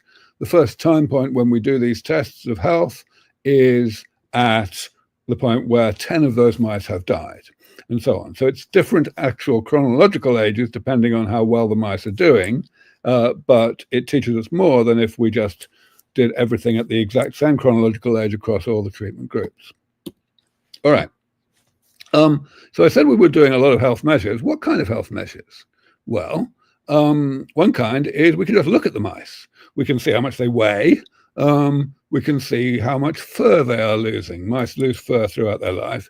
We can look at their spine. They get curvature of the spine. That's called kyphosis. Excuse me. These are important measures of health, but we can also look at how they behave. You can measure memory. You can measure blindness. You can measure deafness. You can also measure physiological things like grip strength and endurance, lots of things like that. We also take blood samples so as to measure things like glucose tolerance. And when the mice die, or in fact, we actually kill some of the mice on purpose, we isolate, as I mentioned earlier, a lot of tissues for future analysis. So we can find out really absolutely everything about which aspects of the mouse, of each mouse, were going downhill first and which ones were going downhill later. I have this slide just to talk to scientists, if there are any scientists in the audience, because this business about analyzing tissues is something that we absolutely need collaborators for. Different tissues have very different assays for measuring how healthy they are, and different people have different expertise, so collaboration is the way to go. All right, so cutting to the chase though, the actual acid test of how long the mice live, I thought I would show you the data. Now, there are a few mice still left. I think at this point there's just 4 mice left out of the 1,000 that we started with in February of last year, of 2023, I'm sorry. And so that's pretty much what we were hoping for, that we would be able to have our mice live, the control mice, roughly to an extra year, so 2.5 years. And then the other mice, the treated mice, might live longer. So first of all, let's look at the female mice. If you look at the the vertical axis, the y-axis, you'll see percentages there. So at the beginning of the experiment, all the mice are alive, that's 100%, and that gradually goes down. Every step that a curve takes is a mouse dying. And we started out, as I mentioned, with 50 mice in each group, more or less. So the thick blue line is the mice that were not getting any of our 4 interventions. And as you can see, they died youngest. And the thick red line is the group that were getting all 4 of the interventions, and brilliantly, they lasted the longest. And they lasted about 4 months longer than the thick blue line, which is, of course, as I mentioned, roughly what we could already do much more simply. I'll come back to why that's not such a disappointment. The lines in the middle, of course, show the groups that are getting some but not all of the interventions. And sure enough, they're in the middle. So they get some but not all of the benefit. So this is pretty much what we hoped for. Of course, in an ideal world, we would have hoped that we could extend the mouse's lifespan by, 8 months rather than 4 months. We didn't do that, but we believe that we have a very good chance of doing that next time or the time after that, because not only of what we've learned, but also of the way that we're going to refine the design of the experiment. And I'll be talking about that in due course. Now, the male mice, it was a good deal more complicated. If you look closely here, you will see that the thick blue line is in the middle of the pack, so to speak. And we still have to do a bunch of work to understand why some of the treated mice did worse than the controls in males, even though they were fine in females. But we're not over-interpreting this. We believe that there will be technical answers to this that do not actually mean that the treatments are bad for you if you're male. It's more complicated than that. So RMR2, in other words, the next experiment, what are we going to do? Well, one really unimaginative approach would be just to do the same 4 things, but at different doses than we did in version 1. And, that's a sensible thing to do. It would teach us stuff because we really don't know whether we're using the best dose.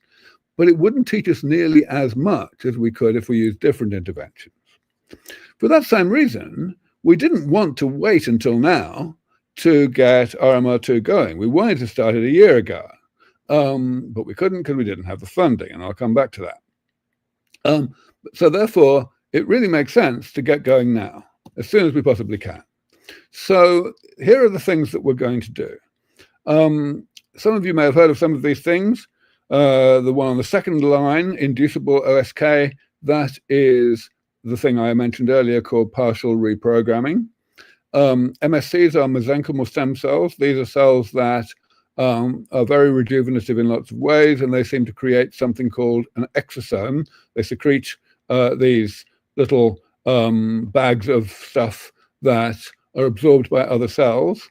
Another alternative is to put the exosomes in directly, and we're looking at that.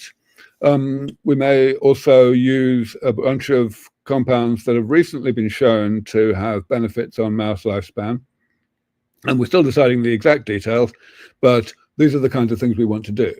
Now, you may notice that there are more than 4 things in the current choice list.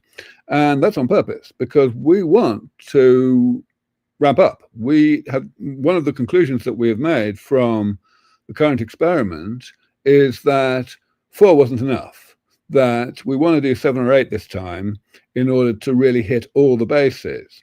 So that there's no type of damage that the mouse is accumulating whose accumulation is not slowed down or reversed by the intervention. We're also going to make things harder for ourselves by having a better baseline. Rapamycin is one of the compounds we used in this first experiment, and it just obviously works. It works in everybody's hands. It works for us too. So we've decided we're just going to give everybody rapamycin next time round. And maybe also another compound that's got very good track record called acarbose, which has been shown to synergize with rapamycin rather well. Also exercise, which is another thing that seems to help. So I'm going to spend the last, 5 or 10 minutes of my remarks before I let people ask questions, talking about why I'm doing this and why you should care and how you can help and all that. What's so important about these studies?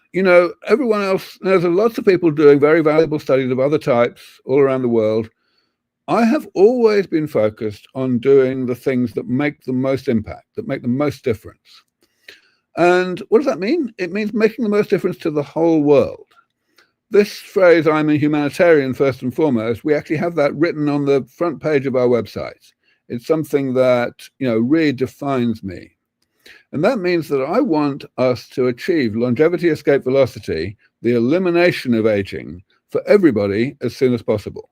How do we do that? Well, honestly, we pretty much found out what we should aim for 5 years ago now, when COVID happened. The world mobilized. The world actually paid attention to something for once, and a huge amount was done. There was a proper war on COVID. And, people withstood and tolerated a substantial diminution in their quality of life just in order to bring that thing under control. What I want is a war on aging that's like that. In fact, bigger than that. I want a war on aging that will dwarf that because, of course, COVID wasn't terribly harmful to young people. Whereas, I guess aging isn't terribly harmful to young people at first. But the fact is, everyone's got it. And doing something about it is difficult. So the thing is this just a complete pipe dream? Is there any conceivable way that we could trigger something that big against aging so soon, anytime soon? Despite the fact that, I've been trying to trigger it for 25 years and other people before me have been trying, and the world continues to be just so totally apathetic about it. Well, you know what? I think we can. And this is the answer to the question at the top, why these RMR studies are my number one focus. It all comes down to this. Who listens to whom? This is what it's all about. Because at the end of the day, we're going to have a global war on aging only if governments around the world decide to wage that war. So why would they do that? Who do governments listen to? Well, of course, most governments are democracies, which means they listen to their electorate. They listen to their electorate and nobody else, because at the end of the day, they only have one goal in life, which is to get re-elected. So at the end of the day, if the public wants a war on aging, we'll get a war on aging. So then we have to ask, how can we make the public want a war on aging? This is the fundamental problem that people working on the longevity crusade have, that no other crusade has, is that the people who actually suffer from the thing that they're trying to fix don't complain enough. The elderly just don't complain enough. So we have to fix that. We have to fix the apathy of the public. How do we do that? Well, there's only one group of people that the public en masse actually listen to, and that is influencers. Oprah Winfrey, Joe Rogan, Mr. Beast, people like that. You may say, well, okay, do the public listen to influencers? Well, of course they do. They wouldn't be called influencers otherwise, right? Of course they do. Influencers actually do influence public opinion and public aspirations and desires. So I believe that if we can get the world's influencers to mobilize and actually call for a war on aging, we'll have a war on aging the following week. Honestly, we will. So then we have to ask the next question. Who do influencers listen to? Well, the fact is, if you're an influencer, you want to stay an influencer, right? How do you do that? You have to withstand the hating. Anyone who tries to, influence public opinion, they get a lot of people who don't like what they're trying to say. Haters are everywhere. They're going to hate. So you've got to withstand that. And the way that influencers who succeed and who stay influential, the way they do it is by being right. And the way they get to be right is by listening to expert opinion, the expert consensus in the area that they have chosen to pontificate about. So, what comes next? Who do the experts listen to? Now, you might think the experts wouldn't listen to anybody because they're experts. They just get on and know their shit. But unfortunately, that's not true. I only don't listen really to other experts in that sense. I don't decide what I'm going to say on the basis of what other people are going to approve of. But basically all my colleagues do. And the reason they do is because they get most of their money not from people like you, from philanthropy, but from grant applications to the government.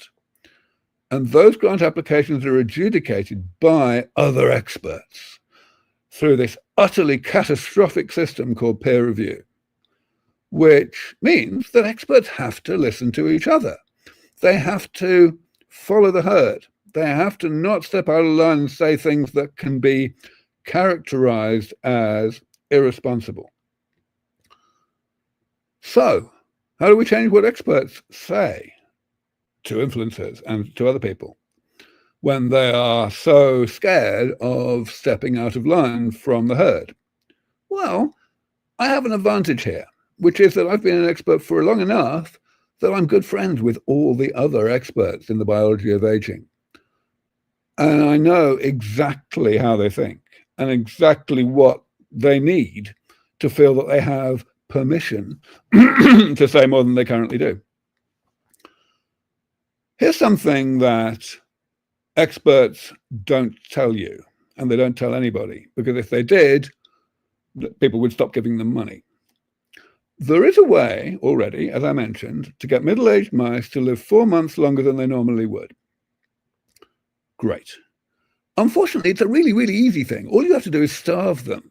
You give them not much food, and they live 4 months longer.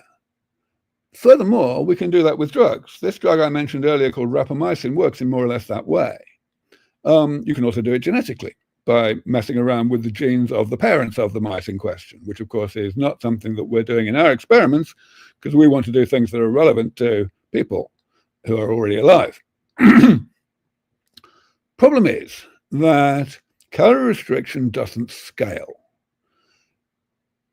It gives mice a bit of extra life. If you start calorie restriction early in life, it can give people, it can give them maybe a year of extra life. If you start in middle age, it'll give them, as I say, about 4 months.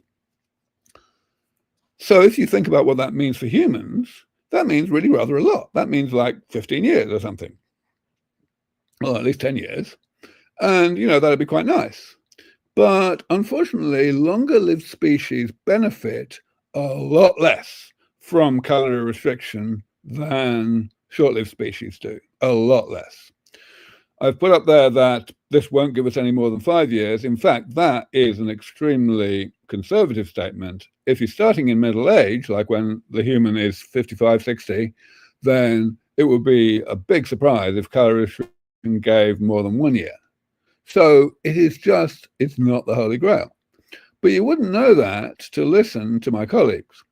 In fact, I was so pissed off 20 years ago when I realized how much this was being swept under the carpet that I actually wrote a whole paper about it. You can probably find it. It's called something like The Unfortunate Influence of the Weather, because it's all about the evolutionary basis for why CR doesn't scale. So this is the thing. We have not beaten that.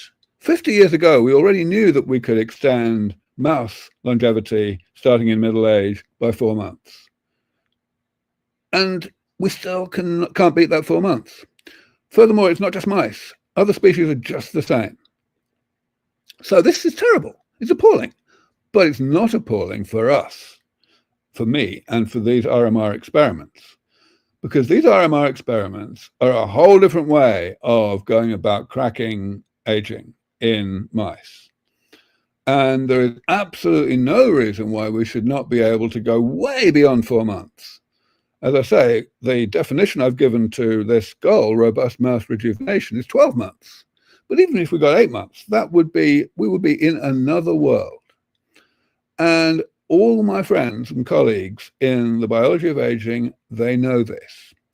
So that means that such a result will essentially give them each other's permission to say much more aggressive things about what's going to happen in the future.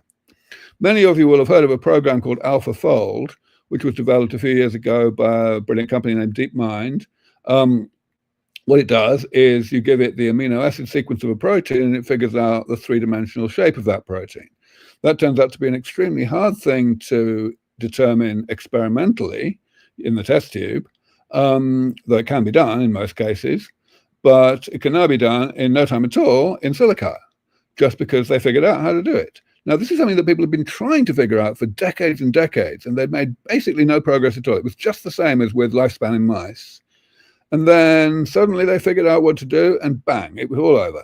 You know, I mean, there's still improvements being made, but for practical purposes, it was all over. So I say I know these people.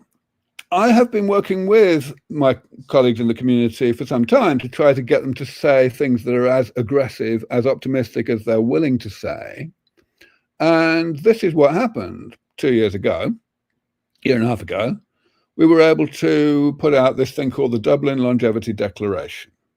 That was produced, it was announced in Dublin at one of my conferences.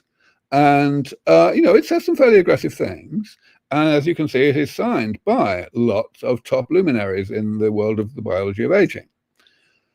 But it didn't have anything about firm predictions of timeframes, even probabilistic predictions, which are the kinds that I always give, of course. So I wanted to get this to explode. I wanted through 2024 to get the public generally on board. And I said I wanted to get from 2,000 members of the general public, which is what we had around the end of 2023, to 200,000.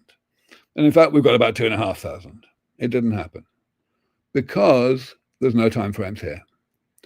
Once these same people, this same majority of the luminaries in the field, become willing to say things that really mean that we are close to bringing aging under medical control in humans, then we'll get our 200,000 signatures and a hell of a lot more than that. So for now, I just have to plug away and get what money I can to achieve that goal of RMR. The first experiment, RMR1, the one that has 4 mice left at this point, cost about $3.5 million. Maybe there's another $1 million that needs to be spent to analyze those tissues that we've stored. As I mentioned, at Sense Research Foundation, I actually started the kind of precursor to this experiment. I'm calling it RMR beta. It was just 2 interventions, stem cells and a senolytic. And it was worth trying, but I definitely would have started RMR1 in late 2021, actually, not early, but sorry, late 2021, not, I guess I got the years wrong there. I meant early 2022, not 2023, which is when it actually started. So that's a year lost just because of the theft that you all know about.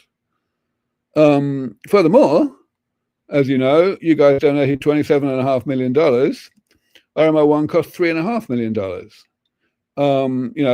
Even if I'd done it without any kind of cutting of corners for budgetary reasons, it would have cost maybe $5 or $6 million.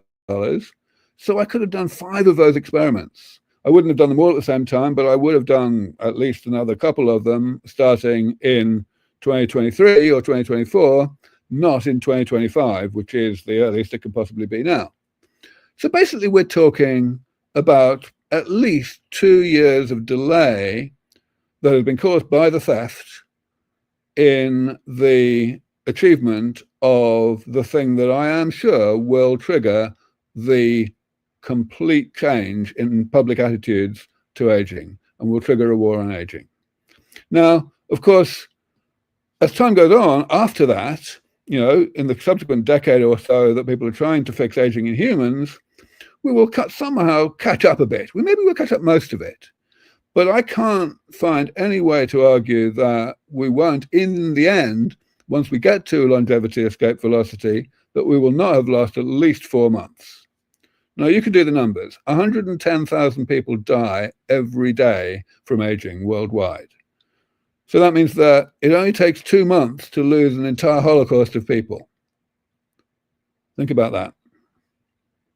And it would have been more. We would have lost more than this if it had not been for the courage of the 3 plaintiffs who donated large amounts during the airdrop in July 2021 and who sued Science Research Foundation and were able to secure a settlement that extracted enough money for me to run RMR1. The people who stole this money and who are still holding on to most of it, except that they've spent most of it by now, they've squandered most of it, they still haven't seen justice. I'll stop there and just mention that you can always email me. My email address is there in green. I want to thank all of our donors, of course, including everyone who's listening, and our collaborators and advisors. ICOR is the company where the work was done. we wrote, for those of you who are deep into the biology and want to know more about the weeds, we wrote a paper describing everything and the motivation and rationale, which came out earlier, about a year ago now. And the QR code on the right is to our donate page, where you can donate every kind of fiat currency and also any cryptocurrency that is traded at Coinbase or Circle or Uniswap. If you have something in your back pocket that is not traded at those places, please do not send it through the donate page that you see on the right, because we won't be able to get hold of it. And that would be a very bad thing. In fact, somebody already did that with a substantial amount of money, and we're trying to see what we can do about that. However, we have now created, or rather, I must say Matty has created, a Trezor address, which you can see there. And so for anything that's not traded at Coinbase, Circle, or Uniswap, please use the address that you can see there. I think Matty mentioned he's going to put it in the notes as well, so you don't necessarily just have to take a screenshot and then type it out, but please do if you want. So I will just say, this is our website, but I'll put this back in case anyone needs a little more time, and I'll be happy to answer questions for the next few minutes. Thank you very much. Awesome. Excellent talk. And I definitely saw one question that had come in already. There were a number of positive comments from supporters here. We had RH Max, Aubrey is the hero, Hod Pearl, incredible research, Crypto Class, welcome Dr. DeGray, interested to hear your talk. And so those are all Hex YouTubers who are very helpful in getting the word out about longevity. Here we've got a question from Brendan. Aubrey, I love your goal and your presentation. If you could get the funding, could you add more top minds in the field to assist with your research? So the answer is yes, absolutely. To some extent, I'm already adding those top minds. Obviously, as I mentioned, I am good friends with everyone in the field. So a lot of the top minds, talk to me all the time, advise me, help me. We discuss these things. However, for sure, with additional funding, one thing I could do would be to arrange these collaborations I mentioned to analyze these tissues that we have stored and that we don't have the money to analyze right now. That's just one example of what would happen. Awesome.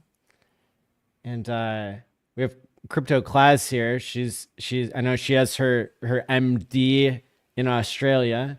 She's asking, how have you made your intervention specific to target the particular aspects of metabolism? So we've actually tried to avoid doing that. And here's why. When I described the divide and conquer strategy, these 7 different categories of damage and the various approaches to fixing them, that describes the direct impact of each of these things, the various types of damage that will be directly repaired. But the thing is, everything's talking to everything else all the time, which means that if you repair one type of damage, you're quite likely to slow down the accumulation of other types. You might even reverse other types by essentially releasing the brakes on some of the automatic built-in repair machinery that the body already naturally has. So we expect quite a lot of these indirect knock-on effects. And indeed, in RMR1, we kind of sort those out, because what we did was we chose as our main criterion for whether we would include something as a component of the experiment that on its own it will give an actual meaningful increase in longevity. Not anywhere near as much as 4 months, but still some. Now, in order to do that, it has to have a lot of knock-on effects, right? Because it's got to at least slow down a little bit pretty much everything that kills mice. So we're looking for those indirect effects as well. So certainly what we do is we are choosing interventions which on the surface are very different from each other, but we are not making any assumptions about whether there will be this or that indirect knock-on effect. And in fact, we're also, of course, as I mentioned, looking out for the possibility that there could be antagonistic knock-on effects, that things could actually cancel each other out. Awesome. Great. Well, those were great questions that we had following the great talk. And so, yeah, really appreciate everybody's support here and how everybody has donated in the past and hopefully will continue to donate going forward. I want to thank Aubrey for being a supporter of HEX and Pulse Chain and always showing up to these things. I appreciate it.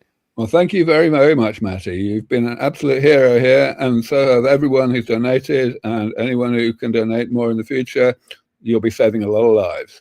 I worked out recently that every $1 that is received in this work saves at least 1 or 2 lives in the long run by bringing forward the defeat of aging by at least a few seconds. I love that. That's a great statistic. So we'll wrap up on that note, and thank you, Aubrey, again for being on, and looking forward to having you back again in the future. Absolutely. Enjoy the rest of the conference, everybody. Bye for now. Thanks. All right. Well, we've had another super successful day of hexconference.com, the 5th annual. Here we are on day 3 of 4. So we have one more night to go tomorrow night. First of all, I want to thank all of our speakers. I want to thank the sponsors, Fiat.io, TexitCoin.org, and Actuator.finance. And of course, we've highlighted on screen today that you can donate to levf.org/donate for today's spot. And basically, we've shared information about how to donate the coins that are on Pulse Chain, any tokens, anything like that. And I'll drop that in the live stream again just now. We've got an awesome schedule for you tomorrow, and that'll be something to look forward to, starting off with nuclear herbs, going over any legal stuff to go over, basically anything that comes out new tomorrow. Hopefully, fingers crossed, we get a dismissal of HEX from the SEC case. But even though we don't know when that's going to occur, we're ready for that. Otherwise, we'll be discussing other important stuff, and I'm sure there will be some good stuff reported there. And let's see. Then we'll have a number of extremely strong speakers tomorrow. I also want to thank all of you who are tuning in and watching, hitting the like button, share, leaving a comment after the fact. This helps create this social proof that allows more people to learn about and understand HEX. And that's what it's all about, is having this great system where people can trade like with Bitcoin, but people can also time lock. Also like with Bitcoin, except you get to get paid the inflation in this case. So, and thanks to everybody who's been streaming it on their own channels. I know that my StreamYard is telling me we've had 2,900 people tune in today live. And I think that's been across a lot of different channels. So yeah, thanks to everybody today. And let's see. We're going to go ahead and play some outro music, and then we'll be back tomorrow at the same time. Until next time, stake wisely, my friends, and peace out. She told me I did a hex on her. If she don't got hex, then it's next on her. Too many bullies I had, I gotta flex on them. If they wanna see the proof, I got a dex on them. Young Hexican trying to shift the paradigm. I was in the trenches trying to get close to the paradise. Worry about your own bag, I'm fully aware of mine. Certified and verified, I'm yachting on the ocean and my phone is using maritime. No filet mignon, but I stake money. Liquidity provided, I feel like I'm Poseidon. Loudest when you're losing, when you're winning, they be quiet. These are just the thoughts that I be thinking when I'm driving. Dreams of flying private, I've been high vibing. High school parties, why wasn't I invited? Now I got two biddies asking me when I'm arriving. E-Hex, P-Hex, money multiplying. Haters fabricate, but dog, the numbers isn't lying. I must have ate a Mario shroom, I'm feeling giant. Shoulda never gave me no rules, I feel defiant. I feel the